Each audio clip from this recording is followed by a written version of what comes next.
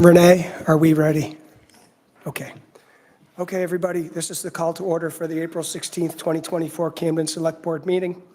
We're broadcast live on Spectrum Cable TV channel 1303, and we are also on YouTube and on Zoom. If you'd like to participate via Zoom, please raise your hand and our town manager will let us know and let you in. Also tonight via Zoom, we have two of our select board members, Allison and Stephanie. The first item on tonight's agenda is public comment on non-agenda items. Does anybody from the public wish to speak on something that's not on the agenda? Lucia. Thank you. I'm Lucia DeCordere. I'm at 64 High Street or 7 Timbercliff Drive.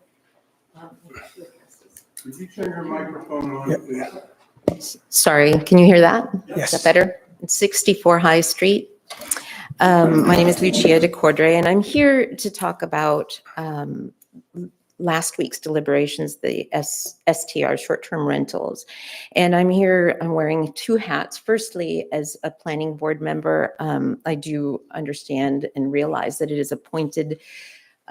It's an appointed position, and I take it quite seriously. And the reason I'm talking to you right now is I just want to make it clear for both the select board members and the town, because there was a letter that was sent in questioning the fact that there was a innkeeper or an inn owner on the planning board. And I just want you to all know that I did take my job quite seriously, and all of the decisions that I made are not based on my own personal gain or loss from any decisions that you all might make or recommendations that we might make, but very much based on research that we all did and came together in discussions that we had. So I just wanted to make that very clear. Taking my planning board hat off, just speaking as a resident, as a 365 day resident here in the town of Camden, and owning a property as well as a business here in Camden, and voting here in Camden, and voted for all of you for the select board. And the select board, I think, is very much a leadership position that I think deserves a lot of thought, and I'm sure you all have given it a lot of thought. I was just a little dismayed last week when deliberations took place and there was actual, consideration for the benefit of one person's property over the benefit of the town.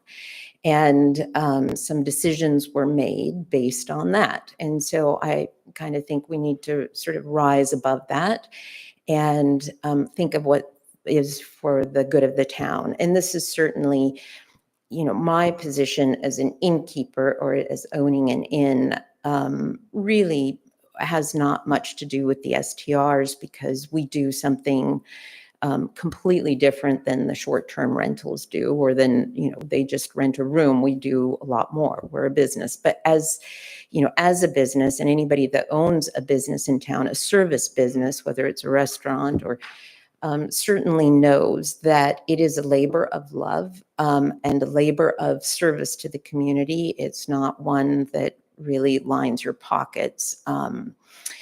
And so I just want to speak to the board and really ask you all to make decisions that might not necessarily be best for you, but be best for the community and best for the town. And you know what has to be done in order to make this a 365-day town each year, and rather than a short-term rental town or just a visitor's town. And I think it's very much a tragedy of the commons, as you would say. If every farmer were to graze his cow on the town green, pretty soon there wouldn't be a town green. And I think we just need to think about this and think about what is best for the town in the long term rather than the short term. Thank you. Thanks, Lucia. Next on tonight's agenda is Select Board reports, which are submitted in writing, but Sophie does have an important thing to say.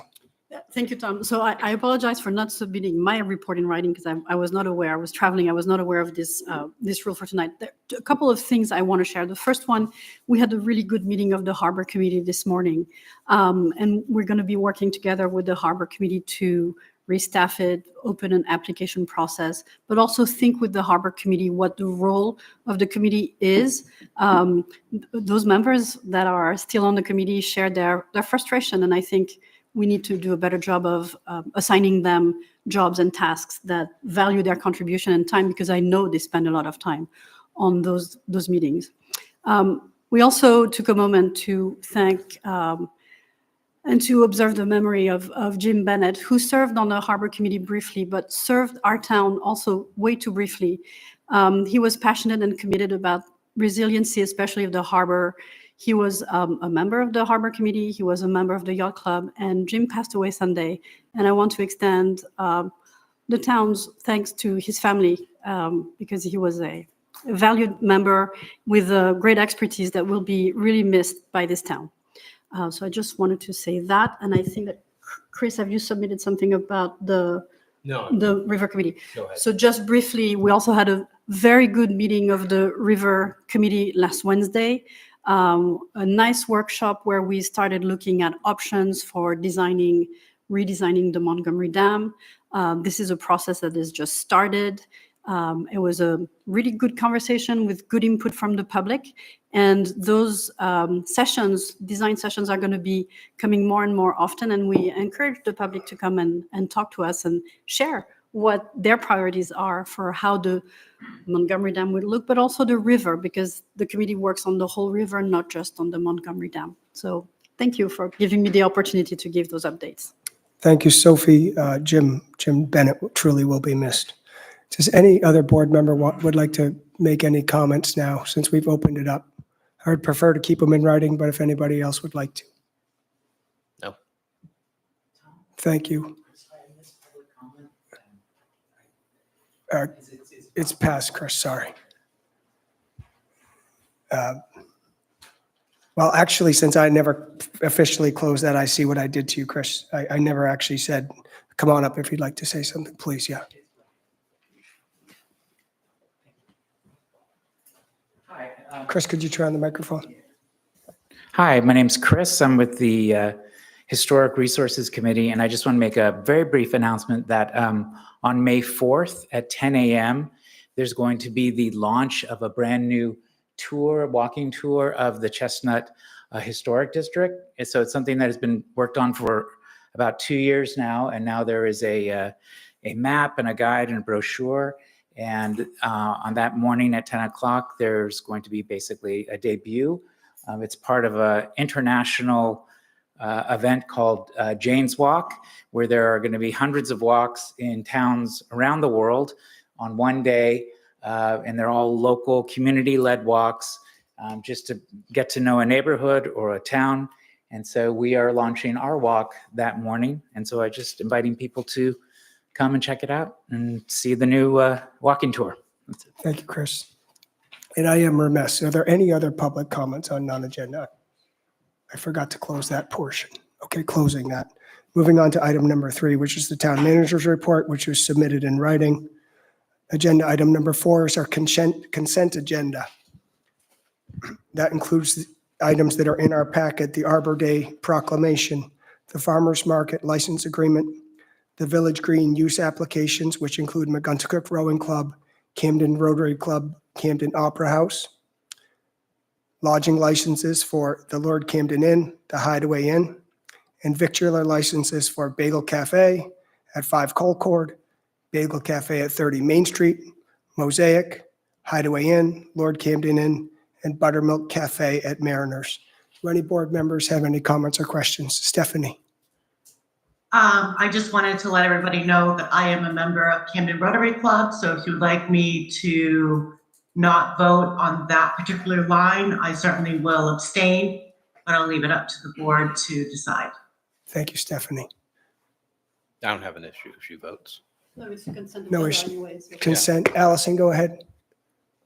I don't know if this means that it would need to be pulled off the consent agenda. It's just a general question about the Vittler licenses and whether we've gotten to the point where we're reviewing grease traps for restaurants. I remember that was an issue brought up. It would be a code thing, but are we reviewing? Jeremy, would you mind answering Allison's question, please? Sure. Thanks, Allison. Good question. And yes, we are. Buttermilk is putting one in. Bagel Cafe, Concord, they're doing it. So those are all new establishments. But yes, we are doing that as required. And we're actually going to be doing a letter to them about the requirement to maintain them as well. Does that help? Thank you, Jeremy. Yes. Any other comments, questions about the consent agenda? Seeing none, the consent agenda is hereby adopted. Item number 5 on tonight's agenda is public hearing for liquor licenses. 5A, application of Lord Camden Inn at 24 Main Street for a Class 1 hotel liquor license.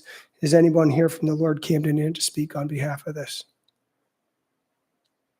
Seeing none, board, any comments or questions? No questions. No, I move that we approve the Lord Camden Inn's liquor license. I'll second it. Motion made and seconded. Further discussion? All those in favor? Allison, 5-0. Thank you. 5B, application of Hideaway Inn at Maine at 4 Pleasant Street for a Class 5 bed and breakfast liquor license. Is there anyone here from Hideaway Inn? Would you like to say anything on behalf of it, or? Okay. Yeah. You come all this way. Wait, no, okay. come on up. It's okay if you don't. Board, any comments or questions on the Hideaway Inn Maine application for a liquor license? No, I make a motion that we approve Hideaway Maine liquor license application. Sure. I'll second that. Motion made and seconded. Further discussion? All those in favor? Motion, Chris? Yes, 5-0. Thank you. Takes me an extra second because I have to look That's up okay. It there. was hard work, right? Yeah, thank you. Thank you. And welcome. Item 5C, application of Mosaic at 31 Elm Street for a Class 1 restaurant liquor license. Is anyone here from Mosaic tonight? Board, any comments or questions on that application? No No, questions. I make a motion that we approve the liquor license for Mosaic. I'll second it. Motion made and seconded. Further discussion? All those in favor? 5-0. Motion carries. Thank you. We're going to get done this meeting quick. Before your voice gives away, that's our deadline tonight. The minute you don't have a voice, we're done. Item number 6, this should be quick. Public hearing for fiscal year 2025 budget. All right. Audra, would you give us an intro? So I'll just run through some, key points really quickly. So overall, there's a net increase being proposed of 10.84% over FY24. So expenditures are increasing by 13.3% and revenues are increasing by 16.55%. And some of the main factors that are driving this budget and the increases to it. In the Administration and Finance Department, that's an overall increase of 15.8%. And that's largely driven by the addition of a new position in the town manager's office. The insurance budget has a 12.6% increase, and this is largely due to a premium increase for property and casualty insurance. And that's really a result of starting up the non-transporting first responder program. And as I talked about before, we're actually experiencing the majority of that premium increase this financial year, FY24. However, we didn't receive a quote about that until after the budget had been approved last year. So this is, reflecting that increase we saw last year, as well as, an adjustment that we're anticipating for an overall increase to insurance across the board. There's a 29.7 increase in the information and technology budget, and this is largely driven by increases in GIS costs, as well as our IT managed services contract. The fire EMS budget is increasing by 44.8%. So there are several factors that have driven this significant increase, and that includes the addition of 3 new firefighter and EMT paramedic positions. And associated with adding those new positions is other expenses that support staff, such as training, professional development, uniforms, gear, supplies, and there are also other additional increases to overtime and per diem lines. Another significant factor that is impacting fire and EMS budget is the increase to the cost of the contract with Northeast Mobile Health Service for ambulance services. So this contract is increasing by $200,000 over FY24. And, the idea of the new positions, we still, even adding the new positions and increasing our EMS capabilities would not allow us to have a transporting ambulance service. So we would still need to have that contract with Northeast. So the community services budget also has a significant increase of 282.1%. And this is really just reflecting a change that we made in the budget where that position was brought over from the police department's budget into the community services budget. And we thought that was a more appropriate home for it because it provides assistance to the general GA office, General Assistance Office, in addition to other departments that might need the services of a community liaison officer. And it's important to note that this is offset with trust fund revenues. The Parks and Recreation budget has increased by 55%. So this is due to the addition of 2 new positions as well as an operational subsidy that's proposed to the Snow Bowl of $150,000. And the capital improvement budget has increased by 201%.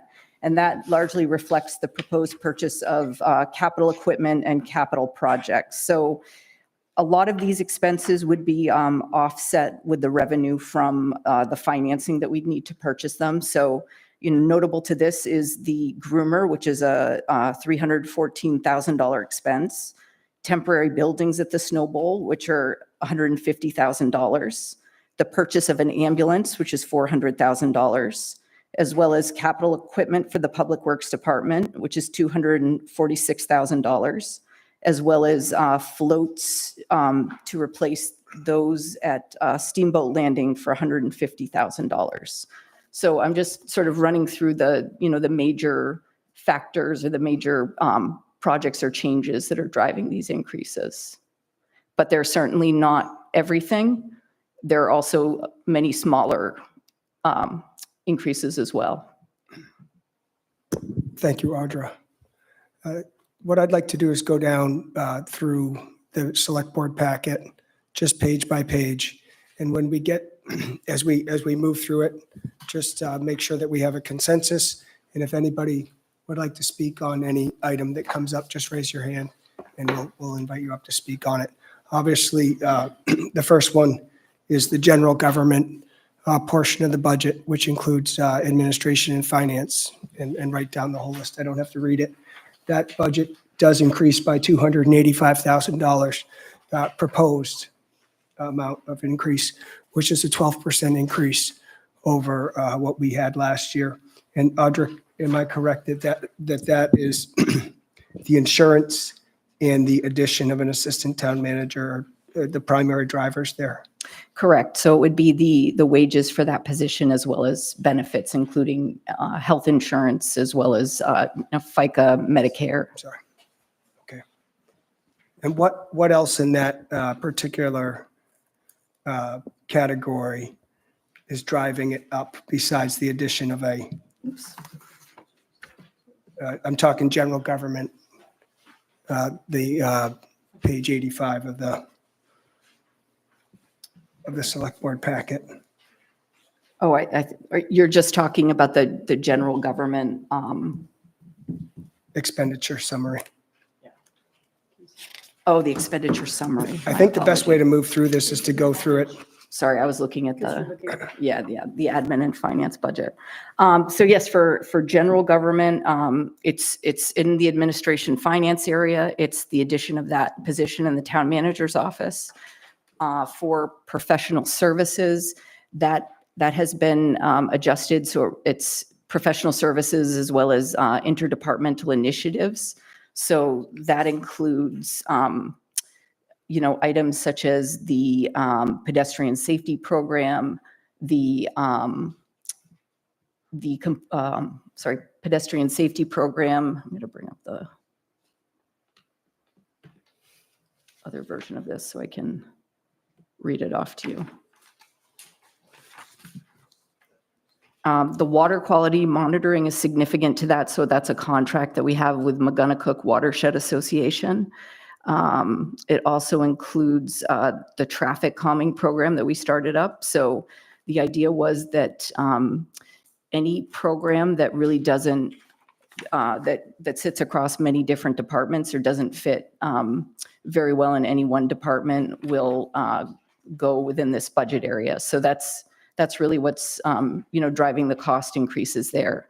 So the water quality monitoring used to sit in the Parks and Recreation budget, and I moved it over to here because it seemed like a more appropriate place for it to draw attention to the fact that we have this program.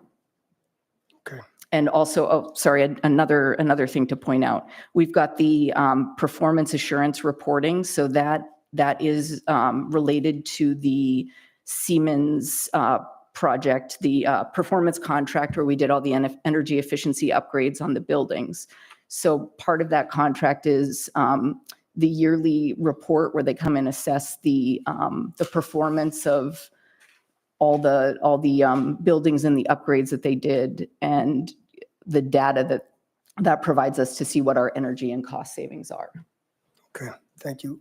The next general category there on the expenditure side is public safety. I see approximately $500,000 increase, which is about a 15%, and that's primarily driven by EMS. Yes, Tom, EMS. can you clarify can you clarify what you want the process to be in terms of when you want us to ask questions I think about? Sure. I think what we need to do is go through it page by page, just like it is in the select board packet. And keeping in mind that we're actually going to get into every single department as we go. But I think it's really nice, at least for me, to see the overall, the way the expenditures and the revenues lay out to begin with. Okay, so we're starting this as a general overview, and then we'll ask our questions when we get to that page. Correct. Yeah. So I think the better way to do it, and feel free to ask questions anytime you'd like, of course. But the best way to do it is to make sure that we have a good handle on expenditures and revenues, and then we'll dive a little deeper into each individual department. Just the way the packet is laid out. Okay. Thank you, Allison. So public safety, an increase by about $500,000, which is a 15% increase, primarily driven by EMS. Primarily driven by EMS. County dispatch also had a notable increase. The public safety building as well. So there were some expenses that were moved out of the police department's budget to the public safety building budget. I just think that that's important to know when looking at that. And those are the significant ones. So hydrant assessment, that is the rate that's assessed by Maine Water. And streetlights, it's primarily electricity costs because we are finished paying off for the conversion, or both the conversion to LEDs and when the town purchased the streetlights from Central Maine Power instead of leasing them as we had in the past. Okay.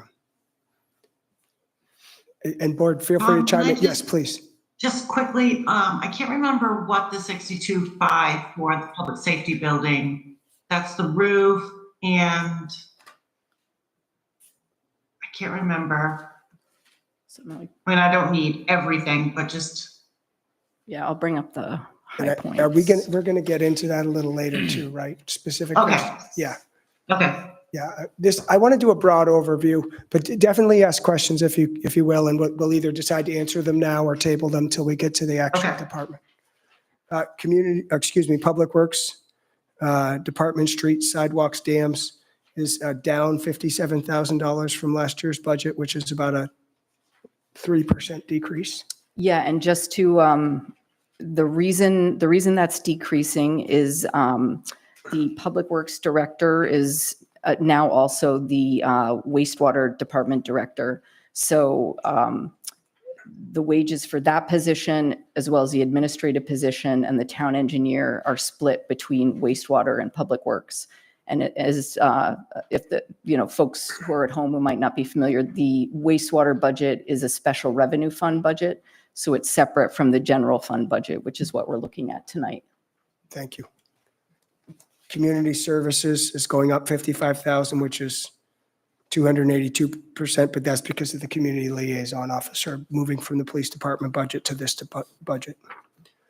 Culture and Recreation is going up almost $400,000, which is about a 23% increase due to additional staffing and a groomer at the Snow Bowl, correct? No additional staffing, as well as the subsidy to the Snow Bowl for operations. That's right. Capital equipment would be the groomer, correct? Right. Yep, capital equipment's the groomer, and that sits in the debt, capital, and contingency. Which is next, debt capital contingency going up by $333,477, which is about a 17% increase. And that's mostly the groomer? That's several capital purchases of capital equipment. So it includes the groomer, which is a $314,000 expense. Temporary buildings at the Snow Bowl, which are $150,000.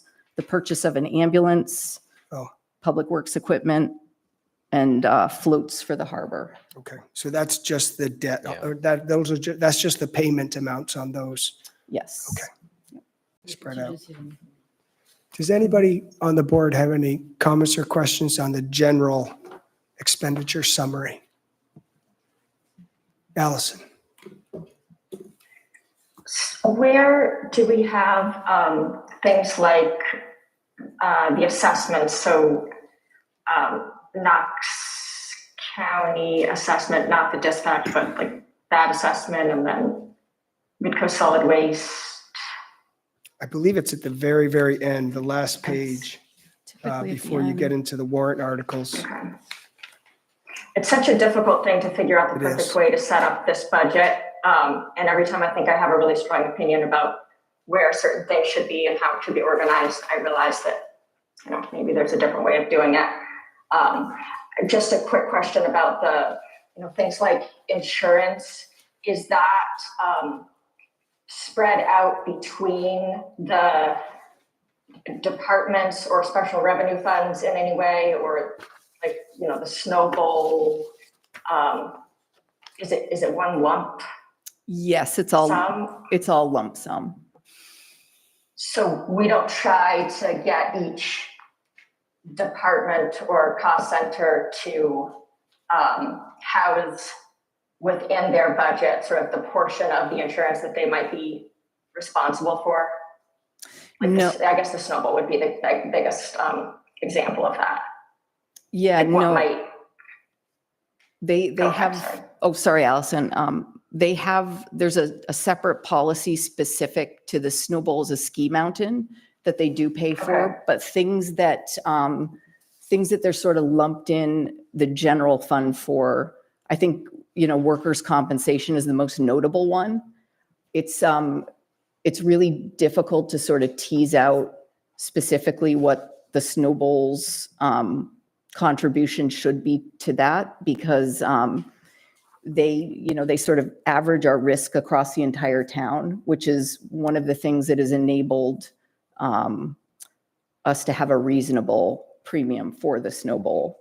If we were to try to purchase workers' compensation insurance specifically for the Snow Bowl, it would be cost prohibitive. But I see what you're saying, Allison, about, just having a better, just some guess as to what it would. But the salaries are not average. It's challenging to figure out, what the greater good is. I know that sometimes there's a need to want to parse out and know exactly who's accountable for what and where each cost is coming from. But then if another one of our goals is to try to work across departments and across towns and across regions, it means sharing things and then sometimes losing that, ability to parse out exactly who's responsible for what costs. So I don't know what the best way to do that is, but is the snowball a big part of our insurance cost, or It's a is big, it not that big a deal? well, it is a big driver to our workers' compensation premium. So I guess for those folks who don't know, a few years back, this was before I got here, the town was, we were not able to access the Maine Municipals Association Workers' Compensation Pool because we just had too many losses. And a lot of that was due to, there were other incidents that had happened in other departments, but, the snowball's a risky, inherently dangerous operation. And, there were a lot of claims and we had a incredibly high premium. And so as the last resort the town had was to purchase workers' compensation insurance through MEMIC, who's required to insure any Maine-based institutions or businesses that can't receive workers' compensation elsewhere. And it's been a really good relationship between MEMIC and the town for workers' comp. Thank you. What's MEMIC? What does that stand for? Oh, I'm sorry, I don't know the acronym. It's just, it's an insurance company. A Maine insurance, Maine Employers Mutual Insurance Company. Thank you, Stephanie. Okay, so it's not a municipal thing. It's not it's No. It's no. Okay, the alternative to the MMA stuff. Yeah. Okay. Board, any other comments or questions on the expenditure summary? Anybody from the general public? You open it up to us now, or just to the board? Anybody from the general public that has a comment or question on the, Question both and comment? come on up, John. I was wondering if you wanted to say something. Well, yeah. First thing, John, you do have to introduce yourself. Even though this room is named after you, you still have to introduce yourself. thank you, Tom.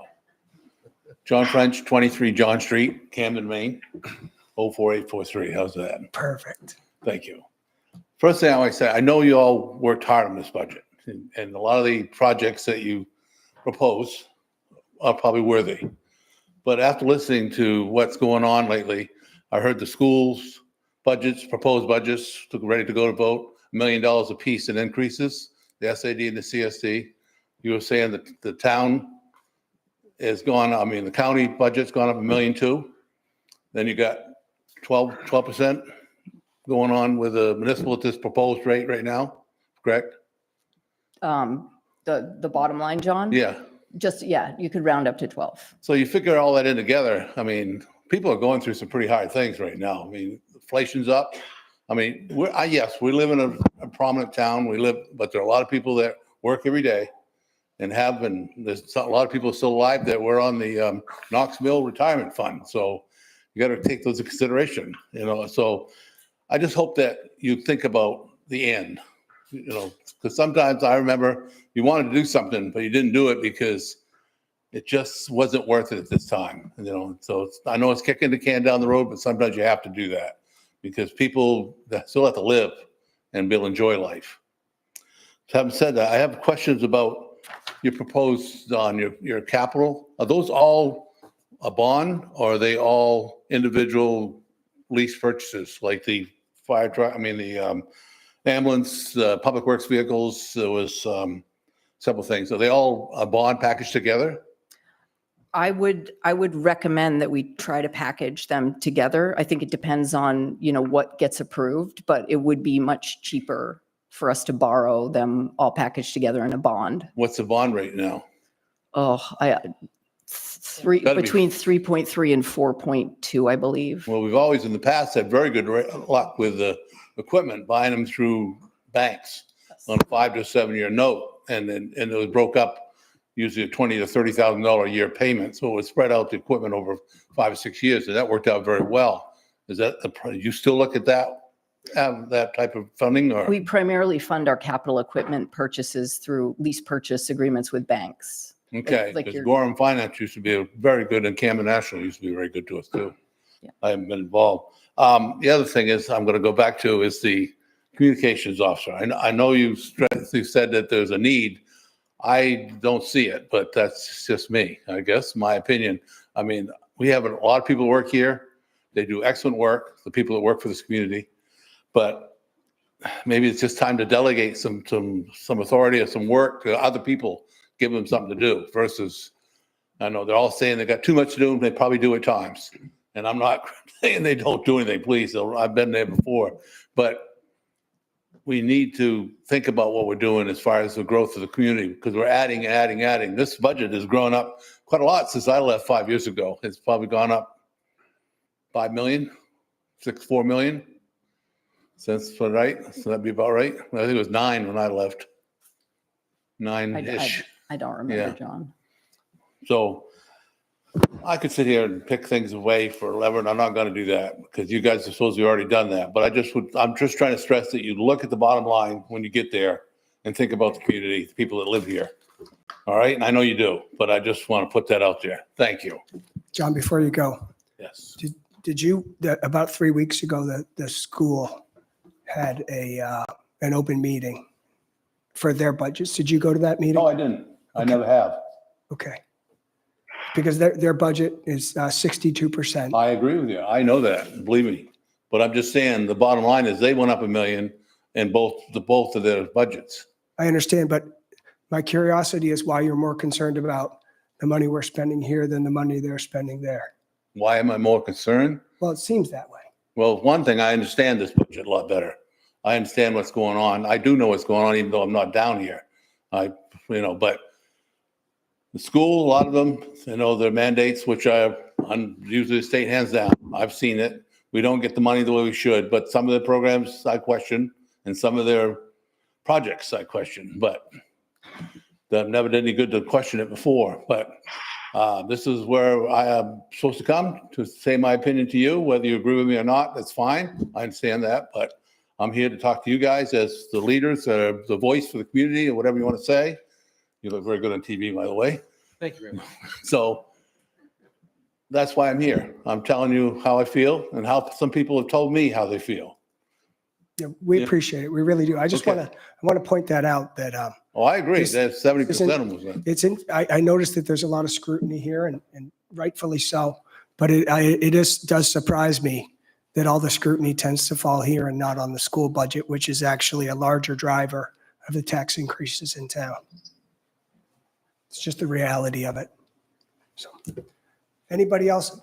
Allison, go ahead. Yeah, I just want to say briefly, I think that having been involved, as a resident for many, many years, having zero idea of what went on with the budget or how any of this was funded, and then also being on the budget committee and being confused for years.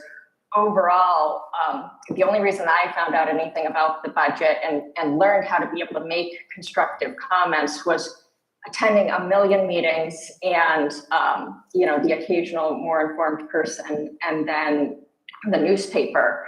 And I think in order for people to be able to meaningfully participate, and I'm not talking about people like John or like me who've gone through this and have learned the right way and the right time to participate, but just the average person is never going to have the amount of time to learn, to be at the right meeting at the right time, the school budget meeting, all of that stuff. And that we're hearing a lot of frustration from people not knowing how to participate or feeling like they are being duped sort of intentionally, but really there are just so many different opportunities that are so scattered and confusing that people are missing that. And I think that's a big part of why we do need another person in the town office that fulfills more of a communication role. Because in order to take advantage of all of the really good ideas that are in the town and all of the volunteers, and then to be able to get that information out to people in the ways that they're requesting,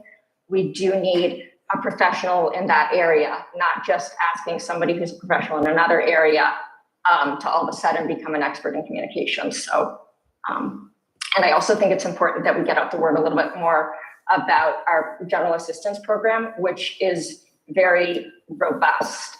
We do have significant funds available to help Camden residents who can demonstrate a financial need. So people that are willing to fill out forms and show that they have a need, we have a lot of ability to help those people. So I also think, it's important that we not make all of our decisions about the overall town budget based on some who are going to have trouble paying their taxes, because we should encourage people to apply for programs that exist.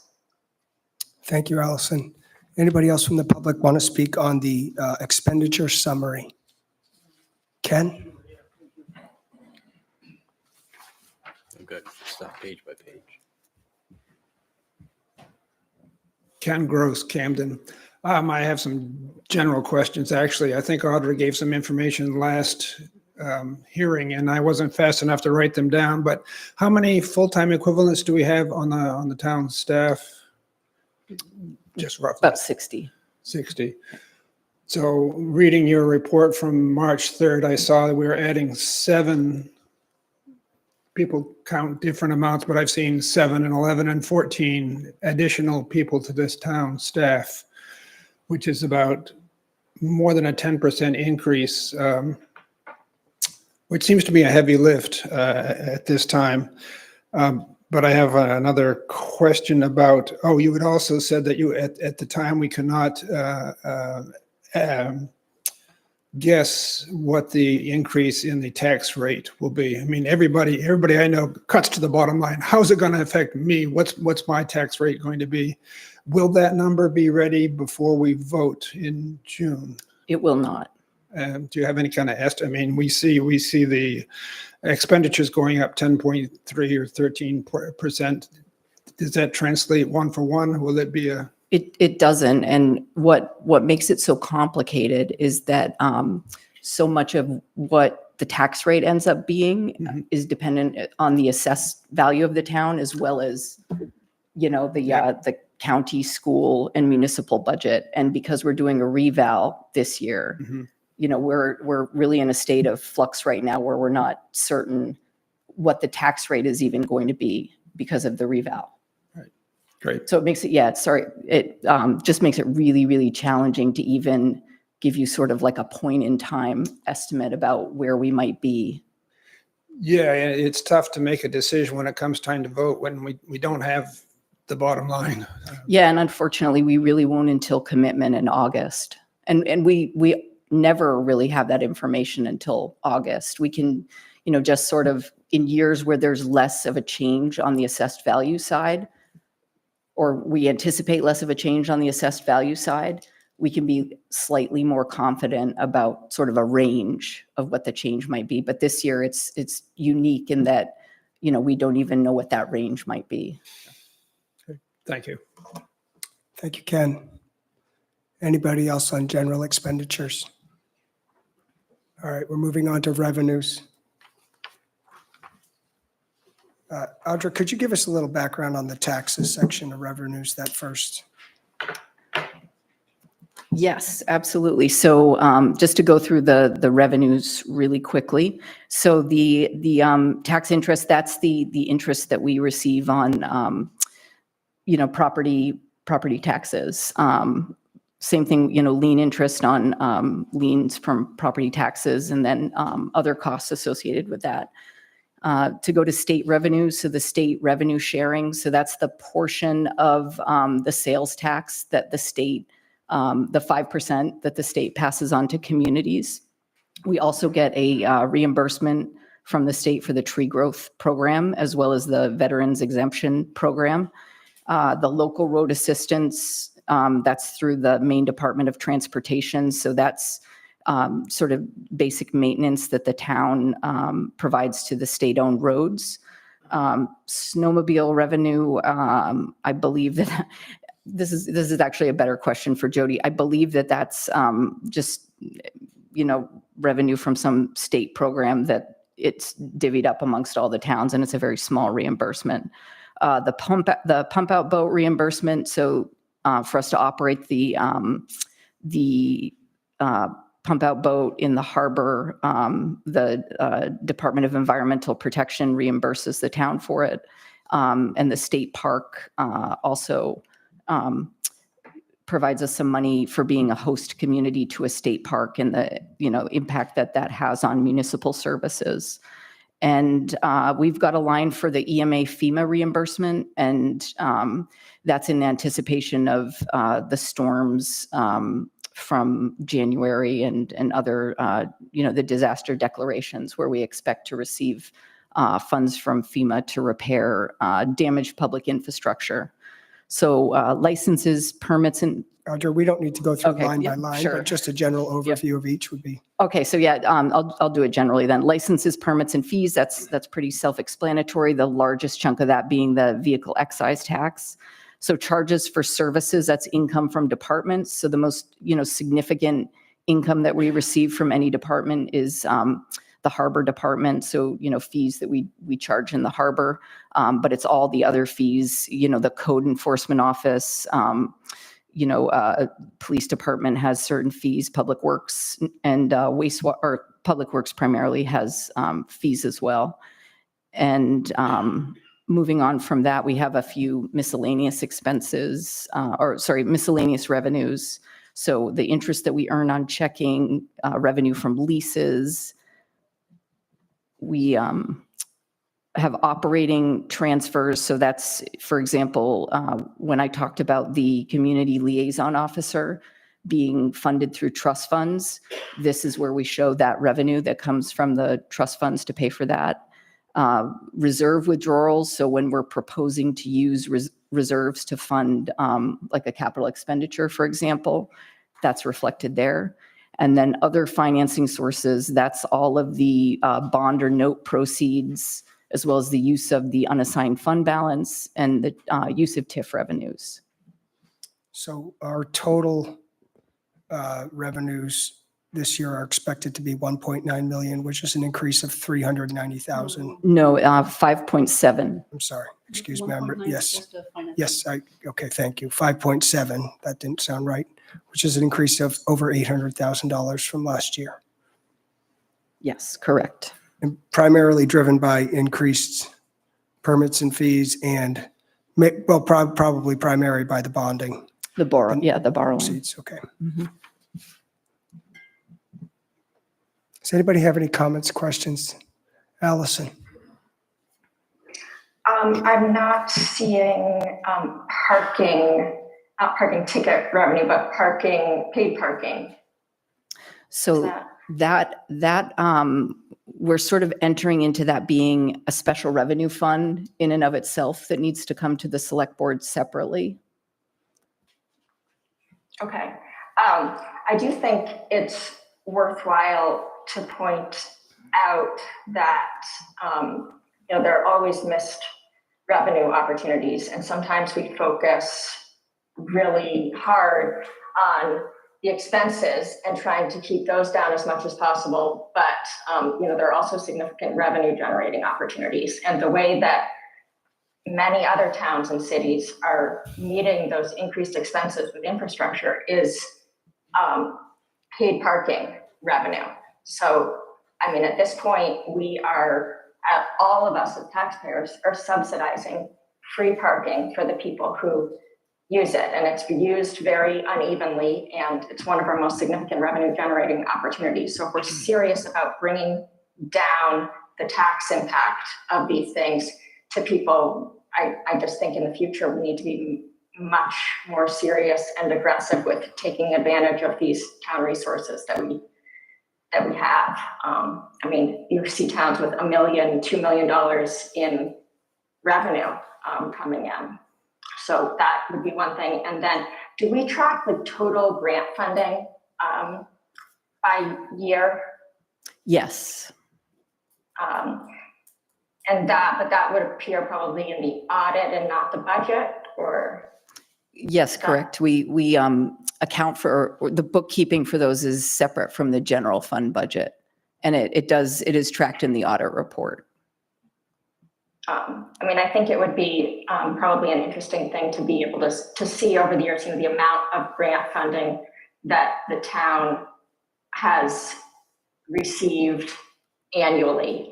That's a lot of the value of various staff positions is related to the ability to bring in external funding and to be able to take advantage of times when the federal government and state government are trying to incentivize things. So, we hear mixed messages from people. Sometimes they say, oh, you're chasing grant funding, but we don't want you to do that, but we want you to keep taxes down. So I think it would be good to sometimes be able to see in the budget, historically, how much money are we bringing in from external non-taxpayer sources. So that's my comment. Stephanie? I'm just wondering if we're not seeing the parking revenues in here. What is the second line for the parking tickets? Is that 55,000? Yeah, so that's for the actual, if somebody's written a ticket for a parking violation versus revenue that would be brought in from parking kiosks. Did we pay for the parking kiosks out of the general this budget? No, That was also a special line item? it was, When we purchased all of that? I believe it was purchased through the TIF, the downtown TIF. Okay, I just wanted to make sure. Board, any other comments or questions on revenues? Public, Stephen, come on up, please.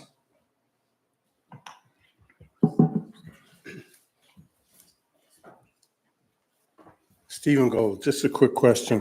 When I see some of these increases in things like building permits, it's a 20% increase.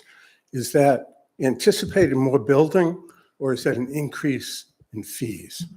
So that's reflecting an increase in fees. There might be an increase in the amount of permits issued in the coming year, but we're just sort of looking at historic trends and then applying the fee increase. Thank you. Stephen, we tried to restructure the fees every year for the amount of staff time it takes. So the various department heads will bring that to us. In this case, Jeremy, and we try to make it reflective of the amount of time it takes staff to process a building fee. Anything else on revenues? Any questions or comments? Okay, let's get into the nitty gritty then. Can I start? Oh, it looks like Mary Beth might have her hand up. I can't tell. Okay, Mary Beth, go ahead, please. Yes. Thank you very much. I know this is a really difficult thing, but I just want to support what Allison said. We do have to think about ways. I have sat on the budget committee, and I understand the complexity of it all. But the pattern, if you compare the population of Camden and our staffing and a lot of things, and the school budget is like, oh, yeah. Yes, and I get that too. And it just seems like, but things just keep increasing. We have to think, I think we should do things about parking at the town landing, et cetera. How can we bring in more revenue? How can we change this pattern? Because when you compare this town with other town operating, and I know every place is different, we are in the top, we are in the top tier. And it's just something we have to look at and consider. So if there's ways we can, I'm concerned about money being put in the snowball with all the predictions about climate change and, having 6 decent days of skiing, et cetera, all these hard kinds of questions. What are we going to do about them? Are we going to say no? Are we going to let the snowball die a slow death because climate change is real? And are we going to do something like put parking? And some people are going to get upset about it, but you can't have it both ways. I understand it's really hard. I appreciate what you're doing. And if there's any way you can hold the line on some of these things, the taxpayers would be extremely grateful, especially older people who are not, their income is kind of fixed and that's how it goes. But thanks. Thanks, Mary Beth. Jeff Jordan has a. Oh, Jeff, we recognize you. Go ahead, please.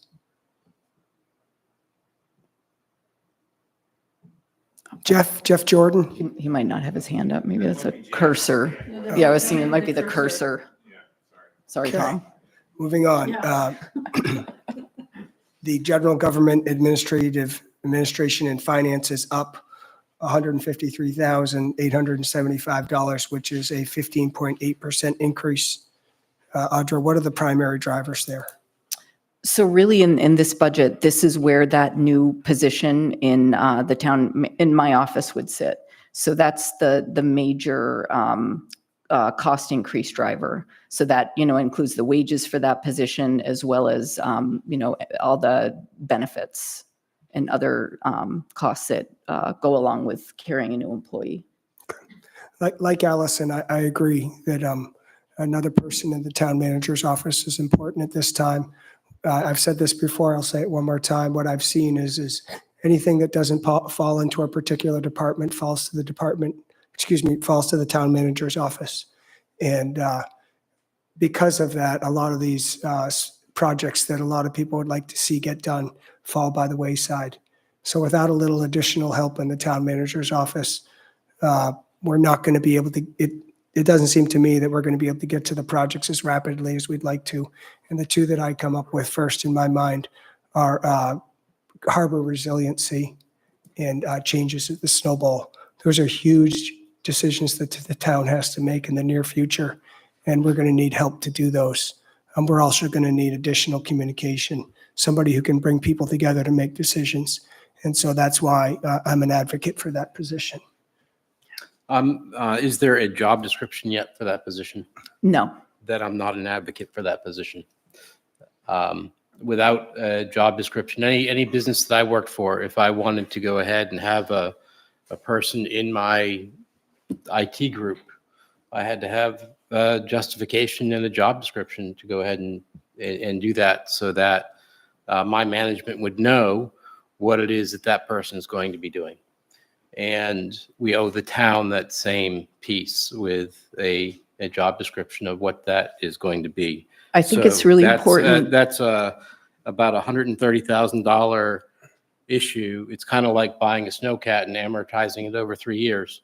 I'm not with the town, with that position, I can't really support the additional position without additional documentation that supports the position. I just want to say, I think it's really important, because Chris, you're a new board member, to know that you're not a management board and job descriptions are not the purview of the select board. But having Happy to share it once it's done, always happy to answer questions. But, reviewing job descriptions is not a responsibility of the select board. But having a job description so that people can understand what it is the point. Having the structure there. That's one item. The other two items are the two stipends that are in there. And actually, I would move to remove this. There's select board has a stipend that we get paid, and I would offer to remove that. And I would I question the mileage stipend for the town manager. I'm not sure what that's for. I know that's not an increase. It's about the same as it was before. But what's the purpose of that? It's just within my contract. If I travel to meetings or, I sit on boards outside of the town. So wouldn't there's another line in here for the mileage fee for town employees who drive, and based on the IRS rate, there is an amount. Why would that not suffice? When you renegotiate my contract, you could do it that way instead. I don't have any further questions. Board, any other comments or questions? Stephanie? I was just wondering, I completely understand that we do not set job descriptions. The position for that's being added has been a little bit confusing as to what this position would be. We keep saying communication manager, I've heard assistant town manager or a second assistant town manager being thrown around. So I am a little bit confused as to what we're adding here. And not knowing what this person would do and paying them 130,000 seems a lot. And I'm wondering if we were going to do something like that, I really feel that a true HR director would serve the town in a lot better manner, and take a lot of pressure off a lot of different people, not just Audra and Janice. It would take a lot of pressure off of a lot of different departments and free up a lot of different time, and give a lot of people a lot of direction that they don't. I feel like when we ask things, there is a lot of things that people don't understand or know, and they have to go search for that answer. HR director would know 100% what's going on with that. HR director would also give a lot of time back to Jody, the finance director, and that would be super important. Well, first of all, it is not a $130,000 salary that's been budgeted for. Okay. And So the full-time wages, yeah, the full-time wages, Stephanie, that includes, there are other wage increases within that department. So it includes those as well, in addition to that position. So it's okay. not, How much is that position being unfortunately, requested for? unfortunately, I can't answer that question. Jody's ill, so she's not here tonight. And normally she would be the one that would bring that up. If you give me some time and we take a break, I could, look it up and find it. I know the pay grade that we. Audra, this has been on this for months. Why do we not know how much this position is being? Off the top of my head, Stephanie? Yeah. I'm sorry, I just don't know it off the top of my head. Oh, that is shocking. Allison? So personnel matters and HR stuff is not my area of expertise at all, but I've been reminded many times while being on the select board that there's a lot that I don't know, and that sometimes you don't want to, when you establish a set salary and a very detailed job description, all before you have found the person, you sometimes put yourself in a difficult situation, because there might be people that would it be worth paying more to, depending on the opportunity that comes up and the types of responsibilities they're able to take over or not take over. But there might be other people who don't, maybe they just have the communication side, but they're not going to have the HR part. I think that for the town and anybody who owns a business does not put out every single detail all the time. Sometimes they're able to move that. We're just asking for something. Stephanie, please let Allison finish. Allison, go ahead. So I think that when you look at the way successful businesses operate, and I hear all the time from people, the town should be run more like a business. And yes and no, there are times when that's appropriate and times when it's not, and it's not always easy. But if I can see budgeting for what you would consider to be like the maximum amount, but I don't think it's smart for us to get into saying what exactly the salary for that position is going to be, because we don't want to commit ourselves to having to pay whatever that top dollar might be. The other thing is that the health insurance part of it, that changes based on whether somebody has a family or doesn't have a family. There is some complexity. It depends on whether the person we would want to hire is somebody that can commit to staying long-term, and they're going to have ongoing education, and they're going to work up in the organization, or somebody that's more at the end of their career. There are a lot of variables, and I would support some kind of additional workshop or discussion item about overall the types of deficits or areas of need that we or the community might see that could or should be addressed through a new person, so that we can have that in mind. But I don't think dictating all of it ahead of time is probably smart from a negotiating standpoint or really any other standpoint. Thanks, Allison. Sophie? So thank you. So I think we've had multiple conversations about this position and an agreement that Audra needed somebody that she could deputize, so somebody who has decision-making power, because a lot of decisions rely on her, and sometimes she's too busy to make them. So I fully support this position. I really don't want to get into, as a select board, into discussing salaries and wages and things like that, because I don't think it's within our purview, and it's not within our interest either. What I'm really interested in learning is what this person will do, how she will contribute or he will contribute to making us a successful town, either in managing more projects, in managing more budget, in helping where we have gaps, because it's becoming increasingly technically difficult and complex to run a town, even the size of Camden. I mean, we routinely have meetings here about things that are super technical. And I'm right now looking at both Dave Saint Laurent and Jeremy, who are at the forefront of things that are very complicated and need resources and support.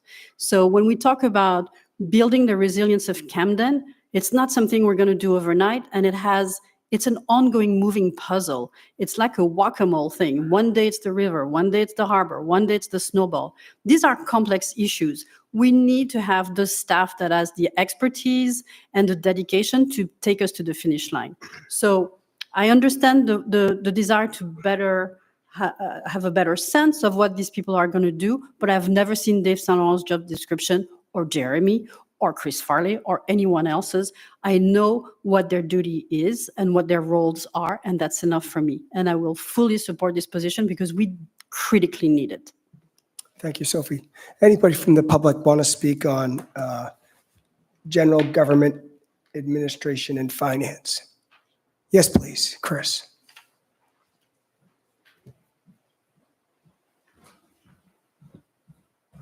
Chris Morong, Camden. I've been sitting here listening to you folks, and I appreciate everything that you all do. However, the first thing tonight I have been most disappointed with is, Tom, your reaction to John. Instead of listening to what he had to say, you questioned him of whether he went to the school board budget. That's irrelevant. That's not what this meeting's about. And for you to question him is insulting, first off.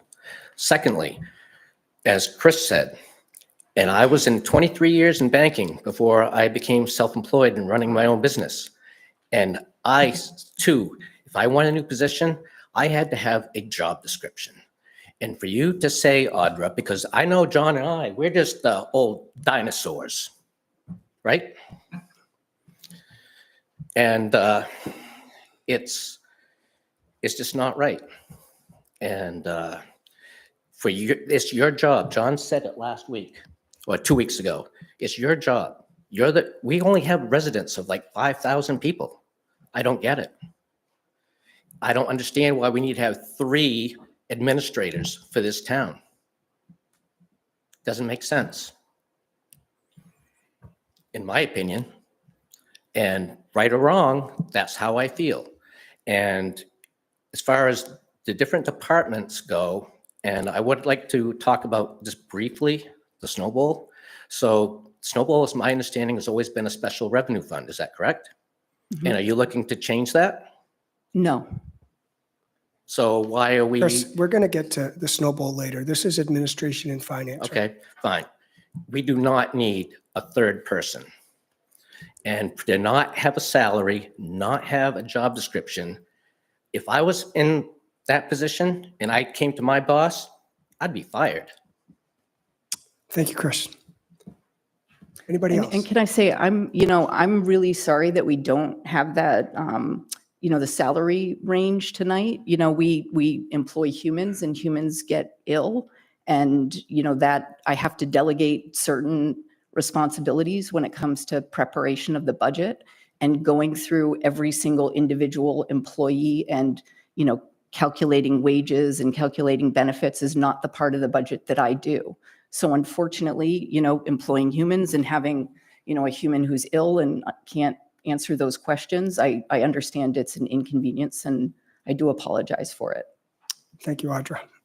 Board, Allison. Sorry, Go I ahead, do just want to Allison, say. then you can go, Ray.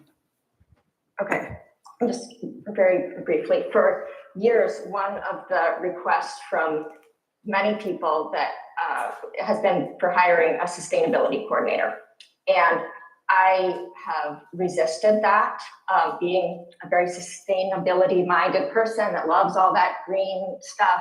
I've said, nope, I don't think we should do that for years and years. And there have been petitions, there have been letters to the editor, there have been personally very hurtful criticism for me. And I've stood up and said, no, I don't think that's good for the town, because there are better ways that we can accomplish sustainability goals, I think, in terms of the existing staff that we have and partnering with organizations. And that is an example of just one of the things that people come into the town office for, and they want us to be trying this, they want us to be trying that, they want us to be trying all of these different things. And so part of being able to respond to lots of requests that, and hiring a new sustainability coordinator is a request that has come in year after year after year after year. And a lot more people have come in asking for that than, a few I understand are saying they don't want to hire somebody tonight. But I see hiring a new person in the town office as being able to meet some of those needs that have been demanded for a long time. So Thank you, Allison. Ray? Ray Andresen, Cove Road, Camden, and I was a member of the Budget Committee. And it's my recollection is that when we first looked at the Budget Committee or the budget recommendations, is that this was outlined as I'm talking about the assistant, as outlined as a part-time position at $30,000 a year. That's my recollection. I'm getting older and I may lose my memory, so.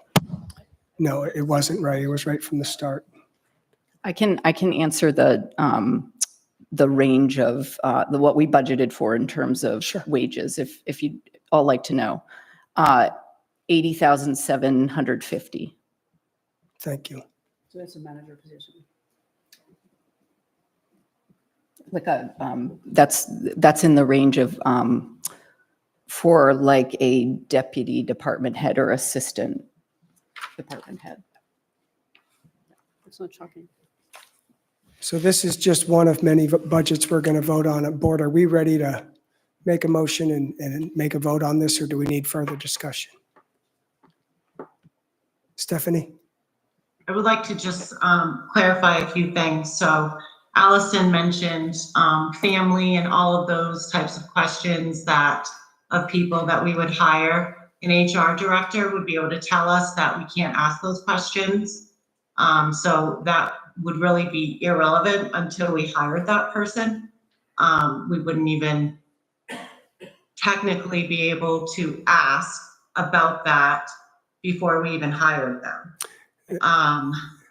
As far as this actual position, my purview of asking and wondering if there was a actual position application process or job description would be to know that there was more thought put into it as to what's actually really needed. Because I just heard so many different things being thrown out there that yes, somebody may be saying we need it, but I'm not seeing that there's been direct thought on what that person would be doing. So I just feel like we're just throwing money out there saying we need this person no matter what.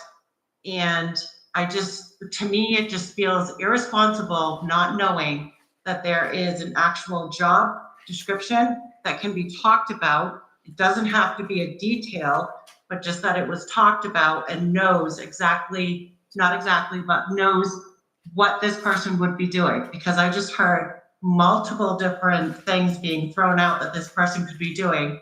and they're wildly different. I know Sophie said that Audra's not always around to make decisions, but what I've seen is that Janice, who is the assistant town manager, is available when Audra isn't around. So that person is there. So it's like all these little things are lined up to support Audra and to give her the support they need. And is this actually a town assistant position, or is this just a general office person? Is it a managerial director position? Like, I just don't know. How can I say this is a great expenditure when I just don't know? So would Audra, are like you to- capable Would of? you like me to Yes, talk about please, what yeah. I actually need? Yeah, yes. Okay, so I'm finding that, we have a form of government that is highly dependent on a highly informed and educated by the town citizenry that is incredibly engaged and is constantly updated on everything the town's doing in order to meaningfully participate in this form of government, which is completely dependent on citizens participating in it to function appropriately and correctly. And as you take on more work, as there's a greater ambition to get things done, you become less able to, kind of like bring your head up from accomplishing the, tasks that you're required to accomplish to communicate what you've been doing. I think that across the entire organization, every single department is struggling with that. Also, communicating what we're doing is becoming increasingly complicated because the regulatory framework in terms of requirements from the federal government, requirements from the state government, new legislation that's passed at a state government level, it's becoming much more complicated. And so explaining all of this to people so they have the context to make good decisions on the local level about, how we're going to respond to these things, new things that we might want to take on or not want to take on. Because, honestly, if you have like a lot of sort of grand ambitions for what you want to accomplish, it's going to cost you more money to do that in human resources, in equipment, in all kinds of different costs. And, communicating all of this it's really complex. It's become way more complex than it ever has before. It's become way more labor intensive than it ever has before. There's not, one or multiple media sources that everybody goes to get their information. It's spread out all over the place. So, when we're communicating and we're doing it well, really it's writing and rewriting the same information all over again and posting it in multiple different places. It's making effort to go around to multiple different groups and organizations within the community to go to meetings and explain things. And the more you do, the more need there is for all of that. And we're all just really struggling to do that. So communication is so vital to our form of government functioning well, and we're not doing it well. We're not able to do it well. We don't have the resources to do it well. We don't have the time to do it well. So that's where a lot of the need is coming from for me. And also, what Tom was saying, when there's something that doesn't appropriately fit in, one department cleanly, so I can't just assign it to a certain department head because it's their area of expertise. It does fall on me and Janice to do that. And when you're, running all the other operations of the town, it's really difficult to move forward on a project that the select board might have for you on coming up with a policy for use at the public landing. So that's when you need somebody with higher level research, writing skills that can really sort of dig into these things and move forward with them. And, if we don't have that sort of additional capacity, we're just gonna have to take on less. And I mean, if that's acceptable to everyone, that's okay with me. I've tried to draw really clear boundaries about things that I just don't have the time to do. One of them being a newsletter, other sort of projects that select board members would like to see moving forward, like, EV charging. I hear about that all the time. I don't have the time to dig into EV charging. It is very complicated, the state and federal incentives around, EV charging programs. And, getting committees to do that work, it's great to some extent, but there's just a higher level of due diligence that we don't always get out of committees. Sometimes we do, and it's excellent. Other times, we can take parts of what's been done, but there still needs to be some sort of like professional level of review and research and development of these things to be able to come to the select board and the community and say, we're very confident in the recommendation that we're making to you. Thank you, Audra. Sophie? No, I mean, maybe the way to look at this is it's a budget. So we're setting aside some funding for you to hire somebody who will fill some of those positions. I think each one of us on the select board has a dream job for that person, but maybe you need a little bit more time to think through what the role is, what the function is, and I would hate to miss this opportunity because we would remove it from the budget. I think it's a good policy to have it on the budget to maybe help you think through the role if you feel that the select board can be helpful with that. But you build your team. You're the town manager, and it's your responsibility to build a team and to deliver on the priorities that the select board set. So I think we're here as a sounding board and to help you think things through. But we've all recognized that there's a need for more senior position accompanying you in that role. I'm going to say my piece here. Okay, so the proposed budget for this department, General and Government and Administrative and Finance, is $1,126,025, which represents an increase of 15.8% over last year. Would anybody on the board like to make a motion? I make a motion that we approve the budget of $1,120,000. Oh. I need to write once. $1,126,000.25. Second. Motion For the made, general, so thank you. motion made and seconded. Further discussion? All those in favor? Opposed? Motion carries 3-2. Thank you. Moving on.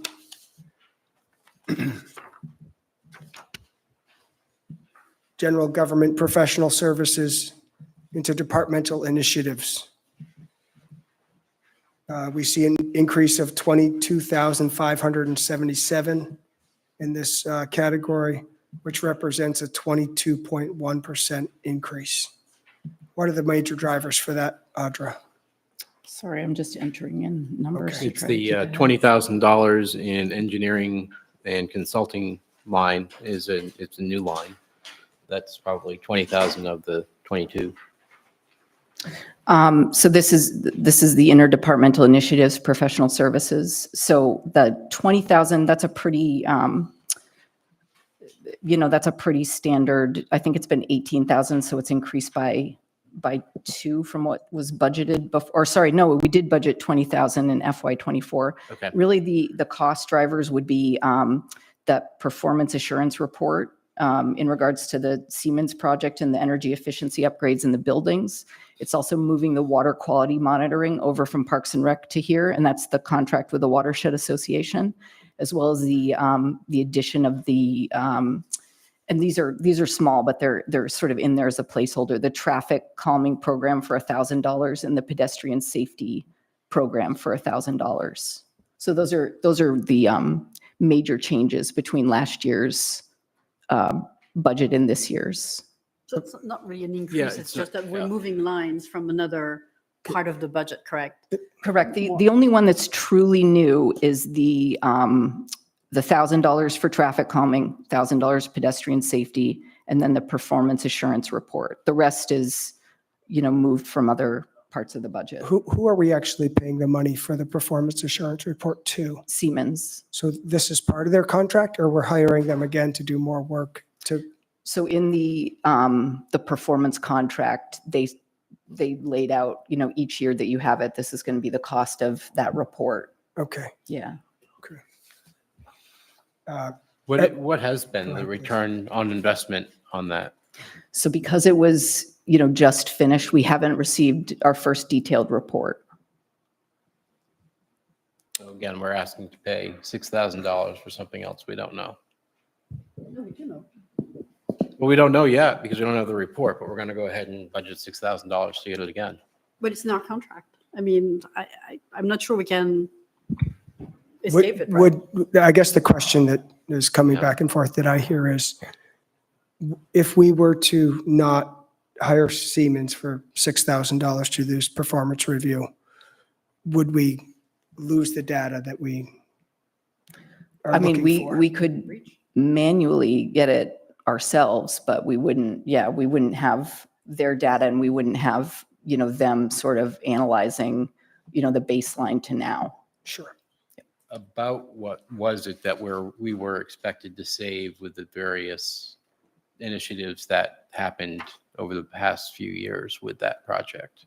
It was more of the energy savings and not the cost savings, because energy prices are volatile. And I don't know, Chris. Okay. We will get that report hopefully in the next month or so. Okay. People are interested because of the costs that were associated with it and hoping to get a return. I am too. I agree. Allison? Yeah, it would be great to have maybe a short presentation sometime from Siemens, just as a general overview of what was voted on, what we did, and what the results have been. I know I've forgotten a lot, but it was very overwhelmingly approved at a town meeting that had a lot of advertising that went out ahead of time trying to defeat it. So it was interesting to see the enthusiasm there.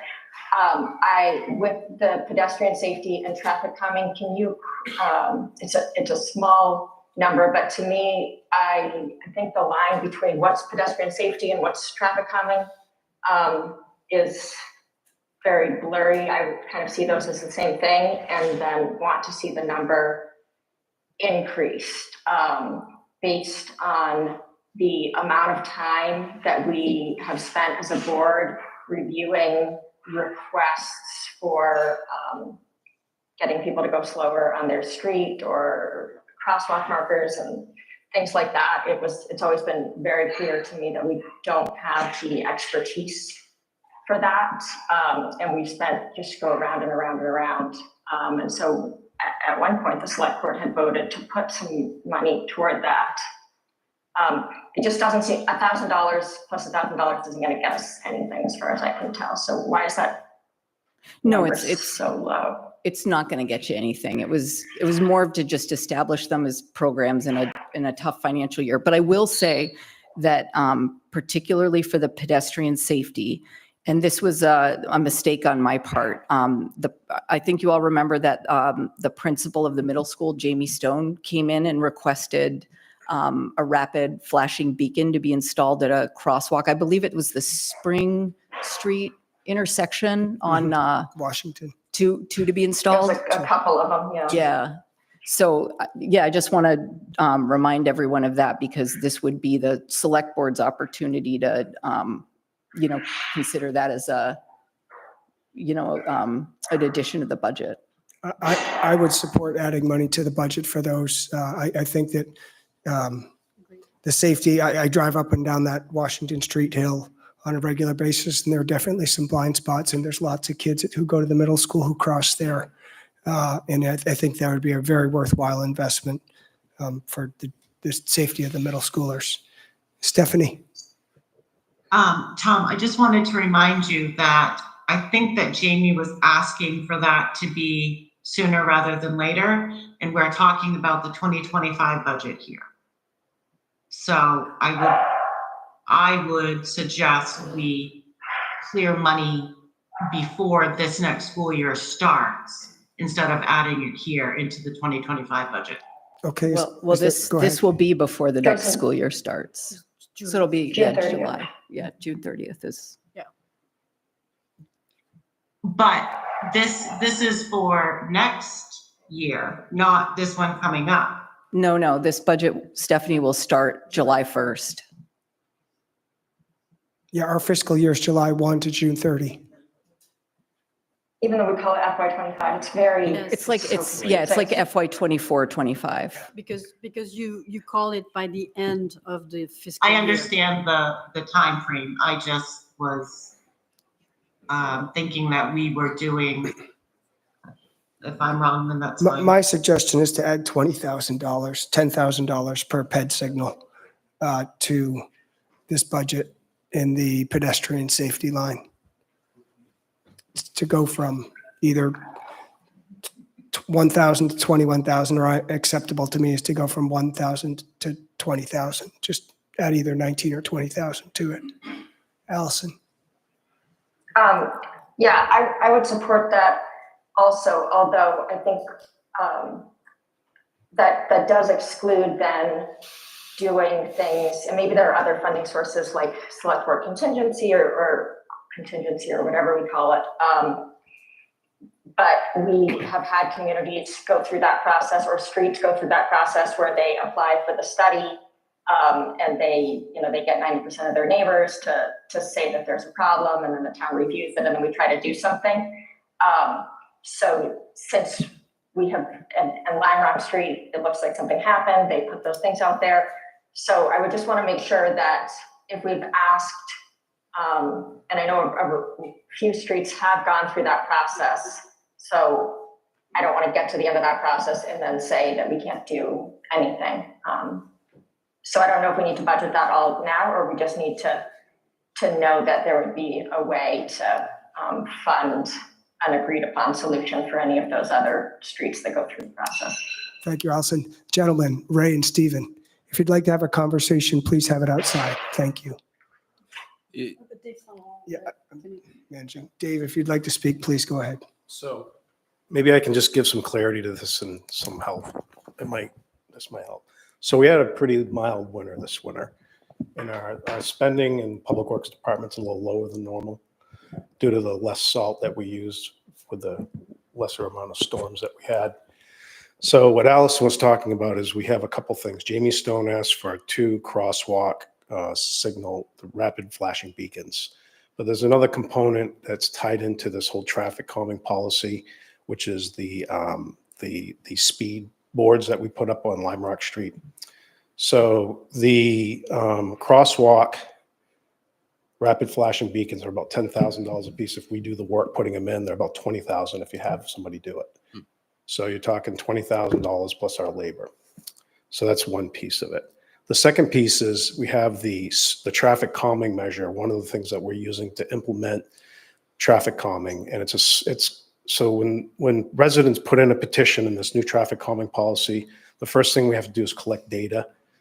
One of their biggest complaints is that a lot of times it's an unsafe situation. So they want some immediate kind of something implemented immediately, but we don't have anything. And this is a stopgap measure to collect the data and to slow down people in a hazardous situation that the public feels like they're in that neighborhood.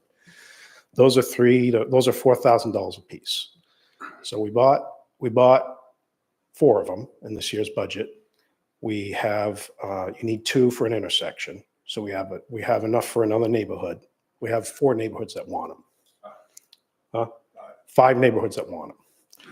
They don't stay in those locations necessarily, but they can, and they can continue to take data. They're a real easy way to slow people down, and people feel like they're getting some immediate results, and they're effective. So, my recommendation would be authorize the town manager to maybe let me carry forward. We're going to carry forward money probably from Public Works. Use that money for possibly the rapid flashing beacons on Washington Street, and put aside maybe, we need 2, 4, 6. We need 6 of those. Six. We need about $24,000 for the other signs. So then you would only be having to put $24,000 in this budget for those other traffic calming measure signs. The rapid flashing beacons will absorb in this year's budget. That might get you both things that Allison was talking about. I think that the neighborhoods, Randy can probably vouch for it, they really want those signs up. They tell you how fast you're going, they say what your speed is, and they collect the data. So they're effective, they work well, they make people happy. They seem to, I think it's a good investment for the people in those situations that there's people speeding. And it's a quick, easy thing to do. So that's just you can do whatever you want. That'd be- Very valuable input. Thank you, Dave. Sophie? Yeah, does that include Bayview, going down Bayview as well? No? So there's the way the traffic calming policy works is the neighborhood has to file a petition, they have to fill out the paperwork, and then we collect the data. Once we collect the data, then we evaluate the situation and either implement some type of educational type of outreach to slow people down. We can put edge lines up, we can put speed bumps up, but each situation is going to be a little different.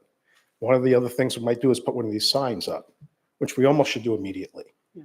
Because as soon as we put those signs up, people calmed down. They were happy. They felt like we had addressed, their concerns. It wasn't just the spin cycle where they feel like they're being put in and waiting for data and then they're never going to fix it. And, it's another example of the town not doing what we asked them to do. Even though we really are, that's what they feel like. And I want to, when someone's asking for something in the town, I really want to help them with it. And I feel like this is one of those things that's helpful. Thank you. It's a relatively small investment, in my opinion, too. Stephanie? So this is all very new information, and I'm wondering why this wasn't already part of the Public Works ask request if these requests have been put in. And if we have 5, I'm just trying to do the math, because if we have 5 communities that want them and it's 2 per, is that, I got lost in the numbers there. So this is kind of an evolution. This is a new policy or a new program. I understand. And we didn't have all of these people that filed for this petition right off the bat when we were doing this budget. So I preempted, we had a meeting, we talked about the two neighborhoods that wanted something in place. As a group, we decided this would be a stopgap measure. I used my sign budget to buy those 4 signs that we have now to put in place.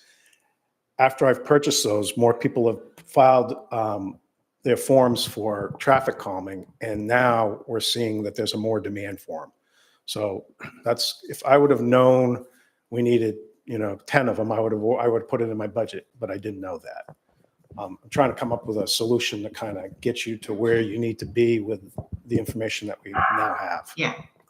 So I also, my other part of the question would be, if we have 5 communities right now that want this to happen, and these signs don't need to stay permanently. Right. That was the idea. The idea was they would move once we collected the data. We could take them from that location and put them into another location.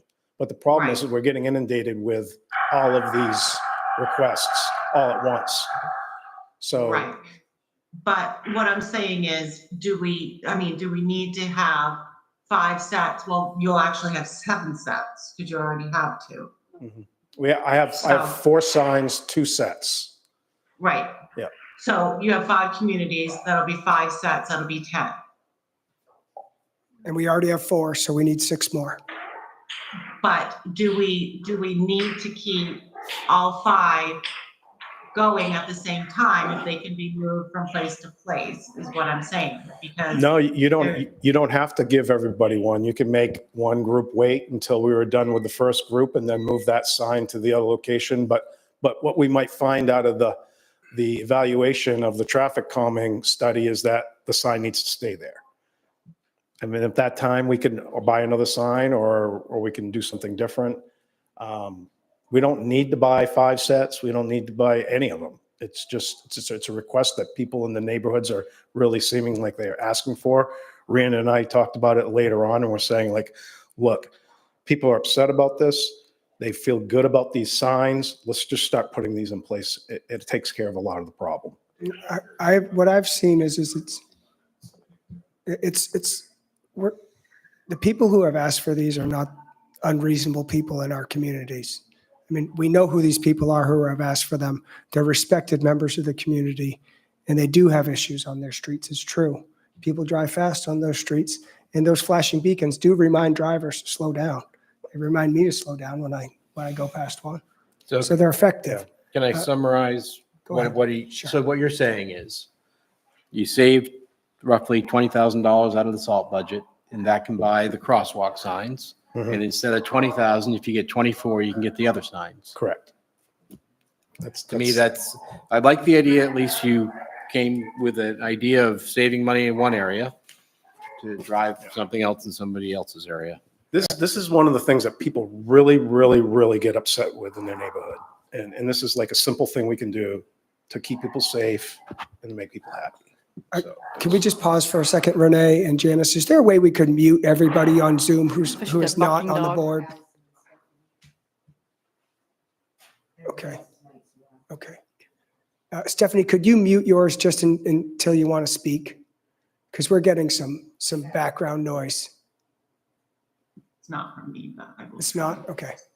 Yeah, It's fine if it's not from you. 100%. Okay. All right. Hopefully it goes away. Chris, you had something?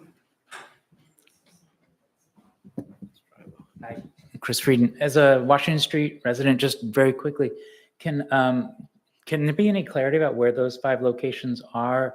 And what is a rapid fire? Is that where it shows your speed as it's sitting on the side of the road and it flashes? Is that what we're talking about? there's one mechanic. Dave, take the microphone with you if you won't mind. So a rapid flashing crosswalk signal is what we have on Mechanic right at Knowlton's intersection for the students that are crossing to go to Knowlton. This would be the same thing on the other end of Knowlton, and I think Spring Street is the other one. C Street, C Street, Belmont, Yeah, Belmont. Hardin Ave. Oh, for the others. Those are for No, the those are mile, different those are the things. mile per hour It's signs. different. So what Jeremy's talking about is a different issue. The 5 other streets. Right. Yeah. Okay. Okay. So, You answered both questions. Stephanie, go ahead. so my what I'm trying to get at here is I can't see a scenario that communities are gonna want these signs to be up permanently.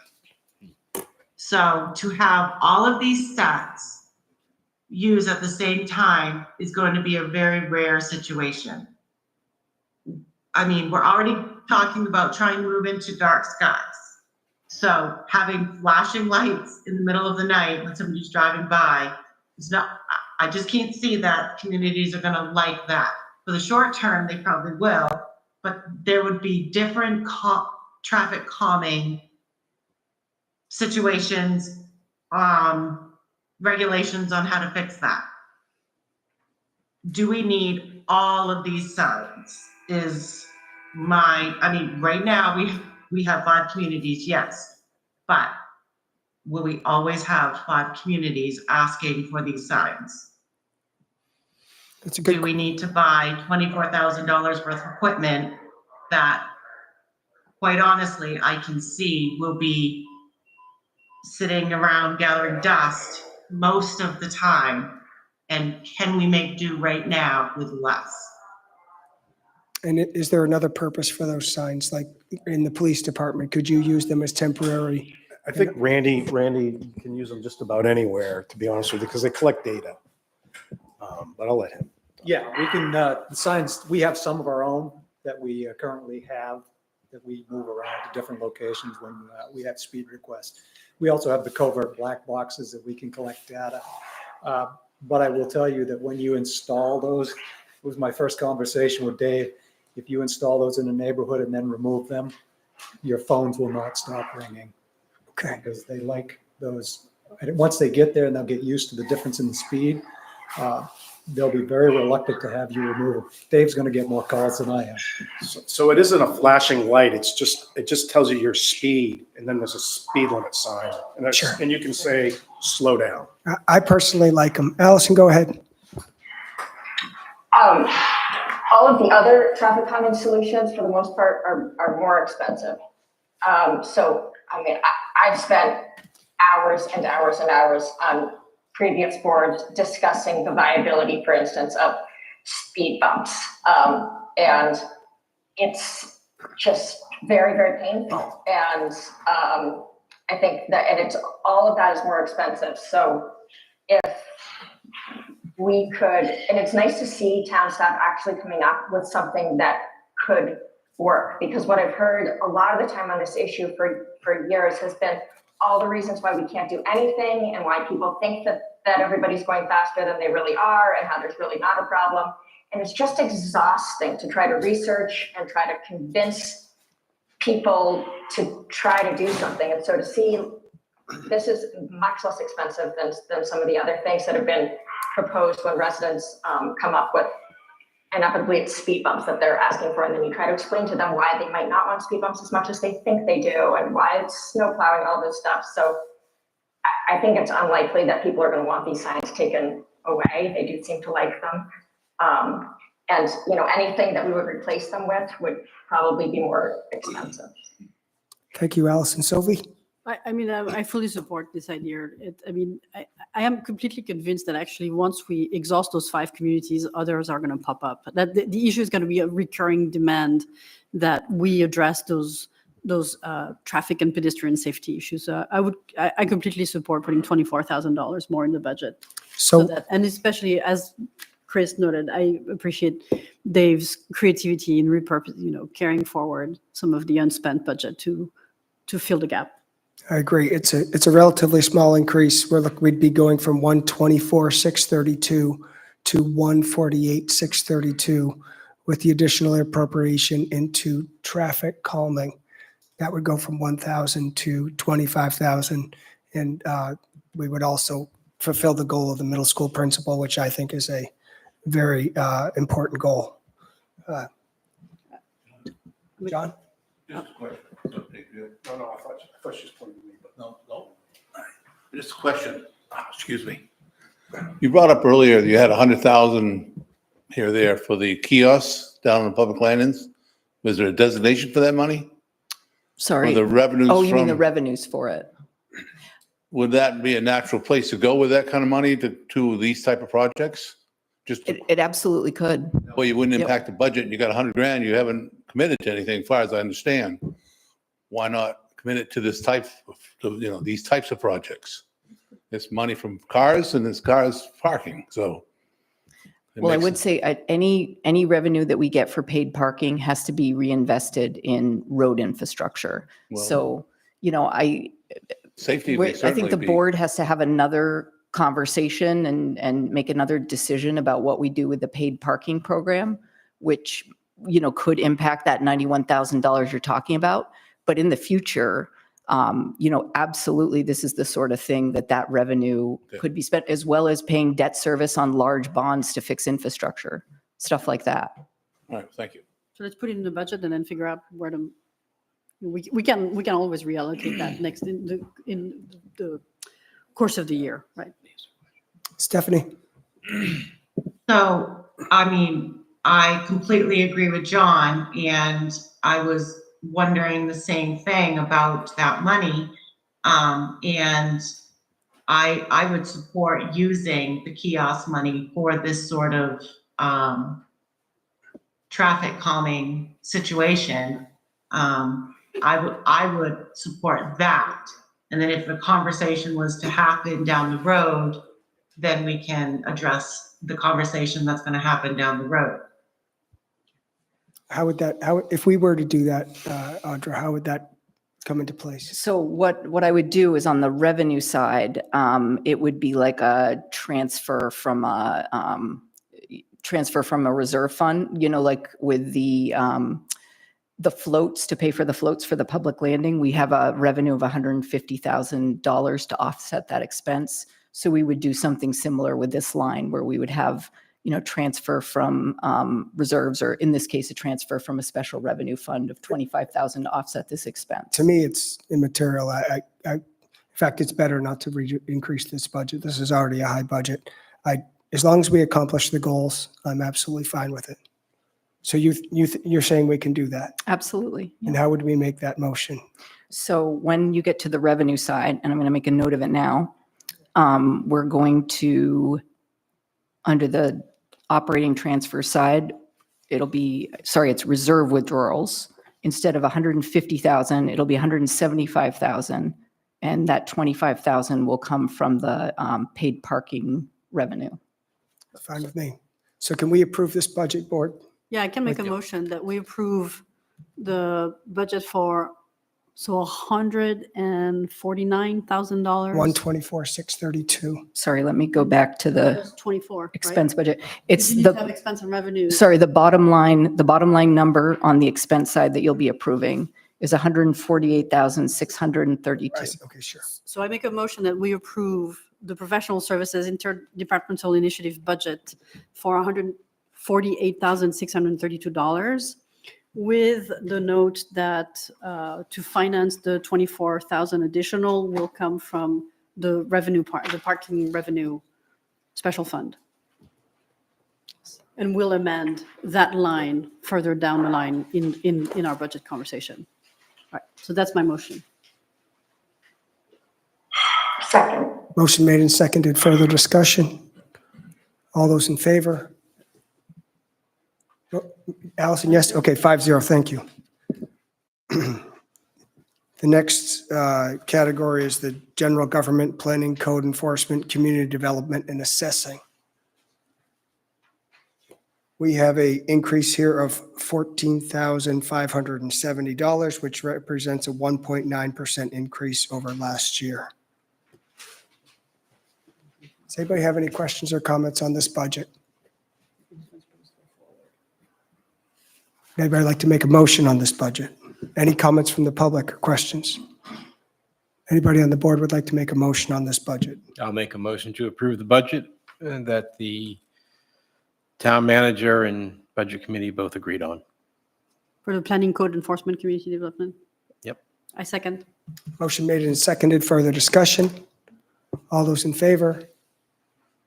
5-0. Thank you. General government information technology. This budget has an increase of $53,425, which represents a 32 point, well, depending on who you're using, budget committee or town manager, somewhere about a 30% budget increase. Roger, what's the discrepancy between your budget and the recommended budget from the budget committee? Do you know? So the budget committee recommended adding additional funds to the GIS, municipal GIS. $4,000. Yes. It's $4,000 on line 3066. And what Municipal was the GIS. intention of adding more money to the GIS? So by adding more money to the municipal GIS area, that just enables us to increase our capacity to collect data and, create different geospatial layers that, we use for planning purposes, data management purposes, data analysis purposes, all kinds of different functions across different departments, GIS. But didn't you and the department head both are in agreement on 16,000, not 20? So what information was the budget committee using to increase? I mean, it seems like you and the department head would be more versed in what the amount you need for that. Well, I guess. Sorry, I'll let. Just a moment, Allison. I mean- Allison, just a moment. Sorry, okay. Audra, did you? This has been a tough budget year.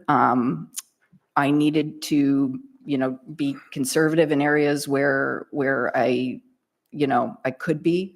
However, our need for GIS, I'll acknowledge we have historically under budgeted and underinvested in our GIS capabilities. And it's becoming increasingly more important for the town as a business to have the ability to, store and, create these data layers for everything from, compliance to, like I said, just data management and planning purposes. And we're really very far behind. So, we could propose quite a bit more to get us up to a point where, we have the capabilities that we need. So I think that case was made to the budget committee and they approved additional expenditure. And I do agree with it because it's important. It's only going to become increasingly more important. So that's, but I had to make a choice when I was preparing the budget. Thank you. Allison. So the last that that I knew we were over this line in our current budget. It's always been very, very under budgeted. This is your ability when you go on the town website and you look at the parcel data and you want to be able to turn layers on and off so that you can see, oh, okay, well, which district is this? Which zoning district are we talking about? To be able to understand what we're doing, and we want to see, okay, which properties are going to be affected by this? Which properties currently have sewer? Which properties currently, where does the stormwater layers go? So right now we have volunteers on the Conservation Commission that go out and map street tree locations. They've been doing pretty well. I've done a lot of the training for that. We also have stormwater mapping. This is stuff that would be done generally 100% by professionals, but we're working to have volunteers fill in a lot of it. But it's critically important that we know where all of the pipes in the ground go. And we do have more volunteers getting involved with that. The other area is like the pathway stuff, the sidewalk mapping, the mapping of where sidewalks are in good condition, bad condition. We have all of these plans like the Pathways Master Plan, the Downtown Master Plan, the Comprehensive Plan, all of these different priorities that have been set. And if you want to figure out, okay, well, which sidewalk is in bad condition, or which, where did the town vote in their comprehensive plan that sewer should be extended? You have to dig through all of these documents. The best way to do that is to start putting more and more of that in digital databases where you can have layers turned on and off. So we're still way under budget when you look at what similar towns are investing, but this would at least allow a little bit more training for some volunteers who are already doing the work. I do it all for free now, training any intern that we get that volunteers.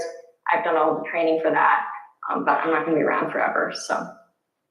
Okay, go ahead, Chris. I have a quick question, and you did ask us to keep our comments brief because we have a lot to go through. I appreciate that. On this page, am I right in thinking that the major part of the increase is for salary for an IT person plus their benefits as compared with, or am I on the wrong page? No, so that was the department head's recommendation, but we do have an increase of 41,602 for the maintenance and technical services to 55,000, but all of this up here was not, the department head's recommendation was not accepted by the town manager or the budget committee. Good. I don't have a question. I'm going to go back to, what Audra said from the beginning, and this is a tough budget year and you have to make tough budget decisions. If the department head and the town manager recommended 16,000, and I hear what you're saying, Allison, but $4,000 isn't going to save it, isn't going to solve that problem. This is a larger scale problem that we need to deal with on another year, a year when we're not trying to stand up an EMS department, or we're not trying to buy a new groomer or any of these things that we still have to discuss tonight. I think we should go back to the original budget. I think the budget committee overreached there a little bit based on some information that they were given, that it seems like it was two pieces of information were given, a recommendation, and then somebody else gave an additional recommendation. And to me, it doesn't make any sense to go higher on this one. Same. That's fine. It was me both times. I was the one that sent it to the budget committee. So. Right, and just to be clear with this, there's not another department head making a recommendation. It's me. I thought it was you, yeah. But basically, the budget in 24 is 173, and the budget now is 215. 215,575. Right. So the major part of that. It would be the GIS coordinator and the managed services contract. Now, is the stipend, is that what the price is? Is that going to a person who is getting an additional duty Yes, in addition to their salary? yes. Yeah, their normal job with the town has a little bit to do with GIS, but not to the extent where we need somebody kind of coordinating the GIS across the town. They're one little piece of it. Stephanie, did you have a question? I was actually going to make a motion or a recommendation that we pass the information technology portion for the town manager minus the stipend that has been added for the 25 term.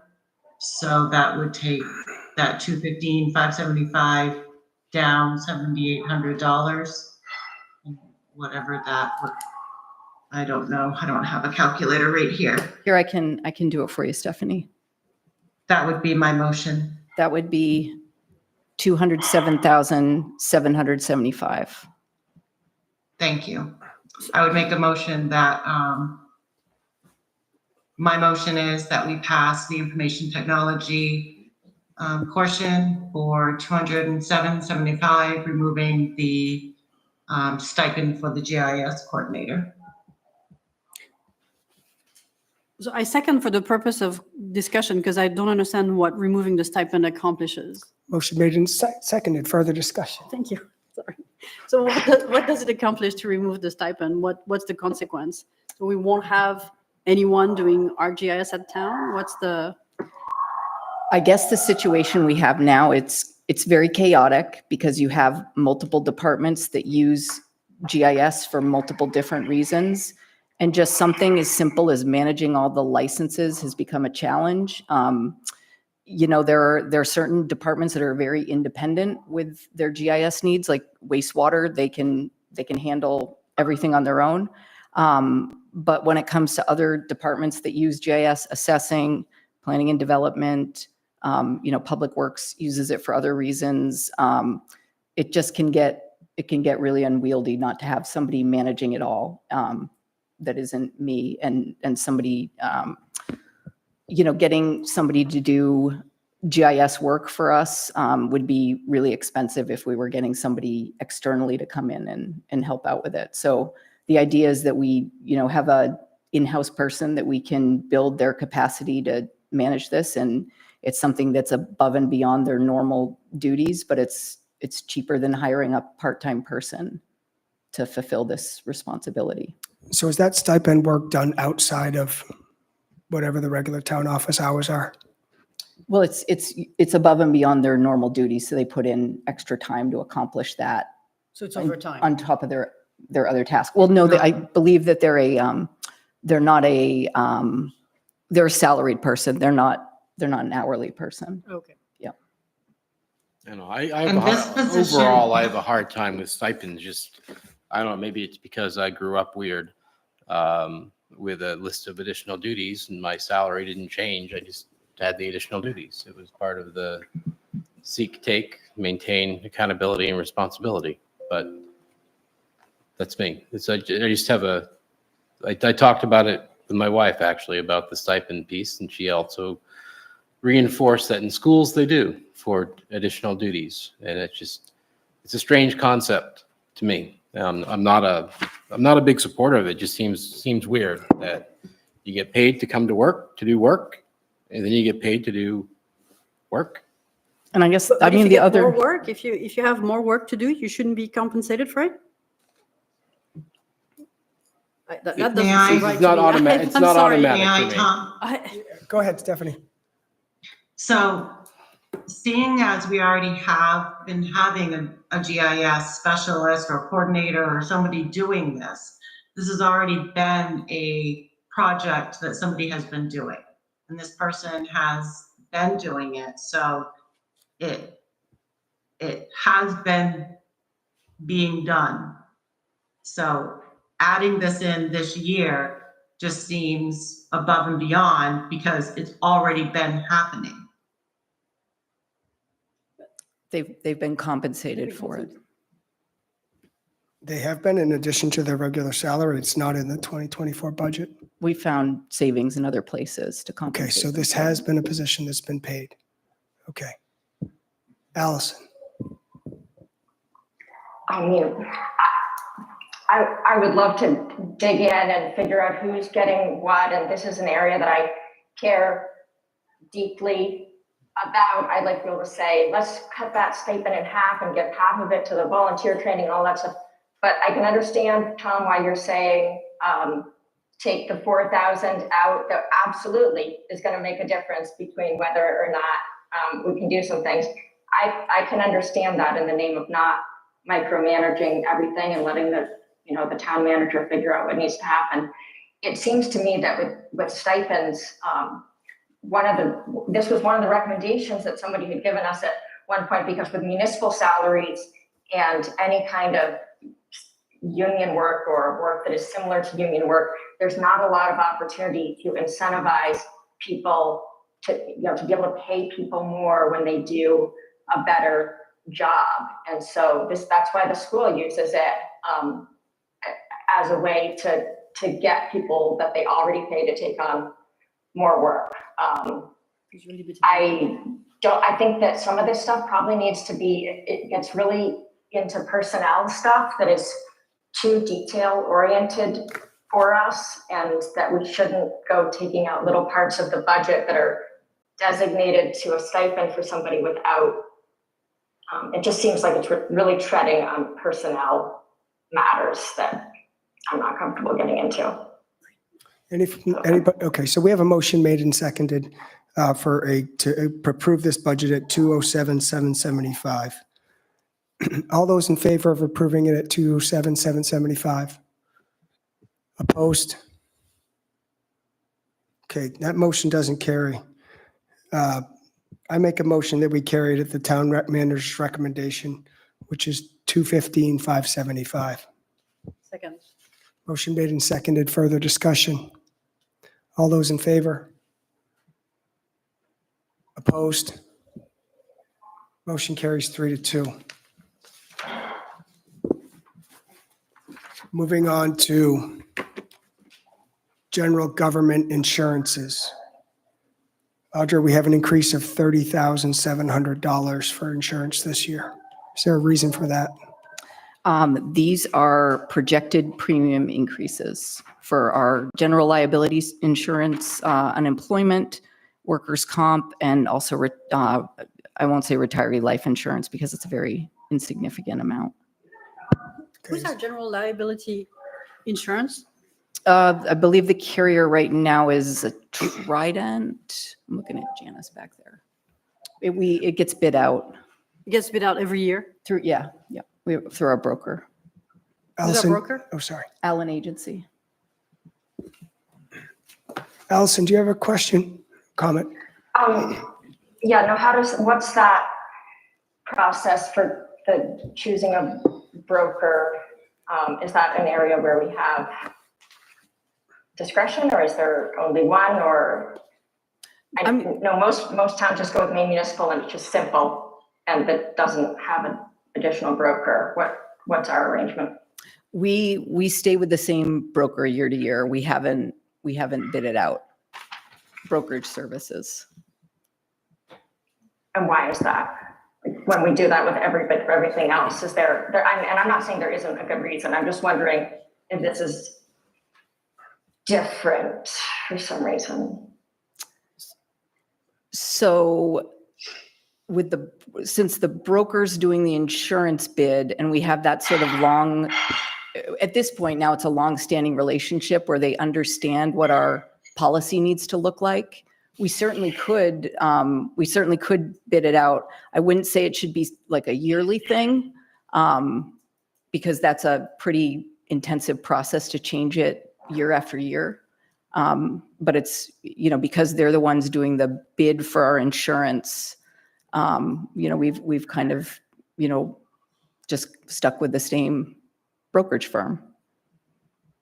And how much does the broker get paid as opposed to the actual insurance? Do we have like a contract that explains how that works? Is it a percentage? Is it? No, I think that's an arrangement between the broker and their employer.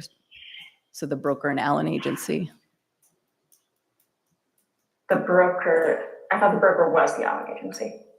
The actual person who writes or our broker that writes the policy for us or bids out and finds the insurance policy for us. So there's some, I don't know how their compensation works, Allison. I'm just curious because like the only thing that I'm familiar with brokerages are like with real estate, and it's a percentage. So the the higher the house sells for, the more the broker gets. I assume that would be in anybody's best interest with insurance. And I don't know. I don't know. And then how often do we reevaluate whether or not we can be part of Maine Municipal? So for workers' compensation, I would say we wouldn't want to contemplate it because it's a pretty risky thing for us to think about going back with them, given our level of risk with the snowball being bundled in with our workers' comp. But the general liability insurance, we could certainly, go back to MMA and get a quote of what that would look like. That's a fairly easy process because they deal with just municipalities. Sophie, How did you have, common is it for Allison, town not to use MMA? Allison, just a moment. We're going to let somebody else speak for a moment. No, but Go ahead, Sophie. I don't know how to bridge the subject. And Stephanie, I don't mean to put you on the spot, but I'm going to assume you're insulated from a conflict of interest here. If you had given me a minute when we went to vote, I was going to abstain. Okay, but so it's maybe something I need to better understand moving forward, because, and it may not be the place here, but I would love to better understand this relationship between your role, your work, and the insurance that we have through your agency. I didn't know this, so maybe another conversation needs to be had. Sure. I think I need to understand what you're trying to ask. It's yeah. My mind is racing right now, but I don't want to go there tonight. But I would love to have a conversation to really understand your relationship with the town, given that the Allen Agency is our broker and that you work for them. So I just want to That's the relationship. Yes, so I want to understand if there's a conflict of interest there, and what's the nature of the conflict of interest and how we can insulate you from it, basically.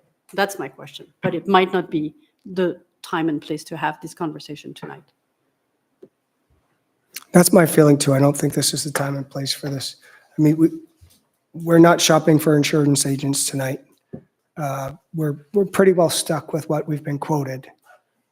For this year. Yes, when we get to the point, we could certainly, actually, I think it would be too late for this financial year for FY25. But in the future, we could certainly look at other options, like going back to MMA and what that would look like for the town. So the budget for this line is $274,400. So I make a motion that we approve the general government insurances budget of $274,400. I'll second that. Motion made and seconded. Further discussion? Not for me. All those in favor? Motion carries 4-0. Thank you. The next item on tonight's agenda is general government town office building, which has a budget of $102,000. Which represents an increase of $10,050 and a 10.9% increase. What's the primary driver of that increase, Audra? So the driver of this is that we have, as some of you will remember, we had a full-time custodian for many, many, many years. And in FY24, we switched the model to a contract cleaning service. And we had the opportunity to hire the person who had been assigned to the town as a full-time employee. And as part of that, they are also taking on the responsibility of cleaning, like the major cleaning at the beginning of the day of the public landing restrooms, which you all remember is a very significant, it's a significant expense. So that cost will be decreasing in the, the other area of the budget where that is contained, which I believe is a harbor budget. So that's the change here. Board, any comments or questions on this budget? I'm glad to minimize the conversation. Anybody about from the public perennial want to custodian. make a comment on the town office building budget? Can I get a motion? Yeah, I make a motion that we approve town manager's budget of $102,000 for general government town office building. Motions, I'll second that motion. Motion made and seconded. Further discussion? All those in favor? 5-0, thank you. No, but I'm really so glad that we don't have the long discussion on the custodian fund. Thank you. Opera House Auditorium has been moved to a special revenue fund. So we move on to the Public Safety Police Department budget, which has gone down $15,800, which represents a 0.9% decrease. Does anybody have any comments or questions on the police department budget? Aye. Chris, please come forward.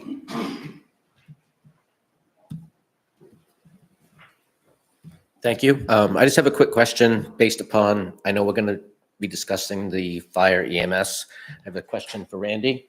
You're going to be losing 3 or 4 rooms in the police department, is that correct? Proposed. Yep. And so were you aware of this? And were you able to adjust for it in your budget? The fire chief and I have discussed this. It's not like we have an overabundance of room at the police department. They're going to have to we're going to have to sit down, all of us, and decide what we're going to do as far as rooms.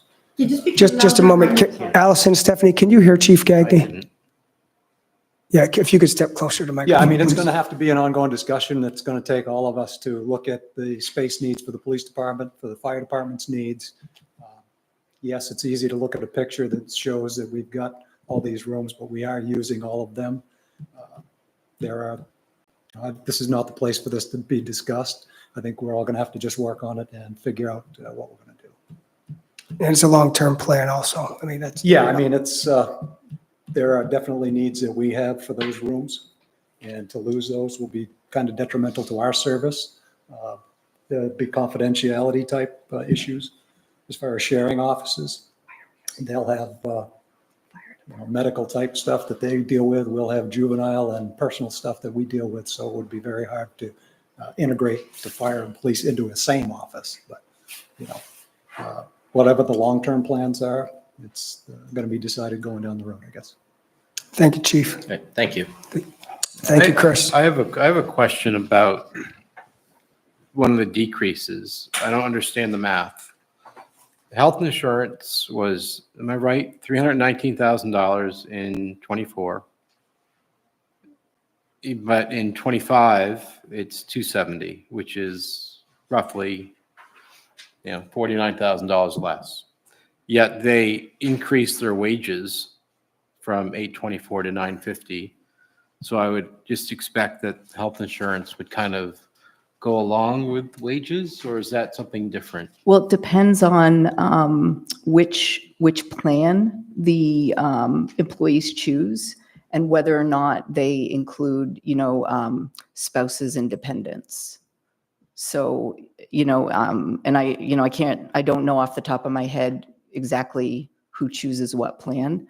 But in the year that you're looking at, it's likely we had more officers who had families that, drove that to be a higher cost than what we have this So year. in short, it's not a mistake. No. It's a change that occurred. Okay, that's all. Change of election. I was just surprised of, usually it's the ratio. Never kinda goes carries down through. usually. Yeah. Right, okay. Yeah. Just wanted to make sure it wasn't an oversight. Well, that's a all. lot of it is younger officers without that don't have families yet. Okay. I'm good. Board, anything else on the police department budget? Public, anything else? Can we get a motion on this I was one? going to make a motion that we approve the town manager's budget for the police department of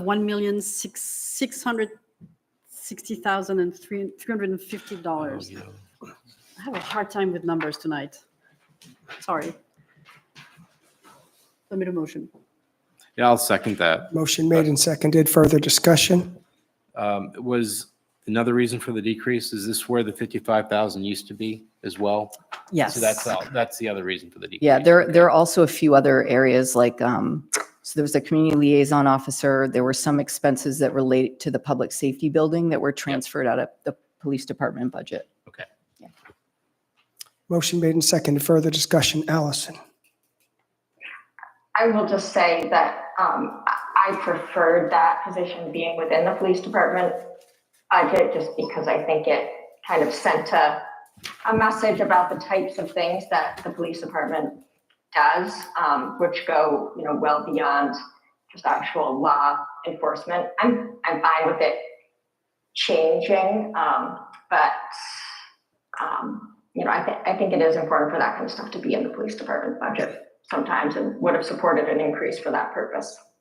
Thank you, Allison. Any further discussion? I agree with Allison on that, but that's okay. We'll carry it on as it is. All those in favor? 5-0. Motion carries. Thank you. Next item is Public Safety County Dispatch, which has gone up by $28,386, which represents a 14.9% increase. There's nothing we can do here, I don't suppose, believe than so. grin and bear it, Yeah. right? But Correct. we can, I once again register my concern and dismay about this increase, especially given the dearth of services we're getting from county. So this is really not okay with me. But as Chris said, this is an assessment, so we just have to vote for it. But we need to put more pressure on county to really be more accountable, because those types of increases with really no services in front of them are just not okay with me, at least. Yeah, can I just ask Brandy real quick? Because it's been a bit since we've had update, real short. Yeah, let's keep it very short. Real It's- short. It's 9 o'clock. One word answer is okay. Are the services improving with dispatch? I can say from the police department, I have not seen any big differences as far as how we're part of it. Fire and EMS may be seeing something totally different. Okay. I recommended that the budget committee just approve the money, and if something else comes along, it would be something that the boards would have to look at. Okay. Thank I you. make a motion that we approve the public safety county dispatch budget of $219,036. I'll second it. Motion made and seconded. Further discussion? All those in favor? 5-0. Thank you. Next is the Public Safety, Fire and Emergency Medical Services Department budget, which has gone up by $466,350, which represents a 44.8% increase from last year. The major drivers for this, of course, are the addition of 3 new personnel and the emergency medical services assessment that Northeast has given us a significant increase as well, $89,500 increase. Board discussion on this?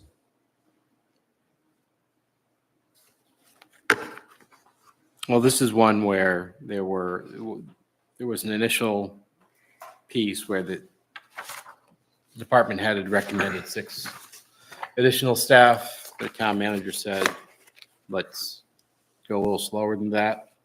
The numbers are a little funny on how those all look like as far as the incremental per person numbers.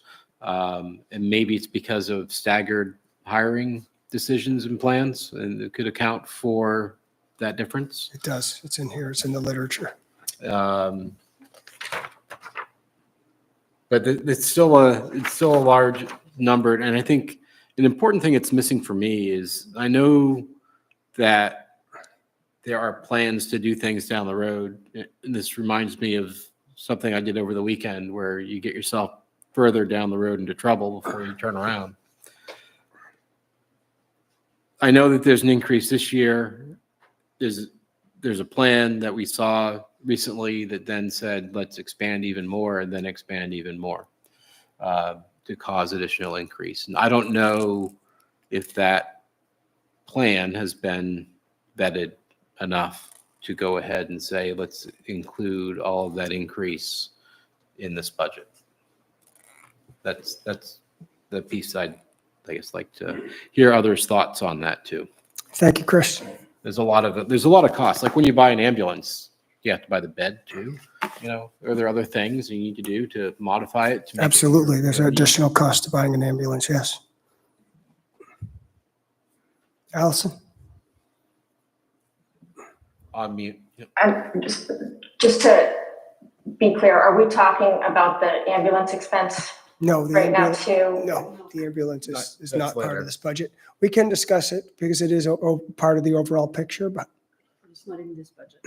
I mean, overall, I think that it's a difficult situation where we're transitioning to something different and there isn't complete agreement on the best way to do it or when we should pull the cord.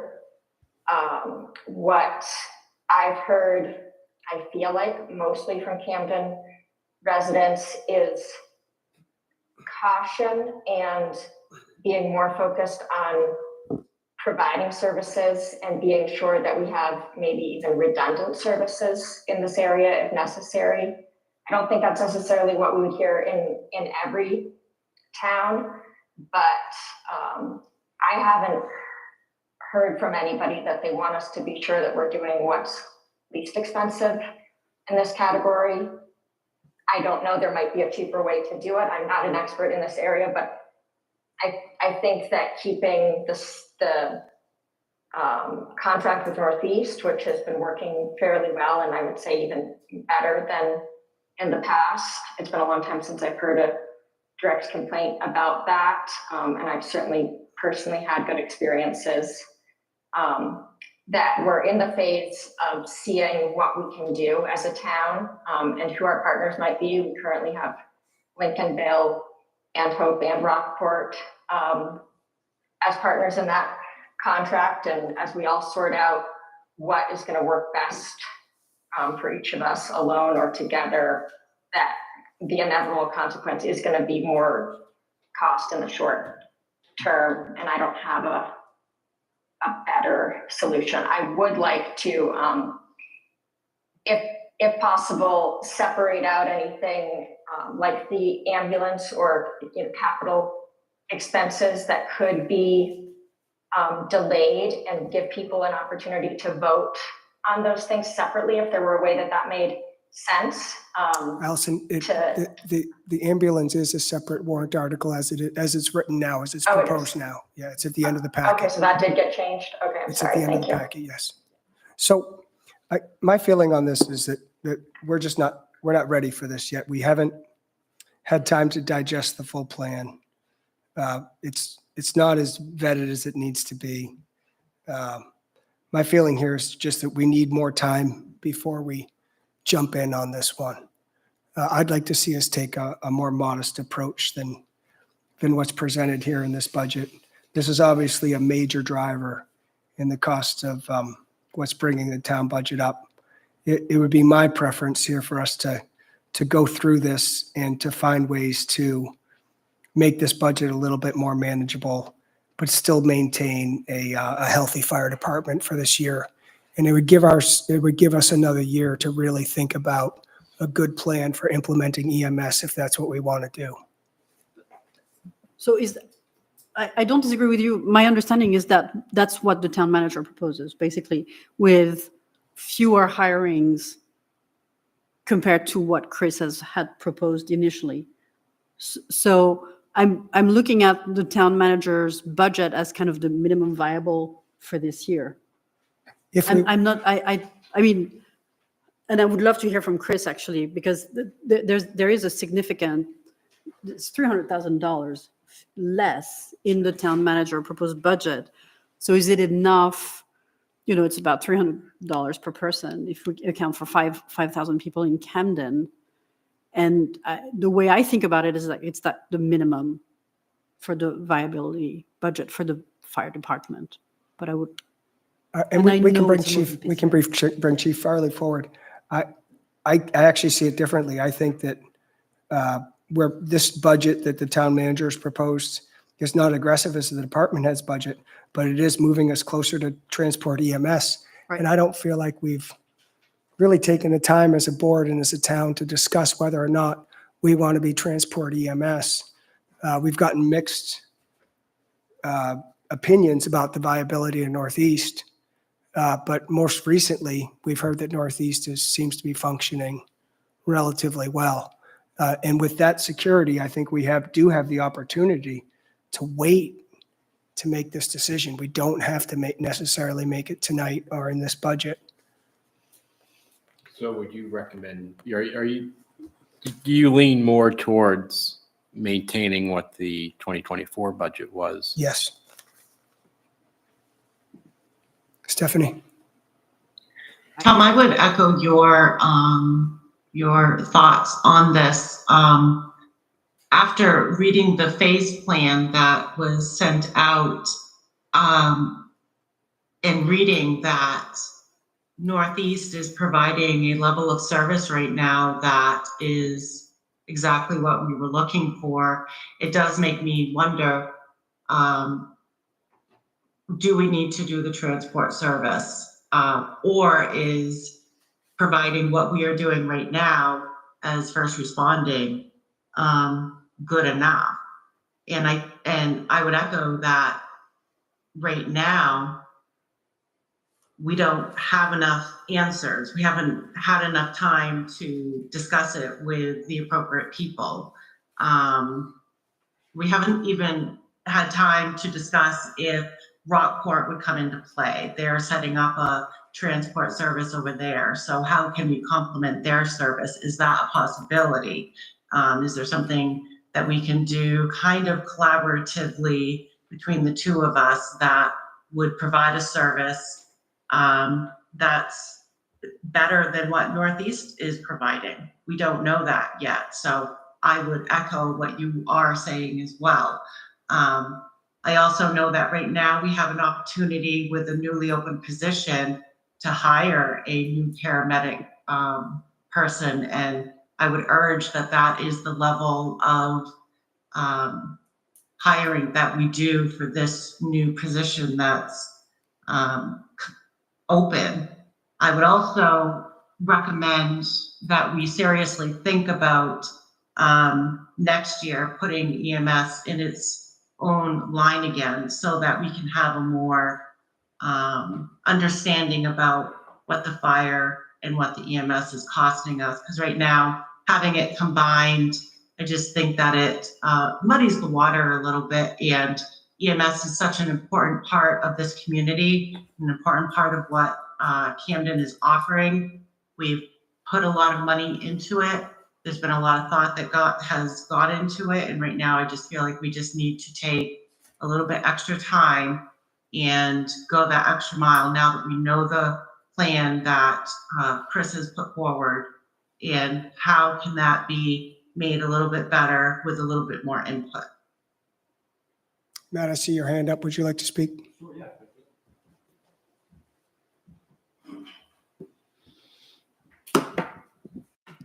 Sweet. So I'm Matt. I'm a firefighter and also a taxpayer. But so just listening to what you guys are saying, I know we did talk about this in October or November, something like that. And we've been talking about this plan or something like this for a while, a couple of years. And one thing that was brought up in that meeting in October was that these people, yeah, it's working us towards that transition to a full-time ambulance, but it's also the stability of just the fire department. We're pretty low staffed in the call firefighters, and I'm just really concerned that if you did cut those 3 positions, it could lead to a bad effect in just your overall fire response. So I know that was mentioned, was that we need to do something for the fire department, regardless of EMS, and the EMS is part of it. It makes it more, it's tenable for the taxpayer if we do both, but we need to do something for the fire side as well. So I would just, obviously I'm biased, but I would just have caution with removing the 3 people that way. So that's it. Thanks, Matt. Chief, you have something more to say?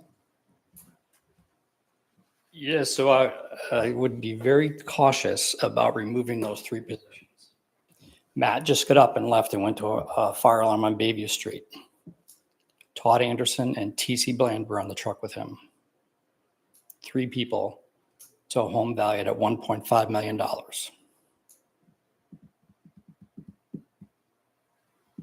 3 people to a home valued at $1.5 million. One of them was a full-time person who just got up and left here. The other 2 are part-time on-call firefighters. And those folks need support. And to say that this is a kind of a last minute thing, I've been saying since 2010 to Roberta Smith that we need our trend and call firefighters is doing this, the same thing it's doing nationwide. And if we don't do something, we're going to be in a situation like we are right now because we didn't do something 15 years ago. This is the position that we're in. And the answer I got in 2010 was we're just going to rely on mutual aid. We go to a fire in Lincolnville and it's the same thing. We went to Lincolnville a couple of weeks ago at midnight and there were 3 or 4 firefighters from Lincolnville. It's the same thing. The mutual aid's not there to rely on. And to indicate that this plan's not vetted, so we're following a plan that resulted from the study that the town had Tom Judge, Mike Senecal, and others do. So we're just implementing the recommendations from that plan that the town received in 2020. We're just now doing it. Like Matt said, we met with you folks in October. The plan, the budget that we put together for 6 people on a transport service is what you asked for. You asked for additional workshops with us. Those never were scheduled. And when we sat down and reviewed the budget with Audra, as I said to the budget committee, my first reaction was going from 6 to 3 and not doing transport this year was anger. But my wife will tell you that's the fastest I've ever got over being angry because it made sense that we slow this down and we only hire 3 people so that we can bolster the fire side while building the EMS side. This isn't about us taking over for Northeast. This is about supporting the fire department and ensuring that we have people to respond to the calls. That's what this is about. The 1.5. The budget, the FY25 budget that we have right here. Yep, this is about ensuring that we have people to respond to fire calls.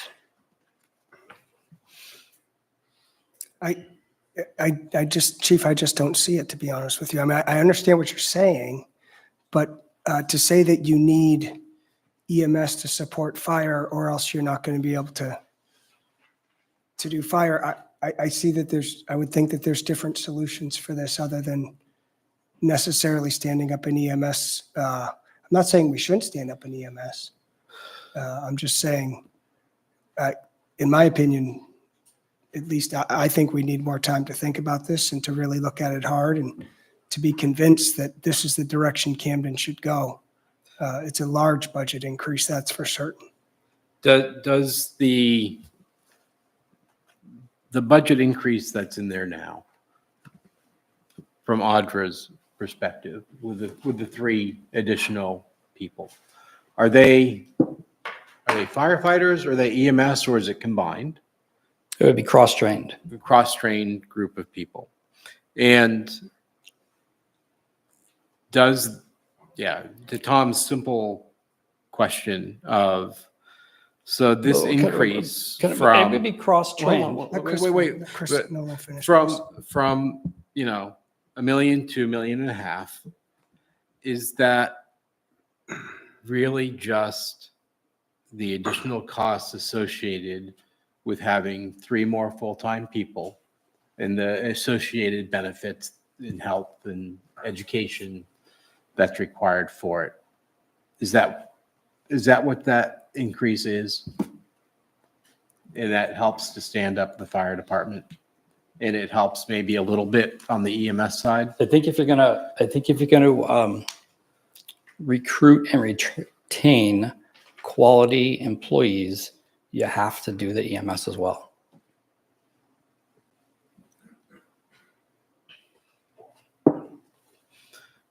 So if it's only 2 people instead of 3 people, does that help or does it hurt?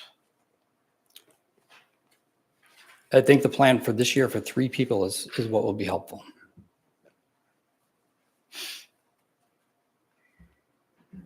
And that's 3 full-time firefighters / EMS people. Correct. Again, to the question earlier on today about, okay, we're asking for new jobs. The job summary is firefighter and EMS person to go as you currently are today. Correct. Even if we didn't buy an ambulance. Correct.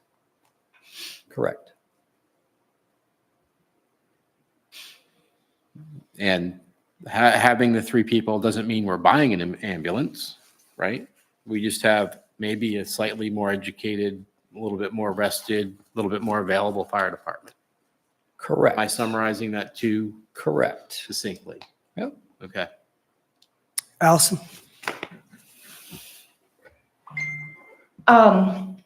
Yeah, I mean, I obviously see the need for the firefighters to also have EMS training. I remember one of the first things when I got on the board was one of the firefighters at the time wanted to meet with me because of all kinds of EMS concerns. And he said that he was often the first person, or the fire department was often the first to arrive on scenes, and that they didn't have the basic EMS training that made him feel like he could administer CPR and things like that. And he was in a difficult position, not knowing how to respond to situations like that. And that's all, convincing to me. What I'm trying to understand is not the need for the 3 people. I can see, Tom, why you feel like we maybe could take more time on this. I tend to, I'll basically support what the majority of people support, are the most well thought out opinions. But why is 2 not helpful at all? Why 3? What Chris's question? Why would 2 not be helpful, or would it still be sort of helpful? Chief Farley? It allows us to build a schedule so that we can ensure that people have adequate time off. And it, again, builds us towards our current employees would like to be changing. They're working a 4-on, 4-off shift. And like I said, that sounds like a great deal, but you don't have your 4 days off. We need to start providing the 24-hour coverage. Oh, okay. It's because of the scheduling. And it's trying to do, correct. Yeah, and it's trying to do this incrementally over time rather than, hiring an aggressive plan, we'd be hiring a whole bunch of people in 1 year. This is phasing in over a series of years. Just really, really quickly about the types of calls that you respond to. Is there, listening the other day to the description of things, is it typical for fire departments to always, respond to things like flooded basements, or is there any room for reviewing the types of calls that we do respond to? This is, just not an area that I'm too familiar with.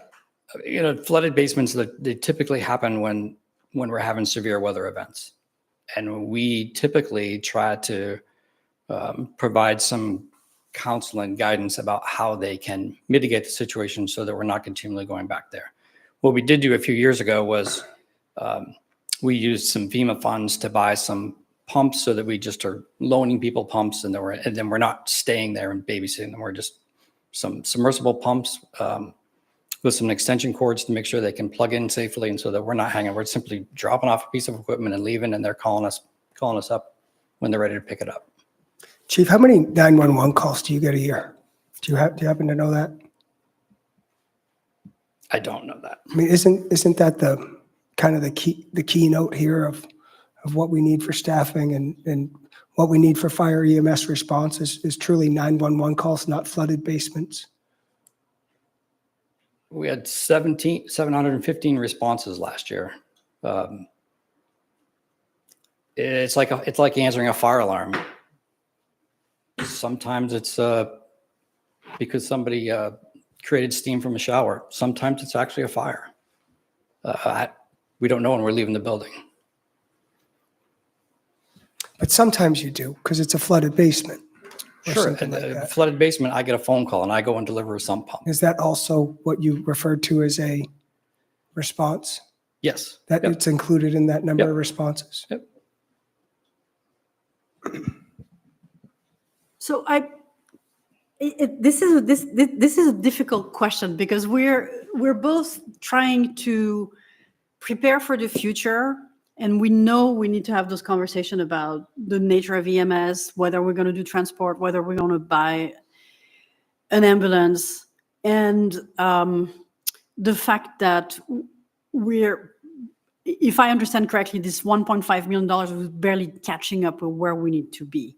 So to me, the budget, it's going to take months to hire 3 people, to train them. If we delay this another year, it's not another year we're delaying, it's like 2 or 3 actually. Correct. And that worries me. It also worries me that we send a signal. I mean, that I remember that workshop we had in November. Those 2 young men who were in high school, they were very clear to say, if I'm not going to be a trained EMS technician, I am not going to be a firefighter. And so the linkages between the firefighting aspect, which we know we have a decreasing number of calls, but an increased number of EMS calls because we have an aging population and with more demands on those services.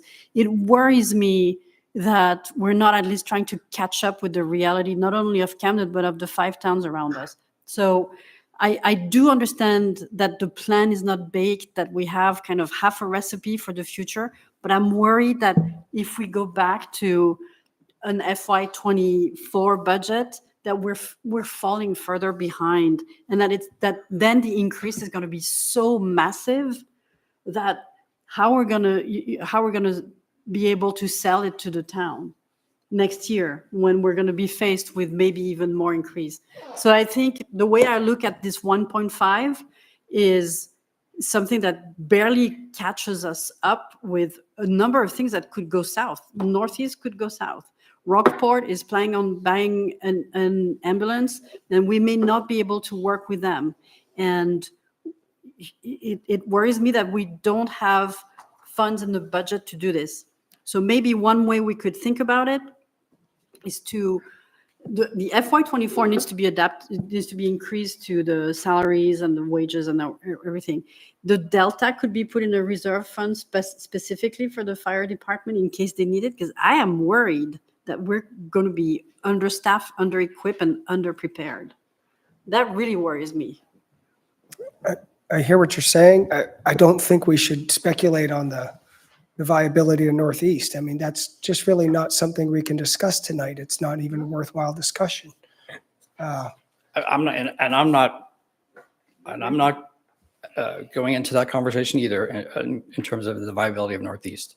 I'm talking about the Camden Fire Department. Yeah, I mean, what you're saying is you have a crisis, but I struggle with that word crisis. This is the system that we've been under for a very, very long time. I understand it's been diminishing. I still don't see the crisis that leads us to jumping into this, because what I see is this new budget, this new road is leading towards transport EMS. What do you need to see to indicate that there's a crisis? If you can I mean, Chief, when you sat in the budget committee and you talked about bringing in firewood, to me, that's not a crisis. That's a decision that you made. Absolutely. Your time to bring in firewood for somebody. But that to me isn't a crisis. That's a boundary issue, to be honest. Yeah, I don't want to get into it too much, but That's why it's difficult. Sure, I chose to, we got a call to help somebody and I chose to do more than I had to do. Sure. Sure. Yep. But I really do think that, at least in my opinion, I need more time to consider this before I'm willing to go down the road, which is towards transport EMS. Matt, I see your hand up, and then John will be next.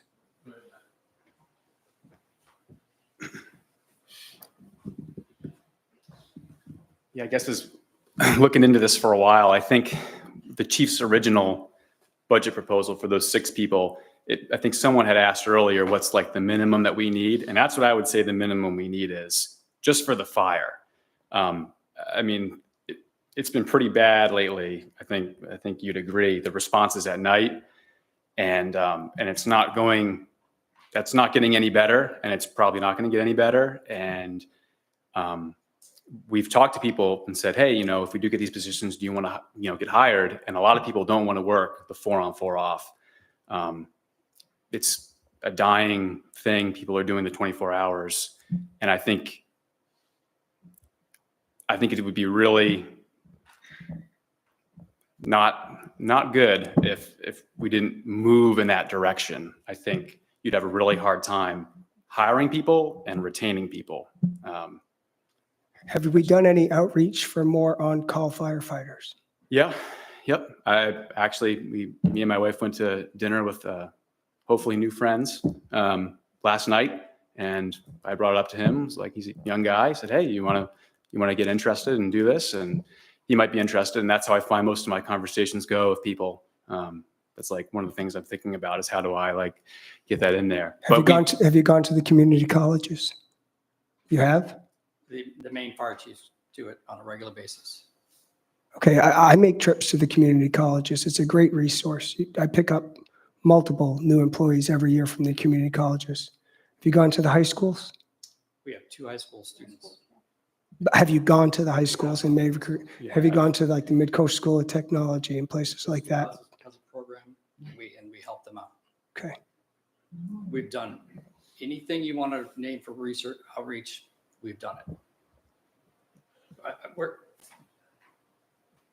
We need help. I mean, I don't know how much more plain we can say it. We need help, and we need some more full-time employees, and we need to go to 24-hour shifts. Okay.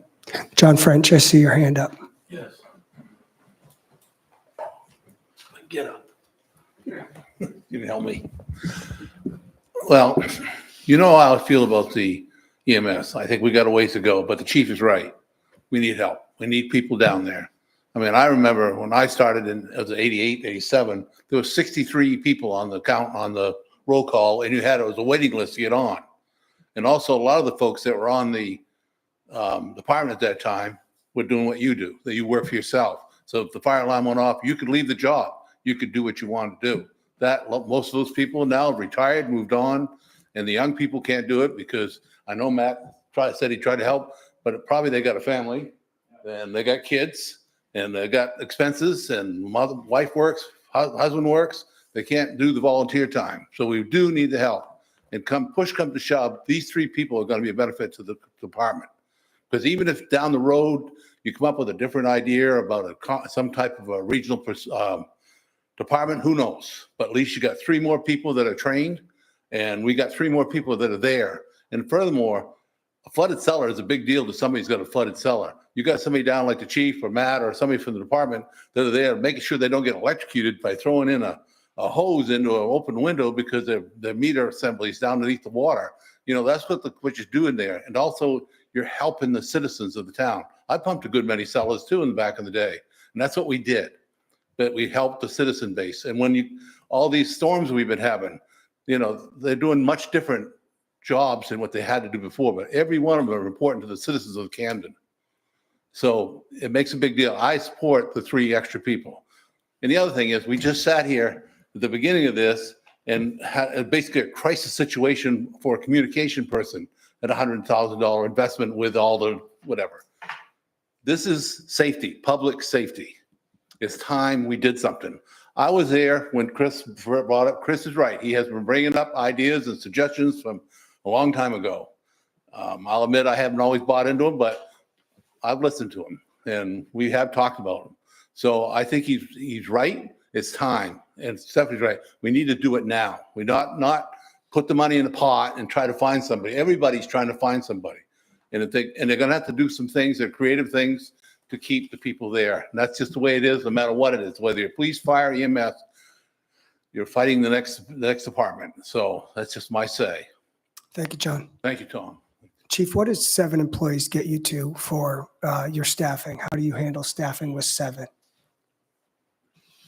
So again, it's just 12-hour days. We need at least 2 people on a shift. Can you describe what 7 gets you to for how does that work? So 7 gets us the 2 people on a shift, 4 on, 4 off, and a floating person.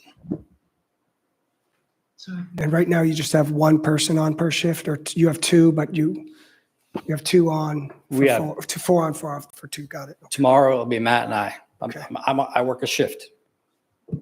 I work a shift, and today was Jack and I. Okay. Stephanie? So it's not unusual for towns of our size to have the fire chief actually work a shift alongside other people. Warrington does that, and I've actually spoken quite well with them just to understand. There's other departments as well that I've talked to where they do it as well. So it's not unusual that is something that happens. Our fire calls, I think, are only, not only, I don't mean to say it like that, I'm sorry. Our fire calls are at, I think, about 360 a year. And our EMS calls are something completely different that I still think deserves a really in-depth look at what we're doing and how we can do it better. Adding 3 extra people doesn't seem to me like we're enhancing what we're doing. We're still going to be doing the 4 on, 4 off. So I don't see how it's actually setting us back. I think looking at what we want to do in the future is exactly what we need to do as we were voted in. Allison?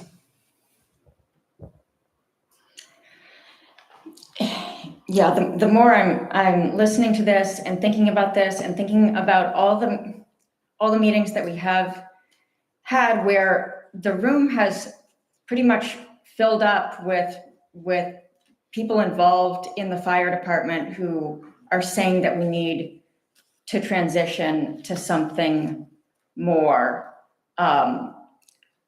I feel like that I wish that we had pushed back maybe more when there was a room full of people from the fire department talking about it. But I have been just personally involved in 4 or 5 situations where the ambulance came, but they needed the fire department or sometimes the police department too, to come and do just like a lift assist. Like a paramedic came with for the ambulance, but they needed somebody from the fire department to come and help. And we have such an aging population of people that are trying to stay in their homes that I can't listen to all of these people who are responding to those calls saying that we need more. Everybody in the industry, elite, we can disagree on whether one plan has been vetted more or less, but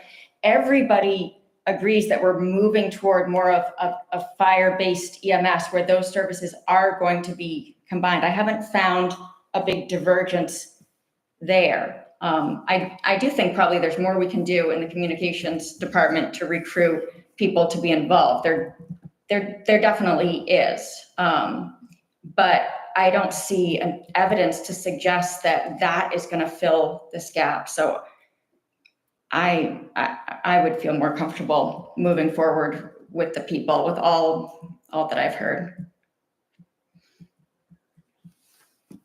Stephanie? I was just writing down the numbers that we're doing, and we would actually I'm sorry, let me back up. We have 4 right now that are That's correct. on the fire department. Yes. So that we would have 2 floaters, not just 1. Actually, as you alluded to earlier, at the end of the month, there will be 3 full-time firefighters. It's like, But we have 4 positions that are already budgeted in the, so we have to look at it as 4 people that are in there. So if we went with 3 more, that gives 2 floaters. what's that? Is that correct, Chief? What's that? There would be 2 floaters? I mean, I don't understand fire department schedule. Yeah, and what difference does it make? Is it correct what I'm saying is what Tom just asked? Is it correct that you would have 2 floaters actually It would depend. instead of the 1? It would depend on how we assigned the recent vacant position, if we chose to do that as a scheduled position or a salaried position, which So that just is, happened yesterday. So so 1 or 2 floaters has a budget impact, Stephanie? Is that what you're saying? Yeah, I mean, if we hire 3 people and 2 are going to be floaters, he's saying there's a crisis, but we're going to have 2 people that are floating in and out. I'm not sure how all of this is adding up. And this is what I'm saying is that there's so much here to discuss that we haven't had the chance to. Before the budget committee got to this discussion, they didn't even get this plan to even look at and discuss, and they didn't have time to discuss it in the meeting. We just haven't had time to sit down and discuss how this all works. I just feel like we deserve, as a board, to be able to have that time to sit down and discuss it. The citizens deserve to have their input and their say as well. If there's overwhelming support, then let's go, but we don't know. I'm just having a really hard time just jumping in on board, even though this is a really important thing that we're doing. We're supplying something that's very important, and we're doing it well with what we have right now. Sophie? So, okay, I'm not sure we're doing it well. I think we hear the fire department saying we could do better, which for me is an important piece of information. But why, if we approve 1.5 million in the budget, that doesn't preclude those conversations from happening, Stephanie, and from shaping the plan? And to me, it's hard to, I have a hard time understanding it as an either or. Like either we stick with the 1 million FY 2024 budget and we take more time to create a plan, or we move with a $1.5 million budget and we don't create a plan. I think those things are not mutually exclusive. We need to staff and fund the fire department appropriately while we design. It's a little bit of flying the plane while we're building it. And at the same time, what I hear from the fire department is we need help, we need more resources. So I think we can staff them and fund them appropriately with $1.5 million while working with them to create the plan for the next 3, 4, 5 years. And if we can reduce the budget once we have a plan, I would be happy about it. It just, to me, it doesn't make more sense that we're going to be better served by fewer people. I don't get it. I don't see it. Yeah, Sorry. I see the 45% increase as a drive towards transport EMS. I mean, 45%, $466,350 increase. That's a drive towards transport EMS. But it also isn't a large part of the piece on the bottom, the 0504 new emergency medical services, the 122,990 to 365. Isn't that because of the sure, that's the Northeast. It's contract. true. So we yep. kind of have Yep. to just say subtract that. Yep. Subtract that out of the So you're looking at- understanding of the increase. Correct. $277,000 of this is still.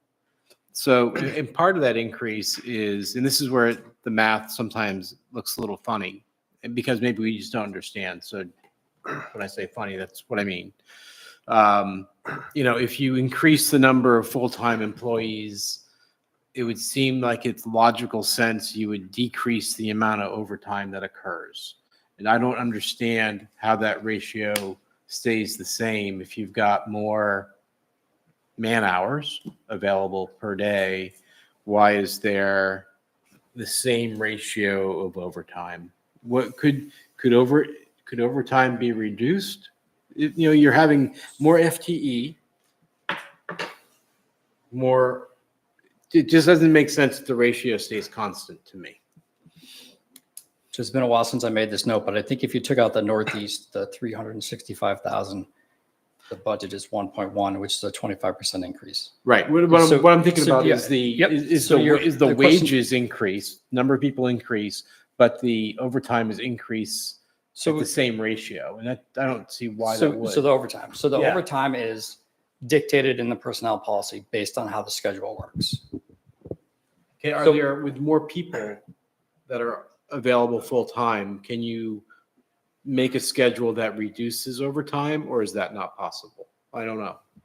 As we go further into the phase process, then that's perhaps a possibility. But as with the three incremental, let's stay with that for now. Yeah, so we have to pay the new hires as outlined in the personnel policy. So I guess Chris is trying to explain how the overtime works. So they work 12-hour shifts, right? 4 12-hour shifts.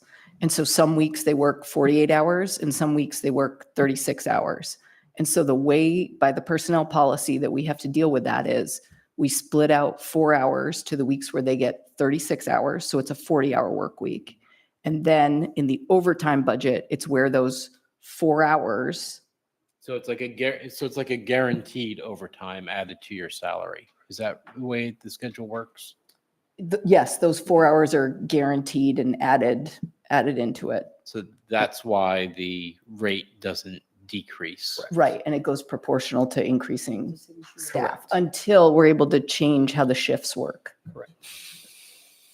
Okay, it was just, clarification. I've had questions about that, so I just wanted to make No, and sure it is that- confusing. I had to get Chris to explain it to me a couple of times today, so I could come back and explain it to you. Yeah, And I had to have it explained to me when I first encountered. I was like, "What is this?" Yeah, I mean, I get the overtime question. Okay. I totally understand it. But thank you for also stating about if there wasn't a contract change, your budget would have a contract change with the ambulance service. That's pretty much out of your control. That was driven by them. And otherwise, it's a 25% increase because of needing additional staff, because the volunteer efforts aren't there as they used to be in the past. Correct. And if you look at the fire department's overall budget and the whole tax commitment, we are in just fire department only, no capital, we're at 3.23% of the overall budget. 3.23% of the whole tax commitment. So what would be that budget? So I like where you're going there, Chris. So what would be, so if we, we can't remove, unfortunately, but just from the thought process of building something maybe and going down a line. The increase in this budget is about $277,000 if you subtract the increase in the Northeast contract, which winds up to be about a 27% increase. And the training costs, I guess they just double. They're like FY22, it's $11,000. It's now $25,000. Is that just because? Because we're now doing fire EMS. Okay. So we're providing not just fire training, but EMS training as well. Are there any other costs that we don't see here because of doing EMS insurance-wise or something else that aren't covered? Again, just staying with the 3 additional people. No. Allison, did you have something? I just wanted to say that in the chat, Courtney has said that she is trying to raise her hand. I don't know if you're taking, that's just a comment. I don't know if you're taking public comments. But she can't figure out how to raise her hand. Yep, can we let Courtney in, please? Courtney, you can unmute and speak. Sorry, I was trying to figure out how to do it on my phone. I was, and I think I missed this in the beginning part of it, but. Courtney, could you just introduce yourself, please? Oh, sorry.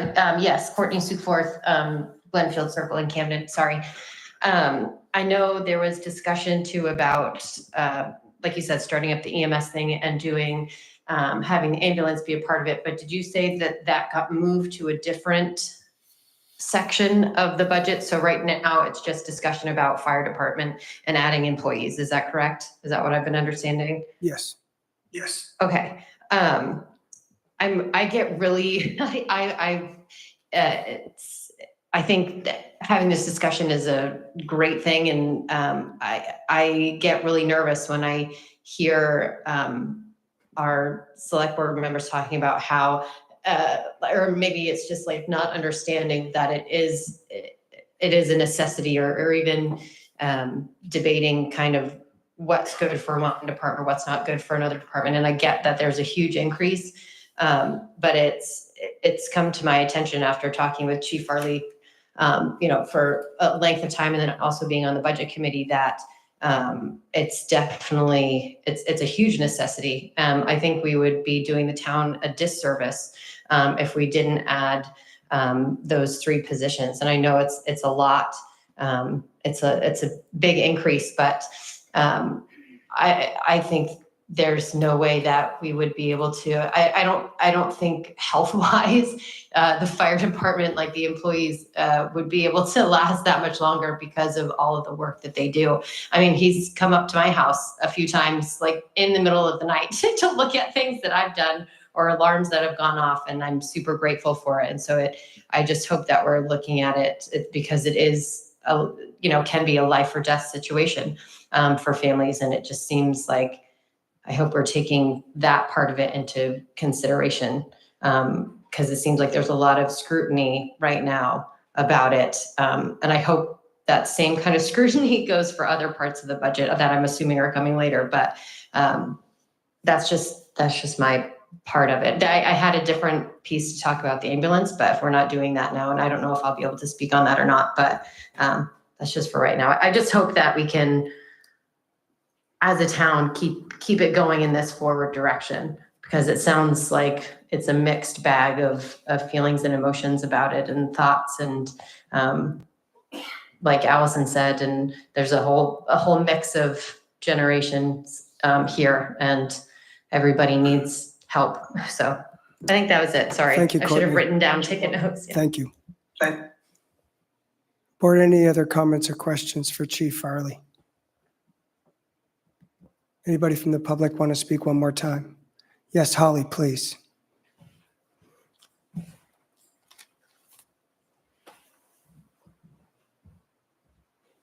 Holly Anderson, Camden resident.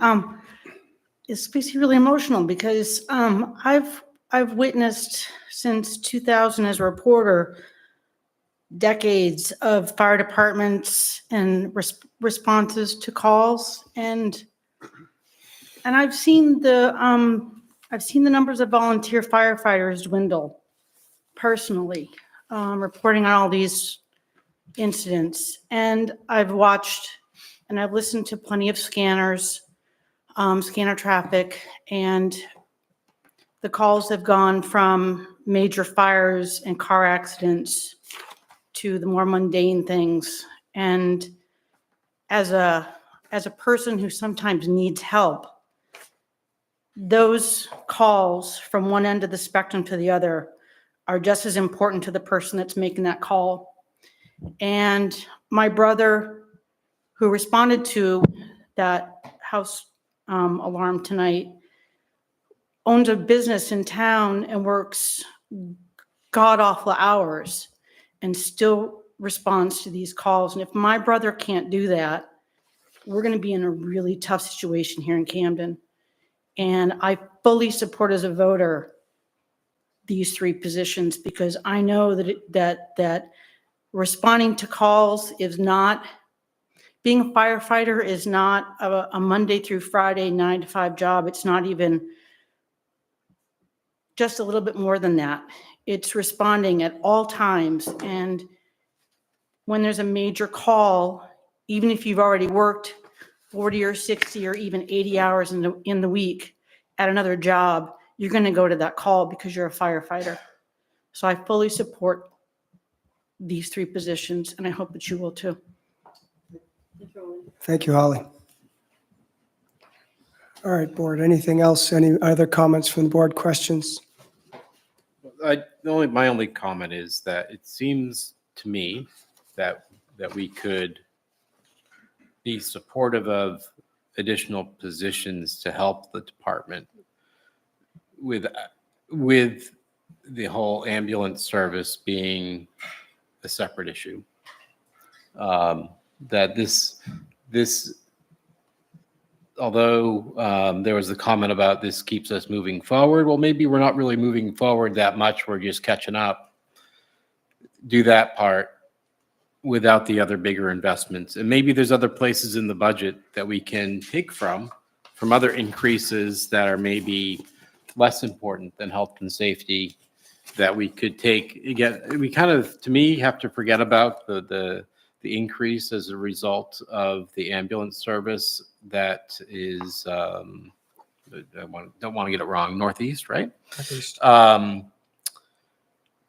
Unless we can renegotiate the amount somehow, or maybe not pay as much as what they want us to pay. But maybe there's other places in the budget of other things that we're looking to do that maybe we don't. Maybe we don't take the $150,000 subsidy for the Snow Bowl and instead take that and add it so that they can add personnel that's necessary. I would suggest we talk about that when we get to the Snow Bowl. I think we should focus on this budget with the magnitude of what we have left tonight. Well, I know. I'm just saying that maybe this could be funded through other things that could be cut. Sure. There are other incremental pieces in here that maybe aren't as important. I'm open to hearing that. And that's why I bring it up, even though it's out of sequence. It's thinking about, are there other things? Is this more important than the subsidy for the Snow Bowl? They're about the same. Maybe, a little bit more than that, but thematically. Allison? Yeah, I agree with Chris. I think that what we're hearing is that there's a need that's independent of the transport EMS part of it. I think that if the ambulance purchasing of an ambulance, if that question is put out as a separate warrant article, which it sounds like it could be, that's an excellent opportunity for there to be a referendum of sorts on the amount of public support for moving forward in that, in that direction. So I fully support what Chris just said, Chris Nolan. I still think that, when you get to this point where you're looking at even if we take out Northeast, a $277,000 increase in any one budget, it's just not appropriate. I mean, that's, if we've hit that crisis point, then it was news to me because maybe I wasn't listening well enough last year, but I didn't hear that last year, that we need to increase it by this much. But I do think we should move this forward to a vote, so I would entertain a motion. Well, would you want to, would it be a better compromise for you and with the 277 of making it less? Maybe it's 2 people instead of 3? Or is that just small potatoes? Yeah, I would be more amenable to 1 or 2 people additional, not 3. Because that to me indicates that we aren't coming to this as a crisis point. We're coming to it with more of like, hey, we need additional staff. We're not adding 80% to our existing staff, or 75%, or whatever the ratio is when you go from 4 to 7.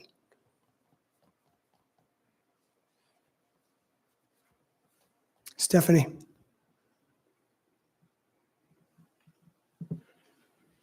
Stephanie, did you want to speak? Yeah, I had to unmute. I'm sorry. It took me a second to find the little button. I'd like to make a motion that we approve the budget, the fire and EMS side of things, for the 207,775. That would be the FY24 budget, with the increase with the EMS services through Northeast. I'm a little unclear on that, Stephanie. So she's saying take the FY24 budget and as it was and just add in the increase for Northeast, not adding in the increase for personnel. Okay. So the increase for Northeast is actually about 100, it's 189,500. Okay, sorry, I will amend it to that. I was just looking at the full number that's on the budget, so. Yeah. And you had that other number, Tom, what was that? 270, I was just rounding, it's about 277. That's the actual increase in our budget when you exclude the amount that Northeast increased their budget.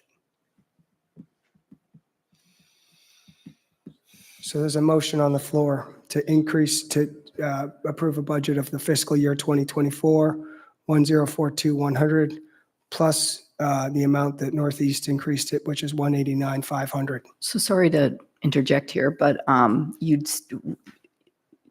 would still need to adjust Line health items. insurance, wages to comply with a personnel policy. So just putting that out there. Sure.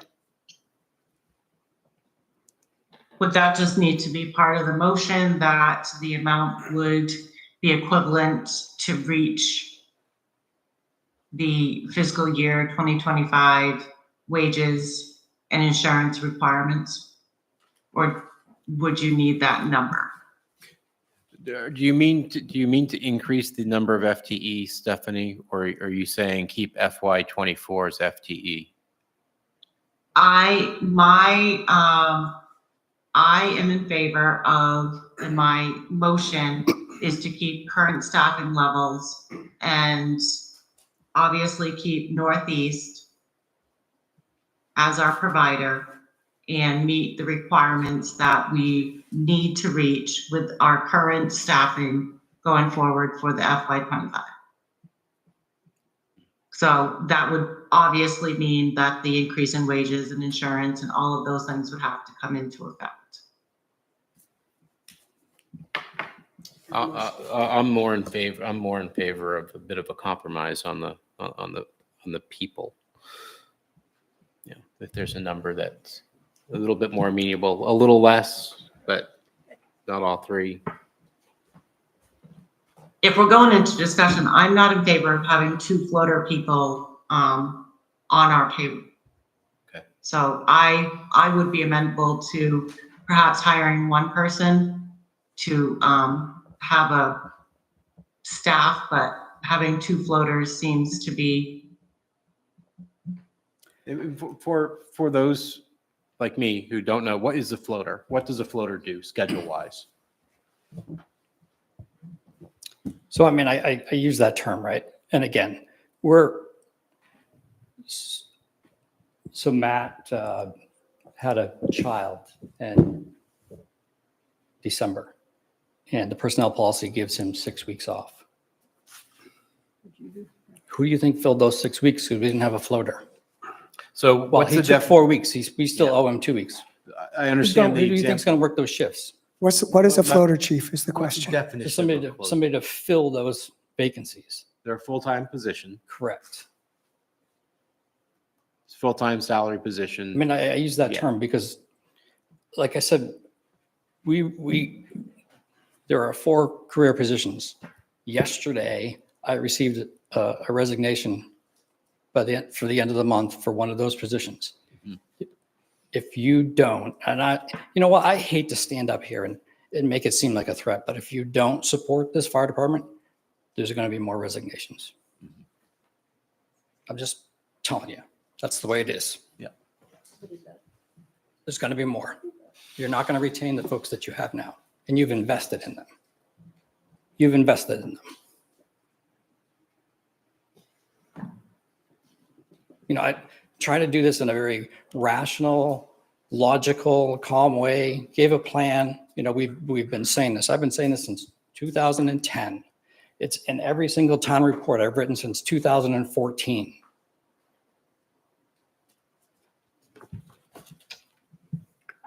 I don't know how much more plain I can be.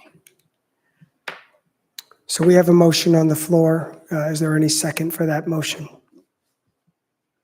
Okay. Can I get another motion?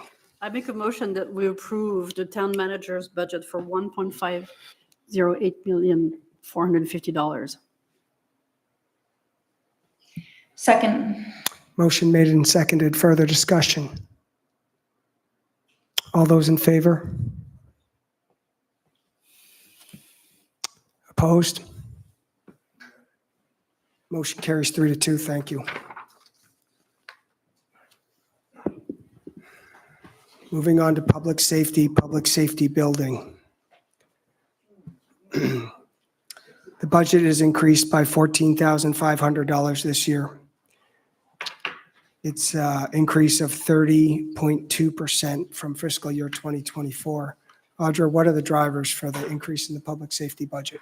So as we were talking about during the police budget, a few expenses that were in the police department were shifted to this budget. So an example being the equipment purchases, the equipment maintenance contract. And I believe I'm trying to think of the other ones that were shifted there. Randy, can you help me out? What were the two that you moved from your budget to here? Chief Gagnon, if you could come up, please. Off the top of my head, we moved the photocopier. Which was the equipment maintenance? Yep. I can't think of the other one off the top of my head. Audra, there wasn't any other shift. It was the increase in building maintenance from 10,000 to 18,000, which is going to support the building. The roof repairs? Nope, not the roof No. repairs, just to help make the space more user friendly for both departments.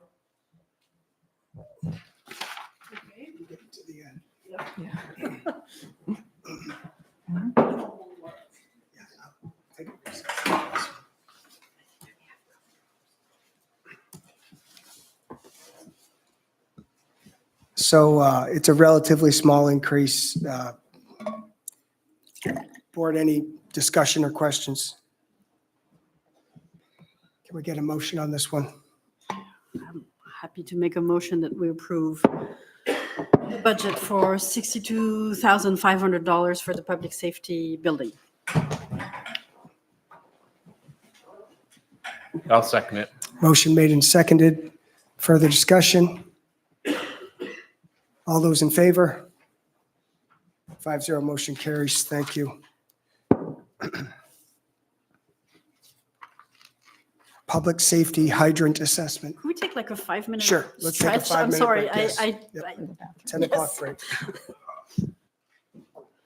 I need water in the bathroom too. Thank you.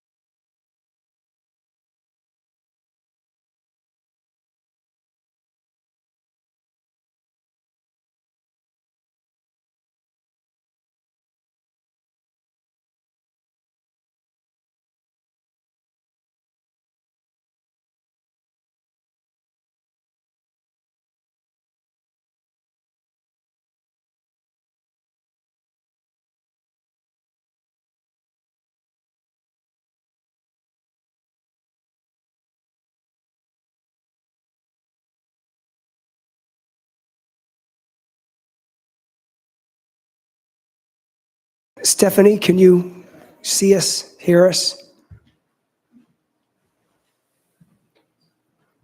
Okay. All right, we'll move back into session anyway. This is the hydrant assessment, which is going up by $4,000, which represents a 1.5% increase from last year. Discussion or questions or discussions? Allison? Just going to make the same quick point that I make every year, which is that I'm not aware that anything happens to verify that Maine Water is only assessing us for the hydrants that we use. They also need many of those hydrants for flushing purposes. It's a very large cost, and every so often the rate comes up for review with the PUC, and municipalities have the opportunity to weigh in, but nobody has time to do that.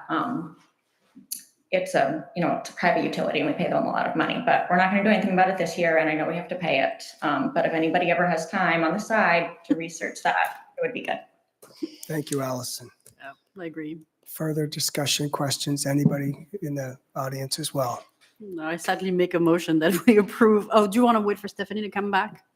I said 5 minutes. It's been 10 minutes. It's don't an know. assessment anyway. Yep. So I make a motion that we approve the budget for 2025 of $277,000 for public safety hydrant assessment. I'll second that. Motion made and seconded. Further discussion? All those in favor? Reluctantly. 0. Could somebody text Stephanie and let her know, or call her and let her know we're back in session? I don't know what's holding up, but I can do that. thank you.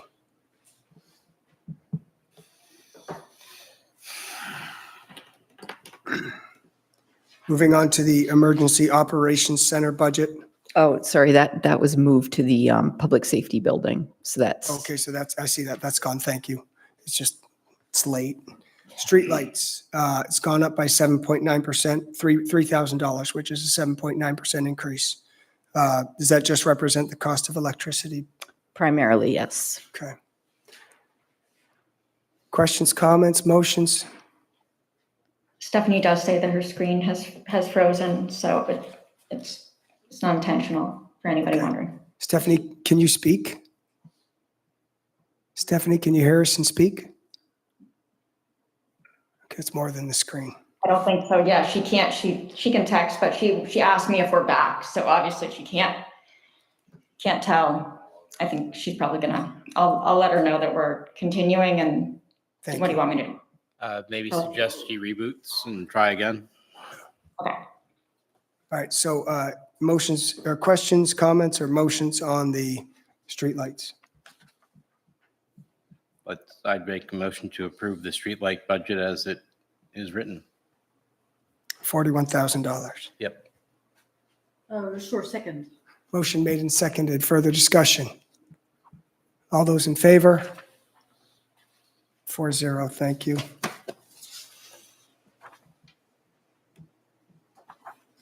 Next is the Public Works Department, Streets, Sidewalks, and Dams, which has gone down by $57,350, which represents a 2.8% decrease from fiscal year 2024. Any comments or questions on the Public Works budget? It's being consistent with my other questions. I do question having a $30,000 stipend that used to be $10,000. In fact, in FY22, it was about $7,800. That's a huge increase. I don't know why that is necessary. So I can speak to that. So I think a better way of looking at it is not a stipend for one person, but what it costs the entire Public Works Department to fulfill that additional responsibility. And this is the first year, this previous year is the first year we've actually tracked the man hours that have gone into all of the operations and management of the dams. So what I'm giving you is like the true cost of having the Public Works Department manage the dams. So in the past, it sat within the wastewater department. They didn't track their time, and the time didn't even, or the stipend didn't even come close to compensating for the actual time that was spent managing the dams. And so in effect, the ratepayers were subsidizing the operations and maintenance of the dams. There's different ways that we could do this. Now it's in Public Works because it's an additional responsibility. And I had received direction from the select board that they wanted to see the true costs of, certain programs. That's why we did it through a stipend, but we could certainly adjust overtime and salaries and other wages.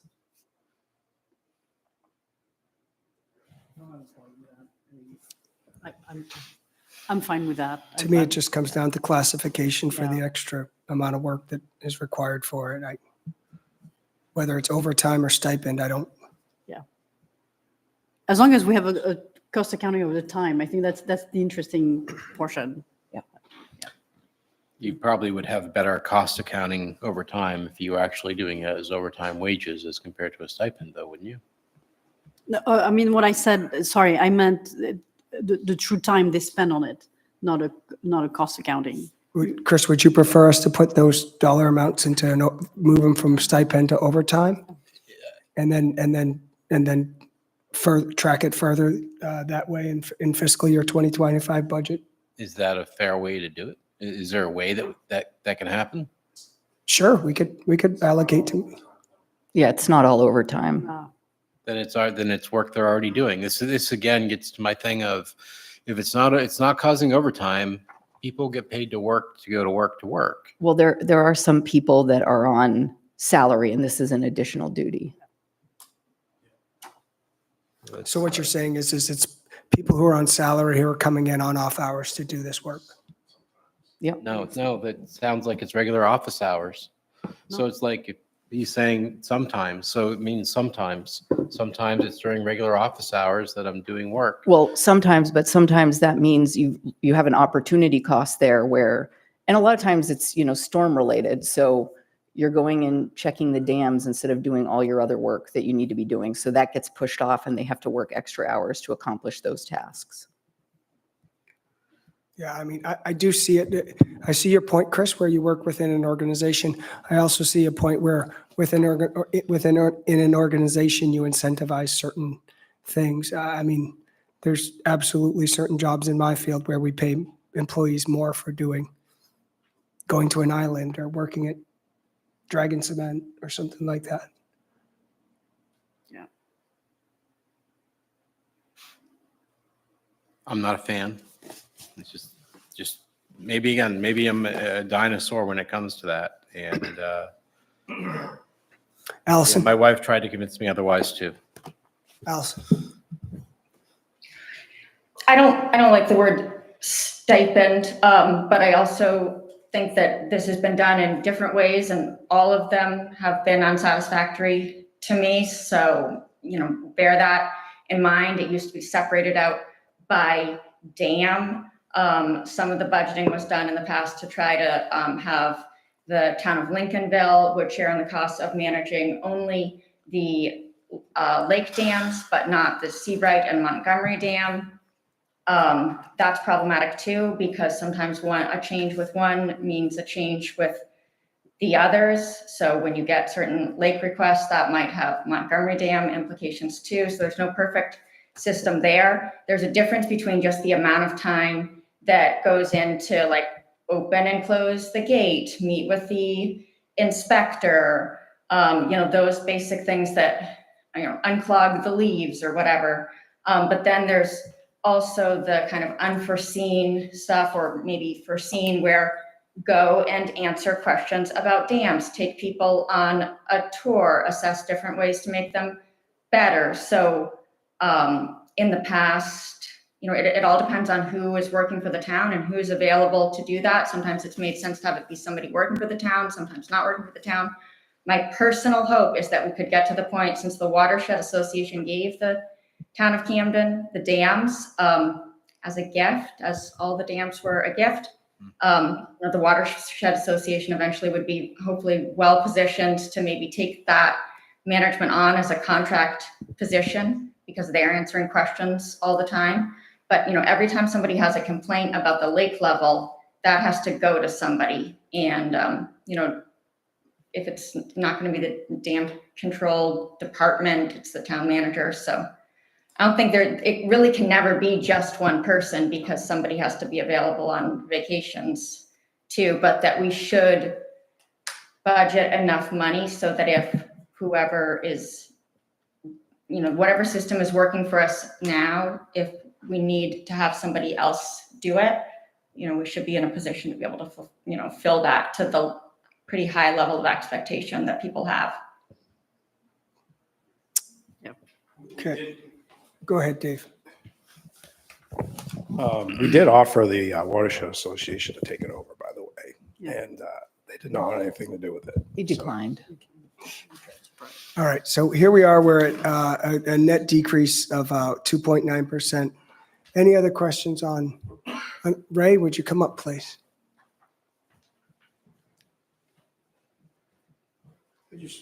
I just need a clarification. If I look at this chart here, it was probably about 37,500 last year that was assigned to these 3 dams. I'm assuming that's all replaced by the 30,000, that it doesn't include anything else in there.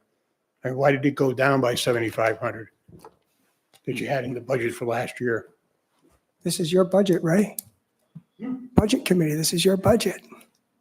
I think the answer is that we had our high hazard dam inspections this past year, and we don't have them this next year, and we have carry forwards for improvements that were recommended by the survey. So not going to budget for work that. Ray, did you hear that? done. Okay, thank you, Dave. Dave, one last thing. Sorry, Sophie, just real quick. Remember last year we were going to go ahead and do the sluice gate repair? Does that not need to be in this particular budget because it's funded through other? So we budgeted it already For this year. for this year, and what we did was we tried to do it because we have such high levels of rain. We have to physically get in the water. Yeah, I get that. I was just wondering, do we need to show that anywhere? I think what we'll do is we'll recommend carrying forward those funds in the next year if I don't get it done by July. Okay. That's what I planned on doing. Okay. But most of it's in work in progress already. All right. So it does.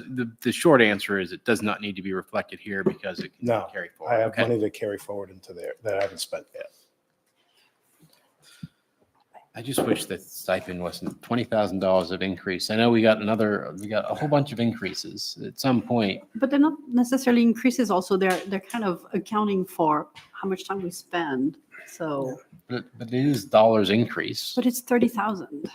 What I see is whether you call it a stipend or overtime, this is work that has to get done. And some of it does get done after hours.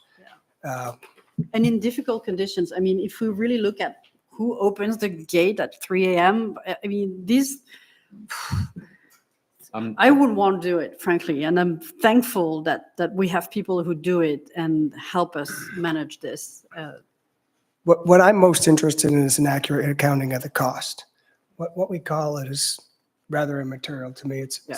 So I think if Chris, maybe this is the discussion we could have before the fiscal year 2026 budget, and that's where we want to classify it. If we don't want to classify it as a stipend, we'll ask Dave and Audrey to come up with their best accounting of what it actually costs to do these things. Very good. Okay. I make a motion. Oh, Stephanie. Allison, sorry. one more. Just that also that accounting, if we're going to do it, should include not just physical time, but time communicating.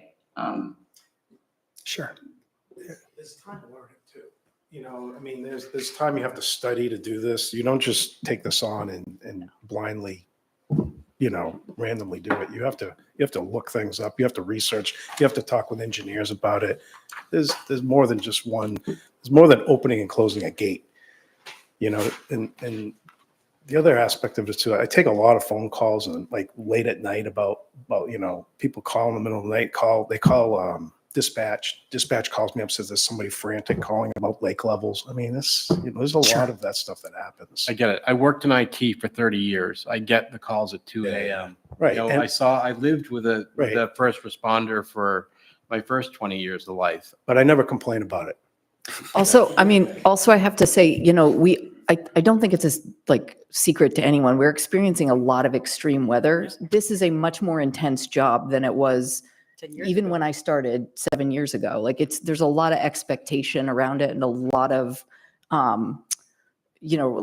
just a lot of work involved in it, especially when there's a storm and the trash racks are clogged and that's constantly happening. 68 inches, I think, of rain, right? Is that what they said? The state of Maine normally has a rainfall of 40 inches. The mid-coast has a higher than average rainfall amount. It's 60. We had 68 this year. Cool. So I'm ready to make a motion. Please. I mean, frankly, I think it's a pretty straightforward budget. I think it's a good discussion to understand how we account for dam operations. But I'm making a motion that we approve the budget of $2,001,200 for the Public Works Department. Streets, sidewalks, and dams. Second. motion made and seconded. Further discussion? All those in favor? Motion carries 4-0. Thank you. Moving on to community services, which has a budget increase of $55,000, which represents a 282% increase, but is almost exclusively carried by the addition of the community resource officer, who has moved to this budget from the police department budget. Any questions or discussion on this budget? Do we get a motion?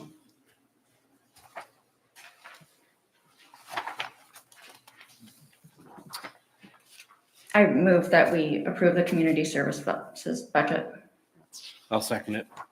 Motion made and seconded. Further discussion? All those in favor? That moves forward. That's $74,500 on that budget. Moving on to the Camden Public Library, which has requested a budget increase of $30,000, which represents a 5.4% increase from last year. But the only question I have for this, and I forgot, but what's the rate? What's our ratio this year? Is it 50%? Yeah. Yeah, it's about It's 50 this year. split Yep. right straight in the middle. So we're splitting that $60,000 increase. Yes. Basically, that's what we're doing. Okay. This is just one of those departments that surprises me that we don't put more into, but The library does a great job of doing their own fundraising and endowment. they do. They do. Good for them. It's a lot of work that goes into that. But I'll make a motion then to go ahead and approve the Camden Public Library budget. It looks like it's 585. Second. Motion made and seconded. Further discussion? All those in favor? 4-0. Thank you. Call it an assessment. Parks and Recreation, which, Harbor.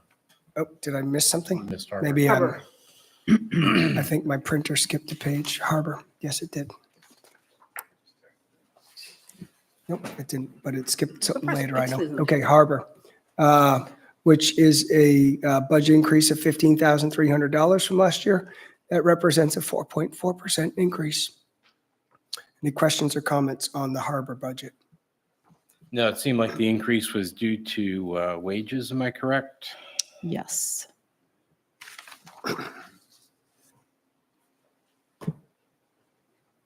I mean, I think it's, it's a pretty consistent budget, in my opinion.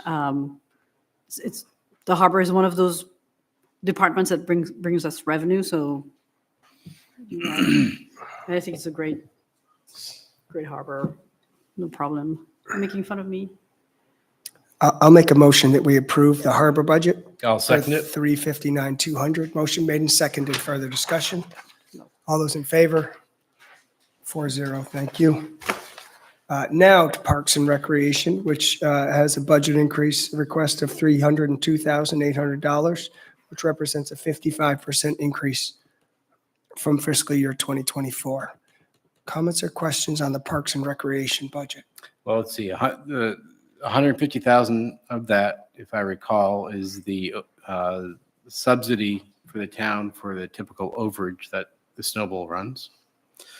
That probably would, in looking at likely suspects for cost cutting, is there anything we can do there to say, nope, we're not going to plan for them not to make their otherwise large budget With the snowball, with the snowball? Yeah. you could make the decision when we get to the snowball budget to be open for less days.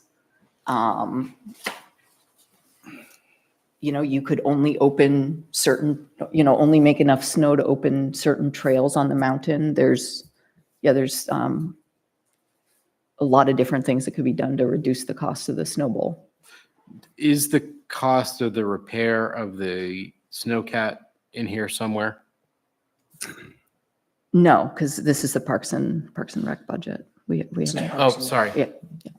What's the driver? What's the driver for the large snowball's in increase? here. So that would be the addition of the 2 positions that we talked about before, and also the operational subsidy. The operational subsidy is 150, and Yes. the two positions are approaching 150. Mhm. And what, again, can you remind me of what those positions were? And again, the same sort of thing. Do we have at least an outline for these positions? Yeah, one has been filled with it's the HR, it fulfills the HR responsibilities at the Snowball during the winter, and it does, recreational programming. I do have the job description for this one. I just am curious of the basics. Yeah, those are kind of the, So one is an HR responsibility. What's the other position? sorry, it's HR and recreational programming coordinator, and then the other position is maintenance position. And the HR, we're adding an HR position because we have so many seasonal Influx staff. of seasonal. And that Yeah. needs, instead of having the manager of Parks and Recs do that, have the HR Well, person, right? a lot of it falls on Jody's office. Right. So it's taking some of the burden off Jody's office. And if we didn't approve the operational subsidy, what would happen then, Audra? Well, I mean, it's, this is kind of like acknowledging the fact that if we're going to keep sort of running the snowball the way that we've been running it, it's going to run into a deficit every year. So instead of approaching the deficit in a planned way, you're just going to have to do it like we're doing it now, where you're going to voters and asking them to fund the deficit with like the unassigned fund balance, or carrying the deficit over from year to year. Or write it off at one point, right? Right. Or basically subsidizing it with the general fund, with So the this is what surplus we're from the doing. general fund. So this is what we're doing, like this subsidy is actually writing off the $150,000 of debt. I would say, I wouldn't look at it that way. It's writing off the future debt that we might have. It's planning for this upcoming year that we're gonna, It's saying our electric bills are we're going to be still gonna have more to write expensive. off the last 2 years. Right. know, I Yeah, know. we'll talk about that during the warrant. Coming in a Yeah. few minutes. This is anticipating that we're gonna lose money. Now, is there any way that, since this is an HR responsibility and also certainly the recreation programming, is it crazy to think that the other position of the assistant town manager could perform that function? Since it was in Jody's office where some of this was currently occurring? I Is that mean, crazy? I would just say, if that's your desire, then you would just not fund the position for my office.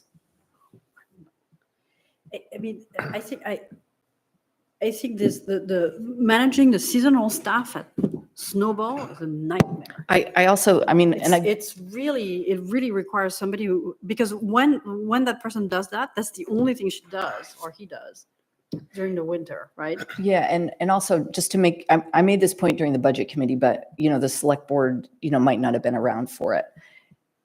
Unfortunately, when the redevelopment happened, both before and after, there was no planning for the increase in maintenance and, ongoing sort of responsibilities on a year-round basis that would be required from going from the scale of Ski Mountain we had, before versus after. And we're just not able to keep up with all the additional work in terms of, the erosion control and maintenance of the trails and equipment. And it's an ongoing year-round thing now that we just don't have the people for, because at one point, the full-time staff who worked at the Snow Bowl in the winter, they could just focus their attention on maintenance of all the other parks in the summer. And there wasn't, a lot of additional maintenance at the RMRA that they had to deal with, especially on the mountain. Now there's just huge challenges. And because of some of the mistakes that were made with the redevelopment, we've got, huge erosion issues that we have to constantly stay on top of. Erosion issues, stormwater management issues. So, there are all these additional responsibilities and, Sophie was saying about all the, additional influx of people in the winter just to keep that operation functioning, and managing all of them and making sure that we're compliant with the federal and state laws. And yeah, so it's another unfortunate thing where, it's kind of hitting us all at once. Right, and that's that same sort of theme of we bit off more than we knew is, I guess, what makes me reluctant with other projects that are circling. My preference would be to eliminate the snowball operational subsidy and hope for natural snow. I agree. I agree. Can we take it out? Absolutely. All we have to do is vote on it. Absolutely. Allison? Until we have a plan. I mean, to me, it's again, I will not say that again. Allison? Yeah, so I think that I would like to see that taken out of the budget also. I think that it's also a very similar thing to the Opera House and the library, and that we all feel differently about what is essential and non-essential. But usually what happens is that there is a lot of support for many of these things. I think somebody explained the Opera House to me as, part of the fabric of our community. I believe strongly that a lot of people feel that way about the Snow Bowl. It would be helpful to me, I think to us in the future, to have this as a separate question so that we can ask people. It's when we can pull certain things out of the budget and ask people directly, it gives them a chance to, show what the level of support is for additional funding there. We do know that the Snow Bowl, to continue the way it's going, needs support, and we can ask people if they want to give it. So I guess I would still like to see a warrant article, but definitely taken out of the operational budget. Okay, so we seem to be in agreement here. I'm going to make a motion that we approve a snowball budget of $703,700, removing, The Parks and Recs. excuse me, a Parks and Recs budget of $703,700, removing the last line, which is snowball operational subsidy for $150,000. I second. Motion made and seconded. Further discussion?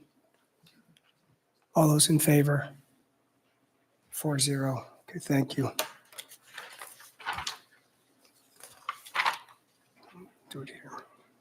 We're sailing through this. now. Sailing through. Version. Opera House.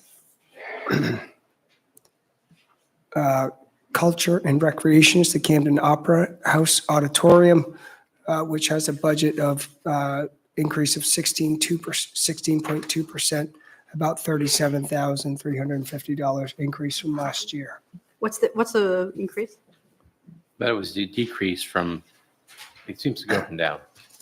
Opera House's increase of FY '23, it was. Right. What causes the large fluctuations like that? Looking at FY '23, '24 So- now. So this is actually the past 2 years have been a new way of presenting the Opera House budget, where it's more like the library budget. So what you're seeing is the town's contribution to the Opera House, and there's also, revenues. So there's the whole budget with expenses and revenues. It's a special revenue fund. I mean, And that's, I think that's enough. Dave is here. Dave, would you like to speak on this in any regard? Thanks. Only if there's questions I can answer. I think Audra or Jody can explain the accounting probably better than I. Okay. So what's the difference between 231,000 and 268, and don't say 37,000, but what is causing the difference?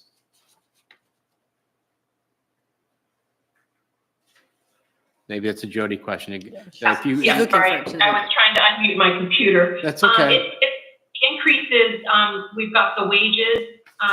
We also, again, Dave explained, we share a custodian with the town office budget. So we went from a contracted position back to an employee. So that represented some increase.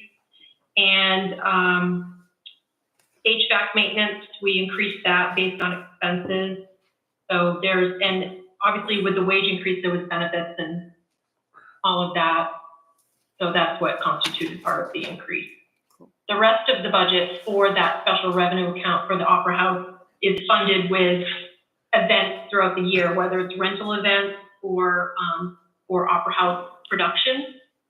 And so once all the cards fall and we have an expense and we can anticipate what we're going to collect for these events, that's where the town's assessment comes into play to balance that budget.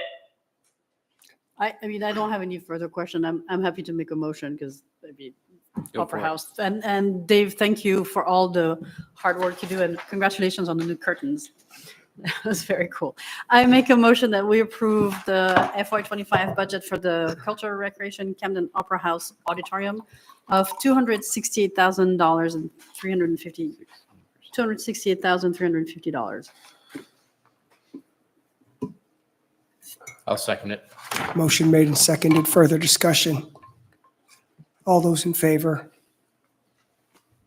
4-0, motion carries. Moving on to cemetery maintenance, a budget increase of $13,600, which represents a 26.6% increase from last year. And just a point with the cemetery budget, the Cemetery Association funds this. So they contract with the town to provide these services. So this is the amount they've given us, basically. Well, no, we tell them how much we we need tell to maintain the cemeteries, and then they use the cemetery trust funds to reimburse the town for this labor. So what's the increased cost then? $13,000. Yeah, nothing for the town, nothing for the taxpayer, because it all gets offset by the Cemetery Association. So all 64,700 gets totally offset, Yes. but we still show it in our budget. Yes. Because we have the responsibility for the cemetery. No, we do. I get it. No, I'm not laughing at that. I'm just, I make a motion that we approve the fiscal year 25 for cemetery maintenance of $64,700. I'll second it. Motion made and seconded. Further discussion? All those in favor? 4-0, thank you. And thank you to the Cemetery Association for their hard work, by the way. Yes. And for educating me. Budget for something. All right, moving into debt capital contingency, and we're talking about debt service principal, which is going down by $66,374, which represents a 10.5% decrease. But if we go ahead and we pass the $12 million bond, how would that affect this debt service going forward? Significantly. So it will not impact the debt service this financial year. I know, but how much will it be? That is actually in the warrant. If you get to the warrants at the end, we'll have a vote on that. It's Okay, it is all right. outlined. It outlines how much it's the increase. Yeah, it will does. Okay. Yeah, so we can get to that a little later when we vote Okay. on the warrants. Anything you can refinance? Thanks. Most are bonds, so So we no. can't. Bonds are leases. Yeah. Okay. Allison? Sorry, I just will say with the sewer bond, that a lot of that decision can be made separately with our review of the wastewater budget, because the decision what to charge to ratepayers versus taxpayers is also within our control. Later. Which line? Still somebody has to pay. No, it's Oh. not in this one. It's not in- She's okay. talking about the other piece. And that's why we can't say what the impact is going to be to taxpayers from that, because we have to make a decision about what the impact is going to be to ratepayers. Okay, got it. I make a motion that we approve the FY25 debt capital contingency debt service principal of $565,487. I'll second it. Motion made and seconded. Further discussion? All those in favor? 4-0. Thank you. Debt service capital contingency debt service interest, which is going down by $9,149, which represents a 7.2% decrease. So this is just a debt service this was the principal. This is the interest. It's the interest. So I make a motion that we approve the FY25 budget for debt capital contingency debt service interest of $118,690. I'll second it. Motion made and seconded. All further discussion? All those in favor? 4-0. Thank you. Capital reserves, equipment and facilities is going down by proposed to go down by $486,000, which represents a 66.6%. Did we retire something? No, these are all reserves, and because we're Okay, doing. we're moving. Yeah, because we purchasing so much capital equipment and doing so many capital projects, I didn't propose to put a lot in reserves this year. Okay. Any specific questions about any of the? We went through this at the budget committee and I was Yeah, I satisfied with remember. it there. I don't have any questions. I think we went through this all extensively. I make a motion that we approve the debt capital contingency capital reserves for equipment and facility for FY25 of $244,000. I'll second it. Motion made and seconded. Further discussion? All those in favor? 4-0.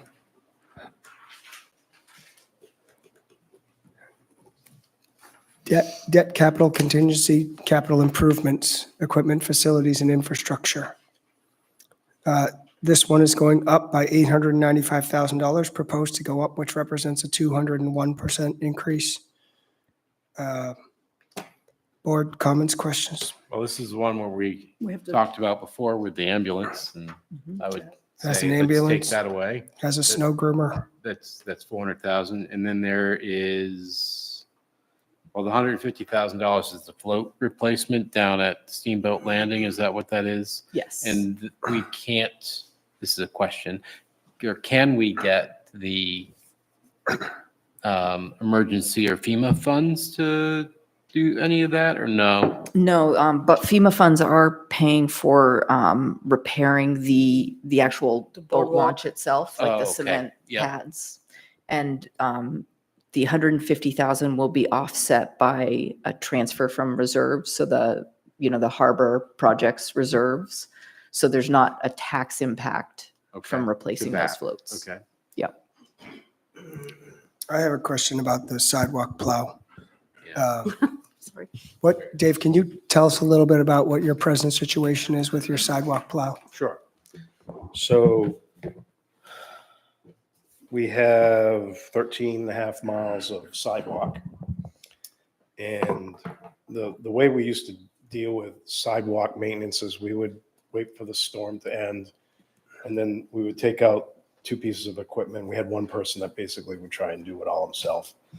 And they would wait till all the snow had fallen and all the snow from the road had been pushed into the sidewalk, and they would go around and clean up everything at the very end. It was a track-driven machine. We had 2 of those. One's a 1989 Bombardier sidewalk snowplow. So you're more than welcome to come and try it sometime, to experiencing it.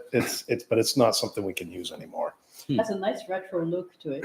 It's loud. It's full of carbon monoxide inside the cab. It's just not, it's really not. Yeah, we don't need a carbon monoxide accident. Street that's for sure, legal. yeah. Street legal, we'll call it. Are there electric ones?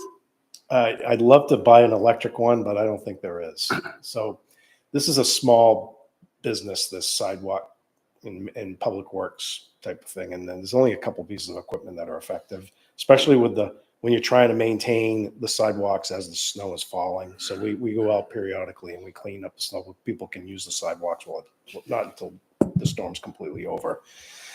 So we have what is called a trackless sidewalk tractor, and that's kind of an articulating wheeled piece of equipment. That's a 2004.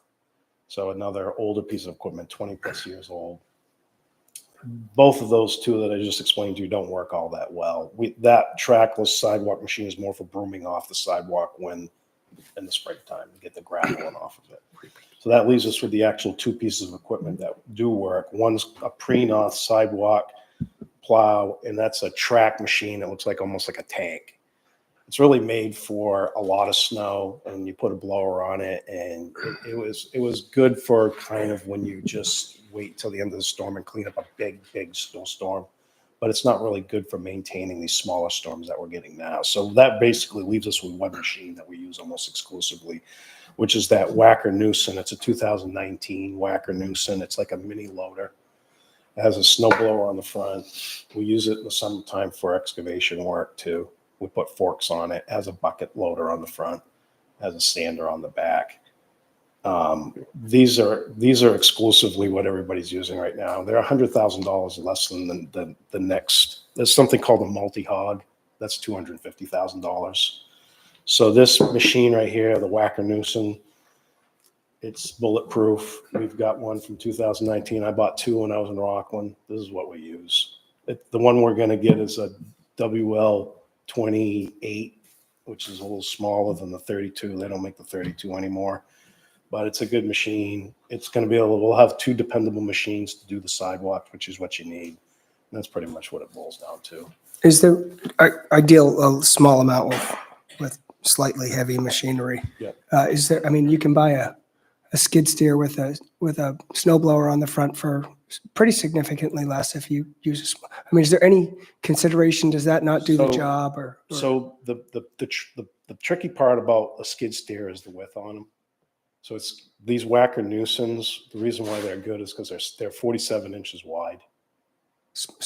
Yeah. And a skid steer is a lot wider. Yeah. Okay. It doesn't fit on the sidewalk because a lot of our sidewalks aren't really ADA. They're only 4 feet wide. Sure. So you really only have this little tiny track. And there'd be the same thing with a tractor. You just too can't do wide. it. You need a narrow machine. That's why these whackers work so good. And then you can use them in the summertime for the construction portion of it. I mean, I wouldn't even buy any of the other stuff anymore. I would just they're the most reasonable piece of equipment cost wise. You can use them year round and they're dependable and they do the best job in the winter. Okay, so you buy some different, does this cost include the other implements that you'll want to get for the So that's a summertime work? blower. It's a 2-stage blower or 1-stage blower because that one works pretty good. It's going to have a sander on the back, and then I'm probably going to get a broom for the front to use it in the summertime, and a forks probably.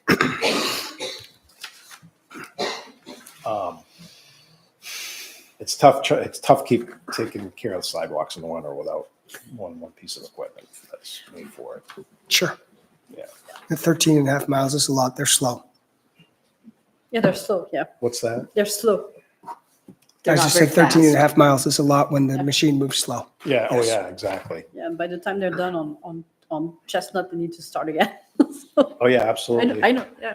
And what a lot of people don't realize too is, everybody has a route. There's like 6 routes and it takes 3 hours to do a route. And if the snowfall is falling, significantly, by the time they get to finishing a route, they get to the beginning and it looks like they haven't done it. So it's this vicious cycle. So people have to remember that. They do their best and they work a lot of hours and they take pride in their work. So I guess it's something we have to remember if we make more sidewalks. People like sidewalks. More miles. Will you ever, real quick, will you ever do the sidewalk that goes up High Street to the state park? It always seems like that's never done. So the story with that is prior select boards, when that came up, it was explained to them what needed to be done. And they didn't want to take any of the real estate on the right of way side of people's property. People came out of the woodwork. They said they didn't want them to take the property and make the sidewalk wide enough to clean it in the wintertime. So the select board at the time said, we're going to build the sidewalk, but we're just not going to take care of it in the winter. That was the concession that they made when they did that. And it was a bad move. There's some telephone poles in the middle of that sidewalk. Yeah. I'm familiar with those. So it's unfortunate because, you really they painted themselves in the corner and now you can't maintain that anymore without expanding that sidewalk. Yeah. When I've looked at it, it's a tough thing to do. Thank you, Dave. Yep. I have another question. That's about the $20,000 for the maintenance, the public safety building repairs. I understand we have a leaky roof over there. Is that correct? And 20,000, I mean, that's a big building. How are we going to repair a leaky roof with $20,000? Who wants to take it? You're brave. Chief Farley's brave. There have been drips in the PD and the fire department side since I've been there, but there's a small section of the building that was added on in 2003, which is the fitness room and the maintenance bay. And the shingles on there are just crumbling off, and you can walk around the building and you'll see them scattered all around the building. Is that's attached? Are we worried about mold? I mean, this is what happens when moisture gets in the building. We get mold because have we gone up into the trusses to inspect them or that sort of thing? I'll let Randy handle the mold question since Phil Roberts isn't here. But we can get over the office side, and I was up there last week looking for where these little drips are coming from. There's nothing that you can see up there. When Phil Roberts was here, there was extensive investigation into mold issues, and they tore his office apart, spray foamed the inside of it. Didn't find a lot. We get the occasional panel where we get a leak from either compressors that are in the ceilings. There was a small leak after they did re-roof it that when it rains real heavy, we get a little drip in there, but I haven't seen anything that would indicate there's any in the building. But I haven't pulled all the panels up either, So what is the 20,000 going to cover? Just some new shingles? No, it's that back section of The whole So if thing? you're looking at the building, the right-hand side of the building, so there's two buildings there that are joined together. The right-hand side of the building was re-shingled in 2016. So you look at the left-hand side of the building, the back part of it, it covers that section there. Okay. So there's the apparatus bay, and then there's that section that was added on in 2003. I'm not asking to add money to this budget. I'm just asking both of you to take a good hard look at it and make sure that we're not creating a larger situation like at the snowball where we didn't realize we had mold until it was too late. Yeah, we can't, there is no access to get up and look. We should create an access. We should create an access. You can get up through the suspended ceiling and stuff. Yeah. You can cut a hole in a ceiling and create an access panel, a permanent access panel. Jeremy's pretty good at climbing up. So are we, So, go ahead. Go, Chris. And the other piece, of course, is the piece of snow grooming equipment, $314,000. Holly, could you come up for this one, the snow groomer?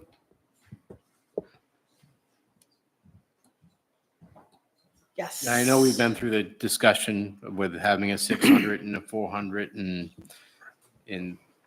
the 600 can't do the terrain park and the 400, I think, is down for repair. Do we have any understanding of, and the 600 breaks a lot. So why do we not know what's breaking? Do we have a maintenance problem? And do we know what it's going to cost to fix the other? I just have a hard time getting my head around. We've got two that are broke. We don't quite know why, but I want to buy a new one. And that's simplistic, I know, looking at it that way, but that's That's why I buy different motorcycles. I don't know. We don't want to just buy a new one. Trust me. I can answer one of the questions. Okay. So I believe it was the 400. We spent $30,000 on the regular maintenance of that machine 4 years ago. So it's on I believe it's like a 5-year regular maintenance cycle. Yep, I think so. And in addition to, and that's where it goes, it gets sent to the dealer. It's like a full check and, maintenance of that machine. And part of that has to do with how many hours we run it in a season. So that's why it doesn't go every year, so to speak. Right. So there's that major maintenance that we've done on that machine regularly, in addition to the mechanic at the Snow Bowl who does all the sort of very kind of mundane, normal maintenance. We knew 2 years ago that the 600 was coming to the end of its usable life. And we had the same conversation we're having this year, 2 years ago. And the repairs, I think, are not, it has nothing to do with not doing proper maintenance or regular maintenance. It's more about just things are wearing out at this stage. It's over 9,000 hours on it, and its usable life is 10,000 and we can still get some money for it right now, because someone could rebuild some of those pieces that are older that would be regularly breaking. And that's why why we can get some trade-in for it. I did hear about the 400. I don't have a figure on it yet, but we did hear that they finally got into it and started tearing it apart last week. And it does have a crack in the head gasket. Does that make sense? These are easily replaced. But that's one thing that they have found so far, and they are tearing it apart to really make sure that there isn't anything more, and let us know so that we don't get, one thing fixed only to have it come back in the next season, have something. So we are having them really look at it. Holly, can you remind us of the 314? How much of that were you able to reduce by trading in a machine? I believe it was $45,000. Okay. And we also paid $40,000 to basically rent it for this season for 2 months. And they are taking that off of the price. The price is $399. Okay. So we've invested $40,000 into that, but we had to do that as a rental anyways So a suggestion, because understand this is a big expense, it's controversial, and this might be a strategy used for, some of these other ones like the buildings. And I mean, I don't even know if you want to go there with the ambulance, but it's a possibility. Pulling them out of the budget and having voters vote on them as separate warrant articles. That way you're giving the community the chance to directly weigh in on, these expenses independent from the entire town budget. It's already in the proposed warrants that you put in the back. This is a proposed warrant, I believe. Both the groomer and the ambulance It is. have each a separate article? I really hedged because I tried to think of all the most controversial things that I heard come up through the budget committee process. So I have a recommendation for warrant articles for the ambulance, the temporary buildings at the Snow Bowl, the groomer, the $150,000 operational subsidy. And those are the ones that would come out of the budget and go independently onto the warrant. So we would still approve the total amount? No, in the budget, you'd remove them. We would remove them, okay. But they might resurface if they get voted in. Exactly. And if I could, another option might be if you took that 314 out and we so basically don't think about buying a groomer, but put something into a reserve in case we needed to do a repair on that 600 this next season. Just an idea, I just sort of popped in my head. I mean, maybe put $40,000 or $50,000 aside instead of the 314 as kind of a hedge. The question is, Just an if we rent it for 40,000 a season. It seems like you can get 8 seasons out of it almost. But that wasn't You- part of the. Yeah, you can't, I'm going to grab some water. Carry on. they're not rentable. That was a rent to own. Oh, that was like kind of an emergency rental towards a purchase. Correct. Okay. Yeah. Okay. It's a kind of machine we can't just rent. Otherwise we would, No, there's no market for it, I guess. right. Yeah. Yeah, I'm fine if we take it out of the. Alison, you have anything to add while Tom is in? Well, Tom is away and can't stop me. Oh, that's not what I meant. No, let me tell everybody the history of the snowball. No, please don't. That's okay. It all started back in No. 1936. Thank you. All right. Wow. What happened in the 10 seconds I was Now we gone? can't hear you. Okay. I think we're in agreement, I mean, to remove. To remove the pieces of, Okay. remove the ambulance, remove the snowcat. Okay. Unless you aren't, I'm sorry. No, I don't. And then go with the town warrant for them instead. Well, we can as a discuss separate- those as a town warrant. Yeah. I think we should still discuss them individually, but Yes. that could be a good, a tentative plan. But, sorry, Chris, when the snow groomer, not the snow cat for Dave Saint Laurent. So just a wee. No, he's Sidewalk got plow. a sidewalk plow. It's All different. right, so, That's- okay. I just want to make sure. Yeah. So can I just give you two pieces of information on the ambulance? You had asked earlier about, does it include the stretcher? So that Well, yeah, basically, that cost does include the stretcher. So it's, what are there things that if you buy an ambulance that then you have to then outfit it with stuff? yeah, there are a couple of pieces of equipment and that's included in that price. Everything else is just soft goods that we would move from the truck that we're using now into the ambulance. And so I kind of anticipated, that being taken off and to just make you aware that there's likely to be a 10% increase in cost next year. So I know we're speaking about it now. We might as well, because we can do it now or when we get to the Warren article, but I don't think I'm ready to put transport EMS to the voters yet. It's my personal feeling on this. So, Just giving that piece of information. but if we buy an ambulance or if we put an ambulance question to the voters, we are asking. And I think we need to really consider this plan as a board more before we put the question of transport EMS to the voters. Is there a Present them reason- more of a comprehensive plan rather than we're buying an ambulance, which means we're going down that road regardless. I don't disagree with that. Unless there's an emergency to do this? No, We no, can't, no, we no. can't. So we're saying, Just a suggestion of how you could approach it. so we're saying that we don't even want to put it as a town warrant. Not this I would year. prefer not to, no. Okay, that's fine with me. But I would support putting the snow groomer as a town warrant. And the snowball That is the operational, cost, the 150. yes, but. And the these are- temporary Well, buildings. I disagree with that because what we are giving to this voters is the fiscal year 2023 and 2024 debt. And we could do that for 2025 as well if it comes about. Oh, I see. Okay. And that's already a proposed warrant article in here. So I'm going to make a motion that we approve the capital improvements, equipment, facilities, infrastructure budget for $940,000.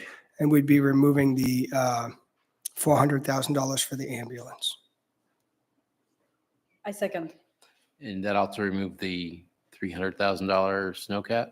No, it did not. I'm sorry, Chris. Thank you. I have to do a quick math here. No, but we're removing it. $636,000. Do you also want to remove the temporary buildings? And No. have that as a separate question? I don't see that. I don't think that I think the snowball has to have those personal. Even if you go 4 seasons, you could still make use of those buildings. Or sell them. So I'm going to make a motion. Allison, did you have something you want to say? I'm sorry. Yeah, That sounds, what you just said about the buildings makes sense to me. I think I wanted to put it out to voters because I personally just don't know. But if you think that is something that if we didn't have those, it's going to just be such an impact that it would be irresponsible not to put it in the budget. Is that what you're saying? I do. And I also think that at some point it's important for the board to make some of these decisions. It's a relatively minor decision about how we want the operations to go out there, but they need those buildings. They can't operate with just a lodge, that present lodge. So my motion is now that we approve the capital improvements, equipment, facilities, infrastructure budget for $636,000, which removes the $400,000 for the ambulance and the $314,000 for the snow groomer. I think it's 626. Yes. 626, thank you. I didn't have a calculator. Second. Yes, we're good. Motion made and 626. Sorry, seconded. Jody also is keeping a running tally as we go. Okay, motion made and seconded. Further discussion? All those in favor? Yep. 4-0. Okay.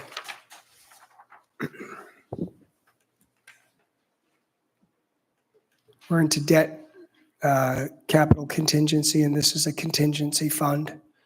And the town manager and the budget committee have both recommended a $40,000, which is the same as last year.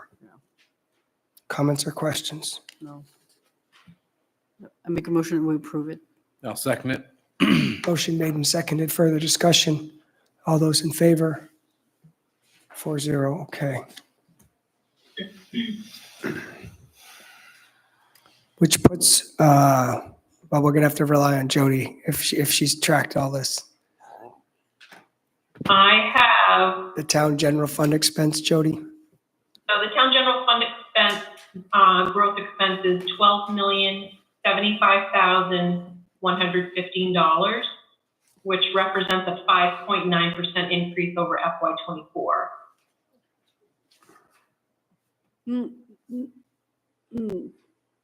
And maybe is that take into account what we've done here tonight? So I removed the $400,000 ambulance. I removed $314,000 snow groomer. Those were the only two items that you wanted to pull out of the budget, correct? Well, we went with the town manager's budget versus the budget committee budget on, oh boy, it's a long night. I removed the $150,000 operational subsidy out of Parks and Rec. Okay. And I also, before I got here, I believe you guys increased professional services by $24,000. That's correct. Yeah. And I think, The $4,000. Yeah, the 20, You took that, away that, the that was in 4,000. professional services. That $24,000, Dave, is in professional services for those nights, yes. But if the delta is only, what's your net, Jody? I don't have a net yet because we need to remove out of the town revenue the amount, the bond or financing. note, we have to reduce it by $714,000 as well. So I'm doing that right now. And you have to increase also the town revenue by $24,000, right? Oh, no, we said, yes. Oh, yes. Yes. Yep, I already did that. You're That was right. that part. I wasn't here for them, sorry. Yeah, I already did that, Jody. The $24,000 to offset the professional services for the crosswalks. And Jody, when you have a moment, just to make sure with the information technology budget, we went with the town manager's recommendation. 16,000 instead of 20. Yeah, I made that change. Well, I already made Not that the change. budget committee's recommendation. Okay. Okay. All right, so I'm just gonna really quickly put the revenues in, the town manager's recommendations and the revenues so that I can give you a net for your budget. So just bear with me one sec.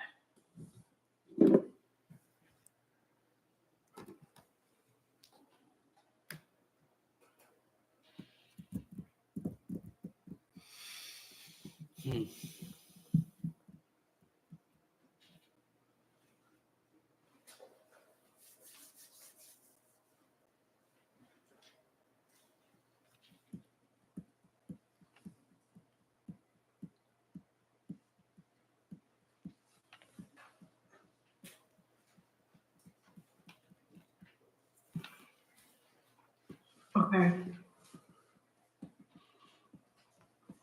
So your net expenditures, is $7,047,754, which represents an 8.5% increase over FY24.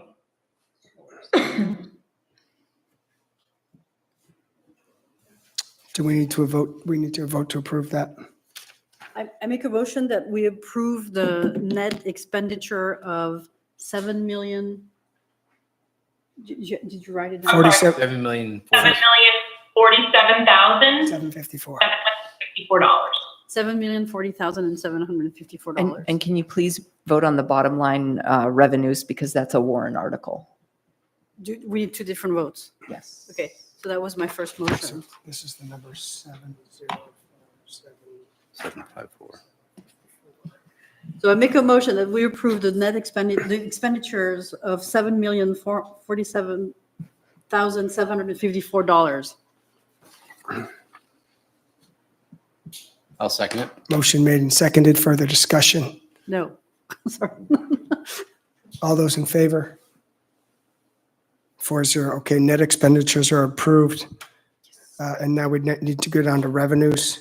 The town general fund revenue, is that what you're speaking of, Audra, which is $5,716,361? So the new figure will be $5,027,361. $5,027,000, Mm-hmm. because we've gone down.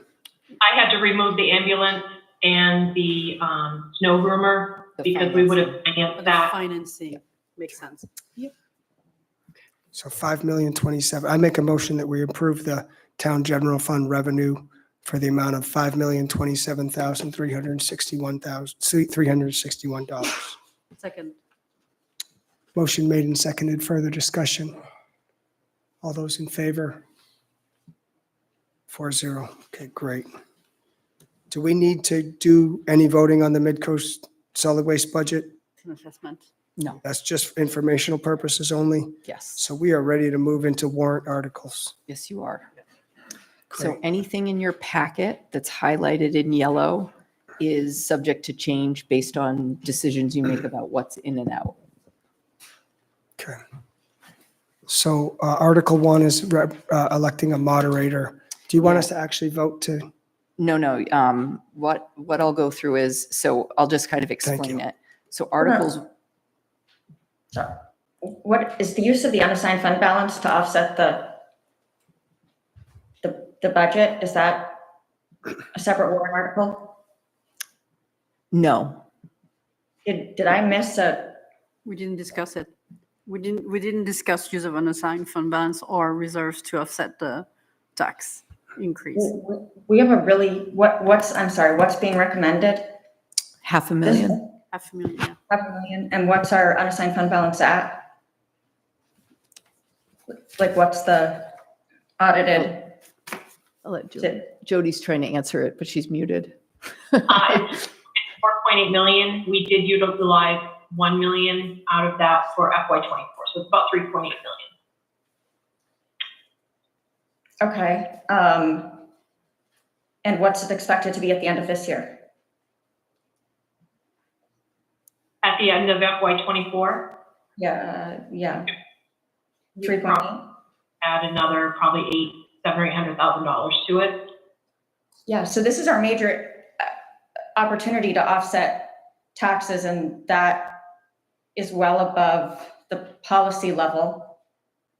Audra, am I just talking crazy here? Why would No, we use- you're not crazy at all. I guess one thing to think about is one of the warrant articles gives you the option of using it to fund the snowball. the debt. Debt. Yeah. Sure, but that's still, there's a good argument to be made for not letting that unassigned fund balance get well above the policy level. I mean, that's our emergency, our emergency fund essentially. And I think we've been told in the past by the auditor that the best practice is to have at least 2 months or 3 months worth of funding in there for the town budget. And so the other thing about Camden is that we also, in addition to our unassigned fund balance, we have significant reserve funds, also. Allison, are you advocating for more money from the unassigned fund balance to be put into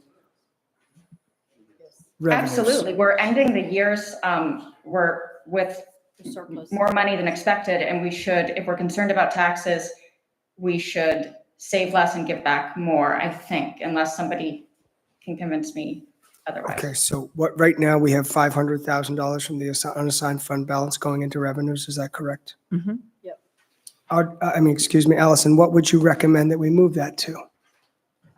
Well, it would be, what percentage of the operating budget for next year? It's 1130. Okay, Do so you I wanna think make a it should be recommendation? $1 million. I think it should be $1 million. Okay. Is that your response? That's my feeling looking at it, but I'm not going to argue with that. But I didn't hear from Judy, what is the unassigned fund balance expected to end at the end of the year? So Fiscal we year? have 3.8 million now, and Jody's saying we'll probably add another 700, 800,000 to it. So we'll have 4.6, basically. Yeah. Okay. 4.5. I'm fine with that. Yeah, I'm fine with putting $1 million. It's fine. Yes.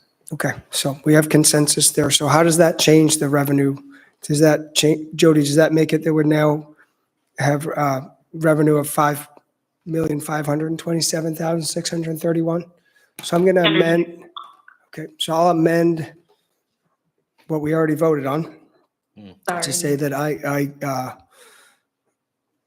I move that we have a town general fund revenue amount of $5,527,361 that takes rather than $500,000 out of the unassigned fund balance, takes $1 million out of the unassigned fund balance. I second. Motion made and seconded. Further discussion, all those in favor? 4-0. That's great, Allison. Thank you. Thank you, Jody. Okay. Anything else on that? That was a good catch. Moving on to warrant articles. Audra, would you lead us through these? Yes, so 1 and 2 are just procedural. Sorry, not procedural. Number 1, moderator. Number 2 is the elections. Now 3, we get into the code amendments. So, we talked about this at great length. It's the amendment to Chapter 290 amendment for the consistency with the state mandated housing opportunity rules. 4 is another code amendment. So that's the 290 performance standards, also to comply with the housing opportunity rule.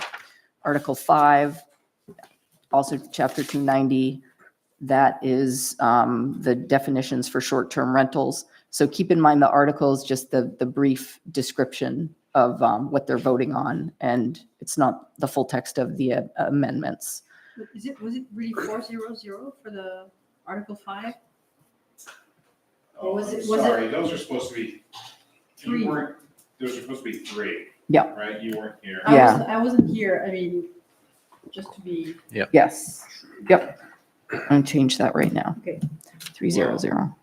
Jeremy, if you could come up to the microphone, please. Sorry, so if you weren't here for the accessory apartment ones, but you were, there were 2 people not here for that. That was Chris and you, but there were 4 members. You were the only one absent Joined for the. later. Yeah, I joined later in that meeting. Right. As long as it's aligned with the record, It does. I went through this and I had Shenley go back through and made sure. I trust you. I'll double check again, but. I don't trust my memory, so. Sorry. Yep. Let's just double check. Yep. Okay, so are we ready to Yeah. keep going through? So Article 7 is Chapter 215. So that's the, registration of short-term rentals. I didn't vote on that. Steve, you have a question on something we're covering right now? Come on up. I think Chris. Keep in mind, Steve, that these are all things that the board has already voted on to put on the warrant. Everything we've Yeah, I covered so know, far. but Yes and no. there were 4 Okay. people present. First of all, I'd like to say that my feeling about town meeting and town elections in June is it's sort of the New Year's Eve of municipal responsibility. You get to look ahead and you get to look back. And when I look back at this year, I think we've done, a really bad job in planning. The planning board states truly that they worked on short-term rentals for months and years. And yet they couldn't get it together to write their rules or have their rules written in time for them to even review them. And they arrived here at the select board without the select board having seen them, without the planning board having seen them. And thankfully for Stephanie, noticing probably almost a dozen problems in those rules, you stayed here quite late 2 weeks ago and rewrote those rules. And I was expecting to be able to go to town hall this morning and get a copy of the rewrite of those rules. And I expected to see them in the form of, this is what the new ordinance will say. This is what people can see. Instead, it's the same 8 pages, changes, I'm sure, same 8 pages in black ink and red ink and blue ink. And I spent about an hour and a half looking at the video of last select board meeting, looking at the changes, trying to figure out, were they all right? Were they all done, et cetera? Was anything else left out? And I think it's just a terrible way to do planning. It's always the last minute. It's always 10 o'clock or 11:30 when important decisions are being made for the town. And I also think that this latest change, and I'm almost willing to bet that none of you have read it in detail since it didn't even come out until noon today. So you are putting something forward without really knowing what it is because you can't see what number 7 says. The other aspect of that is, I think it's disrespectful to the citizens of the town who may actually be interested in this reference and go to the town hall to look at what these regulations say and get faced with 8 pages of crossouts and corrections and et cetera, instead of just, hey, here's what it is. If you pass this, this is what it's going to say. Steve, do you understand that the entire ordinance isn't going to be on the warrant? I understand. That's true. But it says right here it's going to be available. And it's available in an awfully awkward method. Yeah, So- I had somebody else ask me as well. It's true, where but is that I mean, document? like, so we're voting on it tonight as we have asked Jeremy to write it 2 weeks ago. But my implication here, my understanding is he's going to write it the way we voted. We asked him to write But it. you don't know that. Okay. You haven't read Jeremy, it. I see your hand. Jeremy, come on up. You have something you'd like to comment on?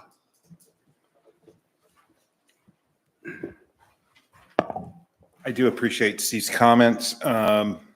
Keep in mind that when you amend any code of ordinances, what you have to put to voters is what is changing. And so and that's why there's black ink and there's red ink and there's bold and blue. That's underlined, and the bold and blue underlined is new. The red crossed out are deletions, and the black ink is staying the same. That has never changed. That is not new. That's been that way for any amendments that are done. And so where can I direct somebody to go to see that document? as of this morning, Janice has there are 8 amendments that are going, eight warrant articles that have to do with either accessory apartments, piers, and those are all with Janice all this morning. It takes a lot of time, and I appreciate Steve. Yes, it does take time.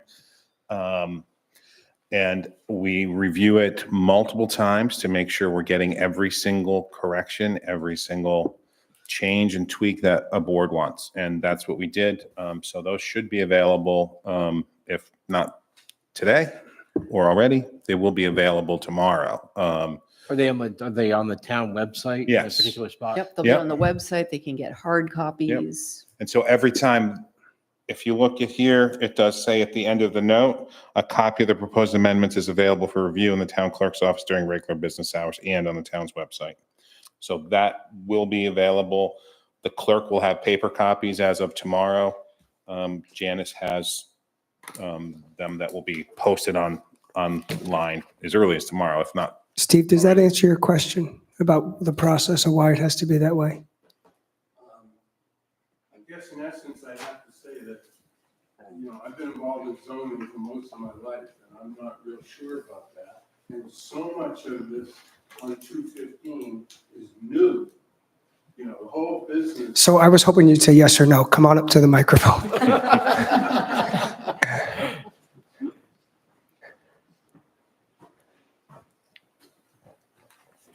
I guess my answer would have to be no, because, we had a section that said what we used to call unhosted, had to be registered, et cetera.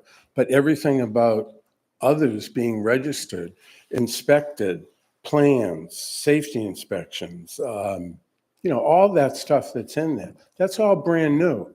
And I don't see why our citizens should have to delve through those 8 pages and think, all right, don't read that, when I read that, no, forget that, et cetera. Why not just write it out and say, or even if Jeremy believes that that's really the way it has to be done, then have 2 copies. That's what I think too. That's what I I was think we should do wondering. it both ways. Yeah, here's We your should- multicolored copy. And if you here's got the way it's going to patience read for when it. when you vote it. Yeah. Otherwise, here's what it's going to look like if you pass it. Is that possible, Jeremy, to do it Does that break rules? 2 copies? Sure, I could have two. I could have the original, which is the additions and deletions and amendments. Yeah, the red, And blue. then, the red, blue, and Black. black. And then as and voted. it'll shorten that code up, that section to like 4 pages. Yeah. Right. Cool. Absolutely. Okay, And good. clean copy so people. Right, that Excellent. way people can see it both Especially- ways. It may be on the website, and I don't know about other people's technical capabilities, Right. but my printer won't print the 3 colors. Mm. I Yep. get a bunch of empty spaces. It's a you problem. It's a good point. Somebody else doing asked that me though, the same. doing it that way, you won't be able to tell what the changes are. No, but So- if you wanted to But go they can to review compare them. changes, you They can can compare see them. it that way. Yep. Okay, thank you. All Awesome. Thank you. right, carrying on, Audra. All right, so the next article relates to the performance standards in Chapter 290 in regards to the regulation of peers. What number are we on now? Sorry, that was 8. 8, okay, thank you. So Article 9, that is Chapter 290 as well, the site plan review approval criteria in relation to the regulation of piers, wharves, land attached floats, breakwaters, all that, all of those. Article 10, that is the code amendment for Chapter 108 of the code for the harbor and waterways. On Article 9, you have a space to manage between piers and wharves. Say that again? Article 9, you have A space? Yeah. Here, I'm Yeah, please. I'm Yeah, I know, fixing I know. stuff as I as see you that. go. Yeah, sorry. Piers, yep. My editor's been in Africa. Obviously. The monkey got her glasses. All right, so yeah, Article 10, that's Chapter 108, regarding the maximum height and the replacement of existing. And it references Chapter 290. It's a simple edit on the extra return you have after foreign review. Second to the last line. Mhm. Gotcha. Is that Jeremy right here? Yeah, I see that. All right, so Article 11, that, and I made a mistake in the packet, so we'll I think we should leave it as 11 and eliminate 17. Yes, yep. So there's a double up here of this one. So that is the warrant article in regards to Tannery Park. So the font is wrong and the vote is wrong. What was the vote? Oh, that's right, it was 4-1. 411. 411? 410. 10. Whatever, yeah. Okay. Is there a tie in there? It's a. I'm just joking. Yeah, well, I know what it is. I won't say, but you can figure it out. An abstention. So Article 12, this has to do with, I thought we were going to take out the farmer's market piece in that Article 11. We're taking out the farmer's market as an example in Article 11. We talked about that before.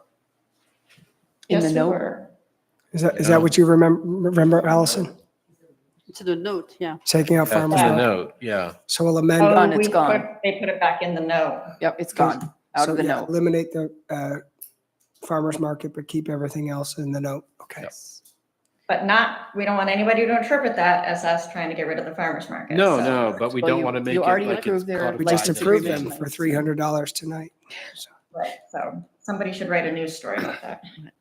Right, Article 12, this is changing the plan for the town's emergency services personnel for retirement. you need a vote on this tonight from us. Yes. Okay. May I make a comment right here about Yes, that? Ray, go ahead. I would suggest you put the word retirement in there in front of plan, because it doesn't, is it a health plan, pay plan? If it's retirement, that's what it should say. Is there a way we can get that in there? Oh, yeah, yeah. Yeah, Clarification. there's no. It's a good point. Yeah. We don't know what plan it is. Yeah, I didn't know either. I actually thought it was a health plan. Yes. All right, so that's Article 12. Article 13 is, Article 13, 14. So I'm sorry, I'm sorry to interrupt you. You did a vote on these, so do we? Let's stop at 12 and go ahead and make a vote on this. Right, I was just asking about the process, if we want to do one after the I other. agree. Let's go ahead and make a vote on Article 12 or have a discussion about it anyway. We don't have a lot of background on this, of course. But was this union, is this something that the union negotiates? Is this part of the union contract? Or is this? No, this was brought to us by the fire department to change from special plan 2C to special plan 3C, which would also take effect for the police department, for first responders. I'm sorry? Go ahead, Jody, finish and then I'll ask. And so what it does is everything is the same except for the contribution by the town's behalf is 1% higher than the 2C special plan. And we're finding out that most EMS, fire, and police departments are moving to the 3C special plan as part of their recruitment tool. So that was. So in the note, we're going to say that one of the reasons for this proposal is that to remain competitive in terms of hiring. Well, this article, the wording for this came right from Maine PERS. This is what they recommended us to put into the article. So if we want to add that in, we can, I suppose. Jody, when would the budget impact take place? This would impact FY25 budget? Yeah, it would start July 1st. So if it's an extra 1% the town has to put into it, did we take it into account in the budget we just voted on? I did take it into account, yes. So we've effectively already approved it as a board, the budget increase. No, you just made them funds available if We made it available. if it passes with voters. Okay. Well, the select board and voters. Allison?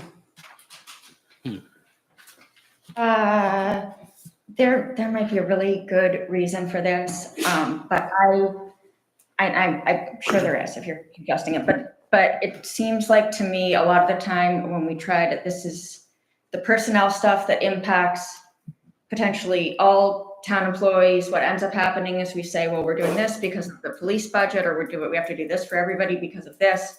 And then we go through this whole thing with union negotiations with the police department. And then we're told we're not able to change anything. And then we have to use that as the standard for everything. I do not fully understand what this is saying. And so I don't, unless I just I don't agree. feel like. I don't think we have enough background on this. This should have been brought to the board. Yeah, why does it, And I'm not used to voting on warrant articles that have to do with people's health insurance. It's not health insurance. It's retirement. Retirement, that's Yeah. even, At the same time, I just think we needed this to come up in a regular select board meeting and discuss it. So the we, personnel policy. we did talk about this in October during the workshop. Yeah, I don't recall. No, me neither. Sorry. Yeah, we talked about it in the workshop. We talked about it as a recruitment and a retention tool. We talked about a number of recruitment and retention tools back in the workshop. I realized we never had a follow-up, but Can I make a suggestion? Please. I understand that this is, kind of sprung on you. So maybe dealing with it in the context of the police union contract, we can have that discussion then. And also knowing that that's going to impact the fire department. So remove it from the warrant. Yes. Okay. So I make a motion that we remove Article 12 from the warrant. Second. Motion made and seconded. Further discussion? All those in favor? 4-0. Motion carries. Go ahead, Audra. All right, so I'm going to change these as I go so I don't lose track. The new Article 12, which was the former Article 14. 13. Yeah, sorry, 13. That is setting October 15th and April 15th as the day taxes are due and the interest rate on unpaid taxes. So I thought that in New England, the day the taxes due is Patriots Day. Sometimes. It's like a state law? No, or it's in New England, it's Patriots Day. Like a tradition? So Yeah, so we should amend that to Patriots Day. I mean, it's not a big, I'm. What's the? I just think that saying. this is super This is a straightforward. procedural thing. I know.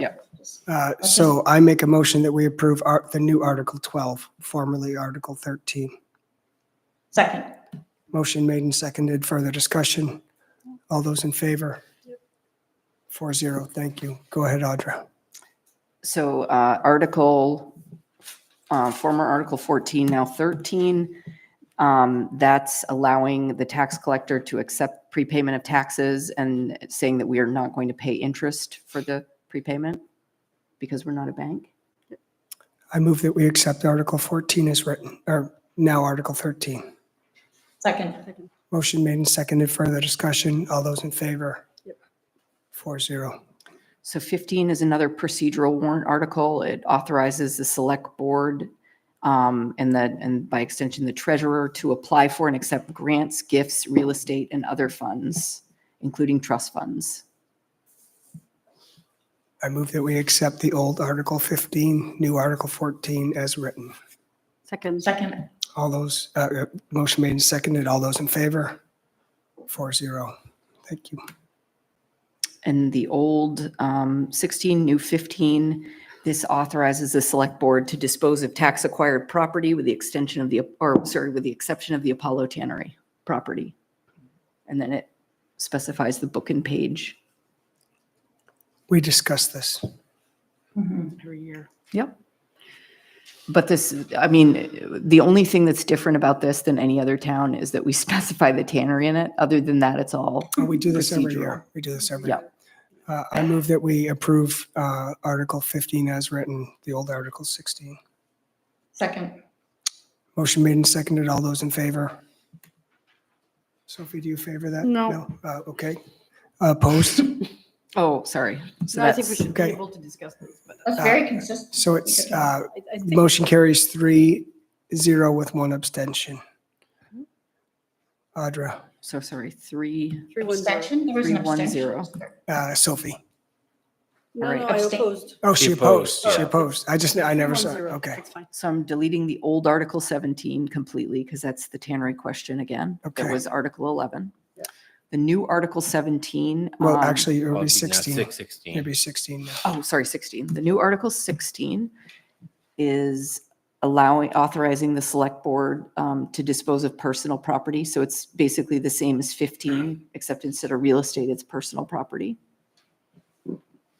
This is also procedural, and I've never seen this happen. So we do this every year? Yes. Oh. But it sounds terrible. I don't Less like than it. $3,000, yeah. So why, oh, I'm just late. I'll ask Like you, a band- I'll ask you band. some other time why we do this.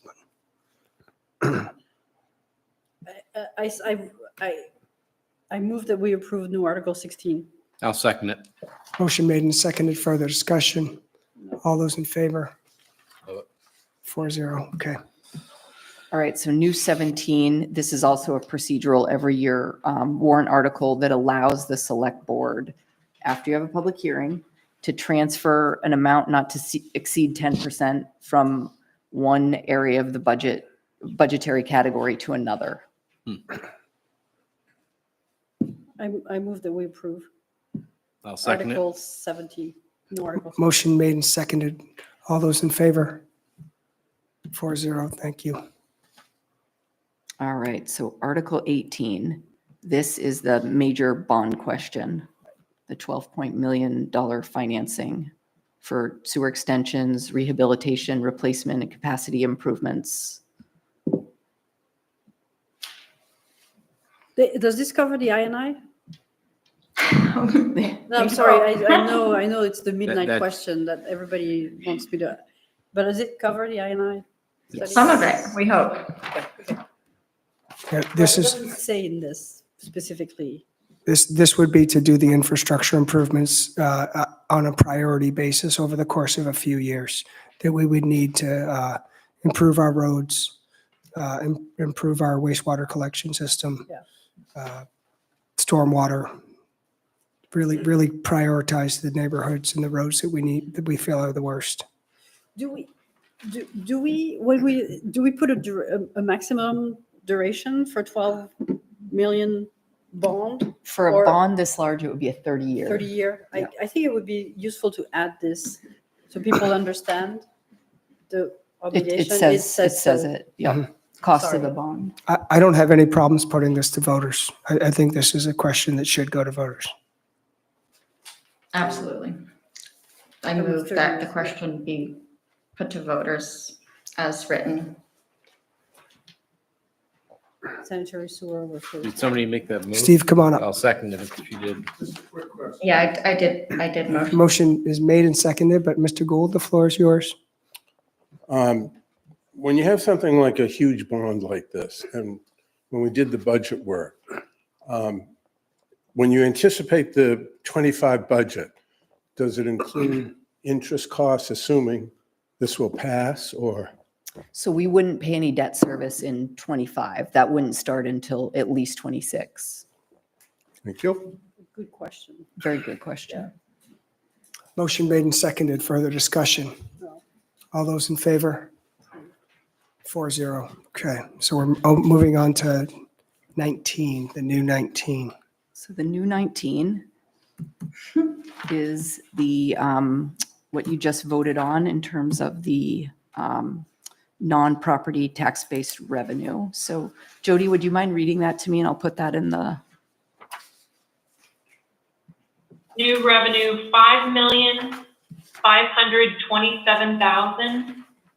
$5,527,361.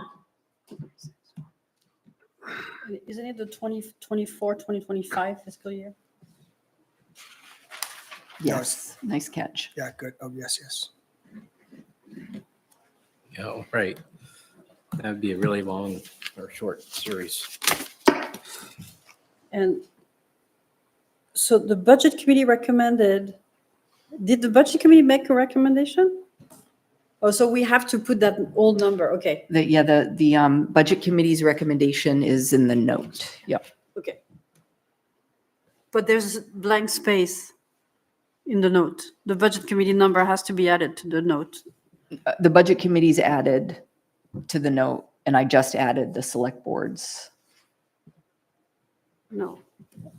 It's going to have to be rewritten. The way it is now is The incorrect. budget committee recommended $90 there's no amount. And the select board Oh, recommended. I think it's a formatting error. So your recommendation is up here. And theirs was this one. Audra, can you give us the two amounts the budget committee recommended? Yep, 900, so a the certain dollar. budget committee recommended 4 million. Oop, no, that's wrong, sorry. Jody, would you mind reading the budget committees?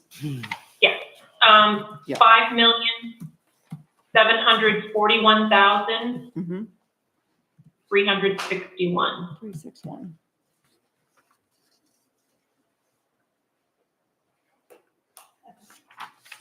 And then the select boards is in the actual article. No, it needs to be. No, what's the new select board amount? Could We you, have a new select board amount. Jody, could you also read the new Right. select board amount? That's the 5,527,361. Okay, thank you. Right there. So that's wrong because the budget committee recommended 905.7 million and the select board recommended, you have a, It shouldn't be in there. The select board recommendation should be all new now. It should be a 4-0 vote with the new amount. I believe, anyway. I guess, yeah, I could put it in there again.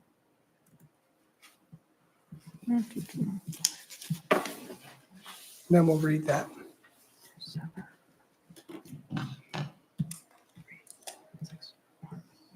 All right, there you go. okay. All right, just double check, okay. You need to get rid of that tab, but anyway. I You know, got it, I'm you got it, doing you it got in a weird format. All right. So Article 20, the new Article 20, or what's in your packet, that would be the $150,000 of operational support for the Snow Bowl that you could choose to put in as a warrant article that people vote on independently of the budget. I would prefer to do it as a next year thing. Gotcha. Okay. Personally, Yeah, it's fine. everybody's okay with that? You want to Okay, so delete we're- Article 20? Or, sorry, the, Is that coming out? Yes. Coming out. Okay. So that does not go. So we're down to, we're a new Article 20 now, Audra. okay, so the new Article 20 is, it shows the expenditures. Of 11.3. So that, Real number. yeah, I need to redo that number. So Jody, can you read to me the expenditure Yep. total? Shall the town vote to appropriate the select board's recommendation of $12,075,115 with some but not all of that to be raised by taxation as follows. Select board recommends for general government,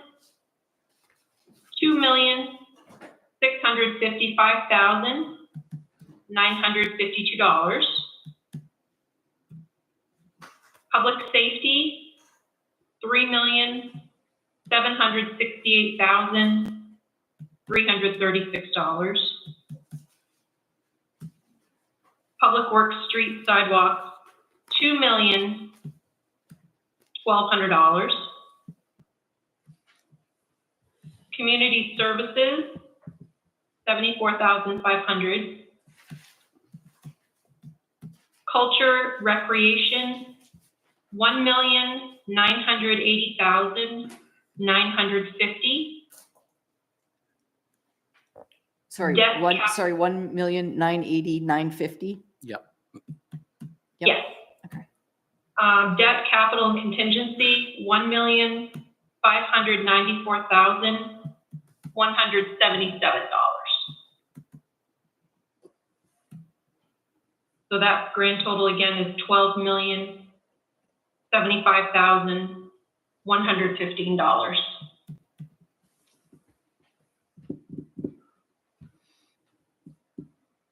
Jody, why do we have, I'm sorry, on the public safety, there's a $10,000 difference. Oh, no, it's good, 68. Okay. My bad ears, sorry.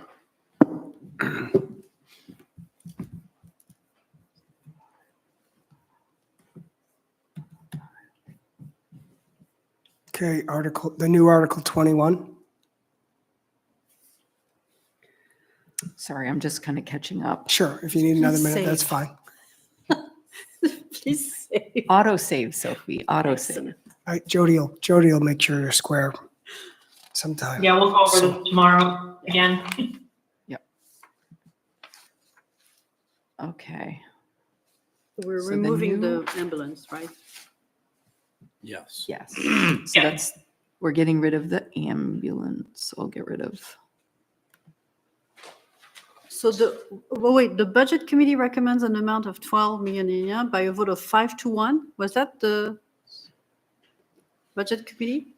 Is that correct? Yeah, they only had 6 at the end, yeah. But 9 of them approved the expenditures? Sorry, what's? So the budget There committee. were only, Janice, there were only 5. At the joint meeting we had last, they hadn't voted on that. Right, they had to, Okay. yeah. I'm just checking for, because it's. Yes. All right. And the select board voted by 4-0, right? So Article 21 is removed.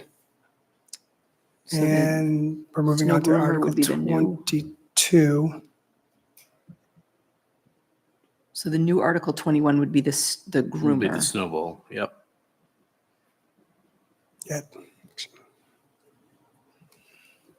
Is everyone comfortable with that? Because we had 314 in the budget, but 320, that's the cost of financing. Yes. So do we need to update three? No, we're No, because good. you took it out. We took it out. Okay, right. So we'll keep the groomer in. Everybody's in agreement? Yeah, it's fine. Do you want to New vote Article on? 21 stays? Do you want to vote on it? Sure. I make a motion, Go ahead. I make a motion that we approve new Article 21. for I'll the- second it. Motion made and seconded. Further discussion? All those in favor? Okay, the groomer's on the ballot 4. for $320,000. All right, then I'm getting rid of the And, Holly can go to bed. buildings. and so that's going to appear with our recommendation as if, my only concern about that is wanting it to kind of be a referendum of public support, but it's going to appear with our vote, just like all the others, right? That's what it does. We don't recommend anymore.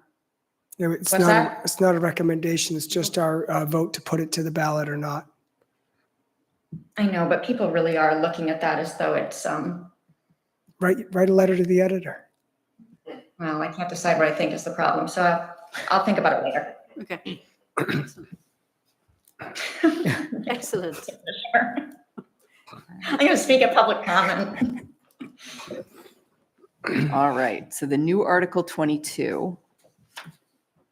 Shall the town of Camden appropriate funds from the unassigned fund balance to cover the operating losses at the Snow Bowl? So we need to change these amounts. So Jody, for FY '23, you were saying it's not 81, it's, Yeah, FY '23 is, to be exact, $1,150. sorry, say that again? $80,150. We'll just do 80. 6%. Wow, that groomer is And expensive. FY '24, Currently, we're at a deficit of 336,500. Wow. 500. You want to call it 340? Sure. Yeah. Okay. So we're calling it 80 and 340. Mhm. So that's $420,000. Wow. Do we want to tally them up or do we want to leave them separate as is written?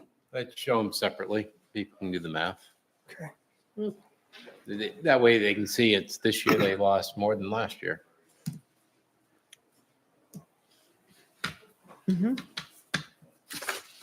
Yeah, I agree. We're not They should be minimizing the definitely number. separate. Yeah, The only option is do we want to say for a grand total of? No. No? Okay. Not necessary. So all those in favor of Article, it's not 27 anymore, what is it? 22. 22 for 80,000 and 240,000. I Excuse second. me, I make a motion. Motion made and seconded. All those in favor? Aye. 4-0. Wow. It's the end. That's the end. Is that the end of our agenda? Yes. Can I make a motion that we adjourn and we do so before the strike of midnight? And I'll second that motion. Motion made and seconded. All those in favor? 4-0. All right. Except what? the select board, the register of voter will be open on June 11th.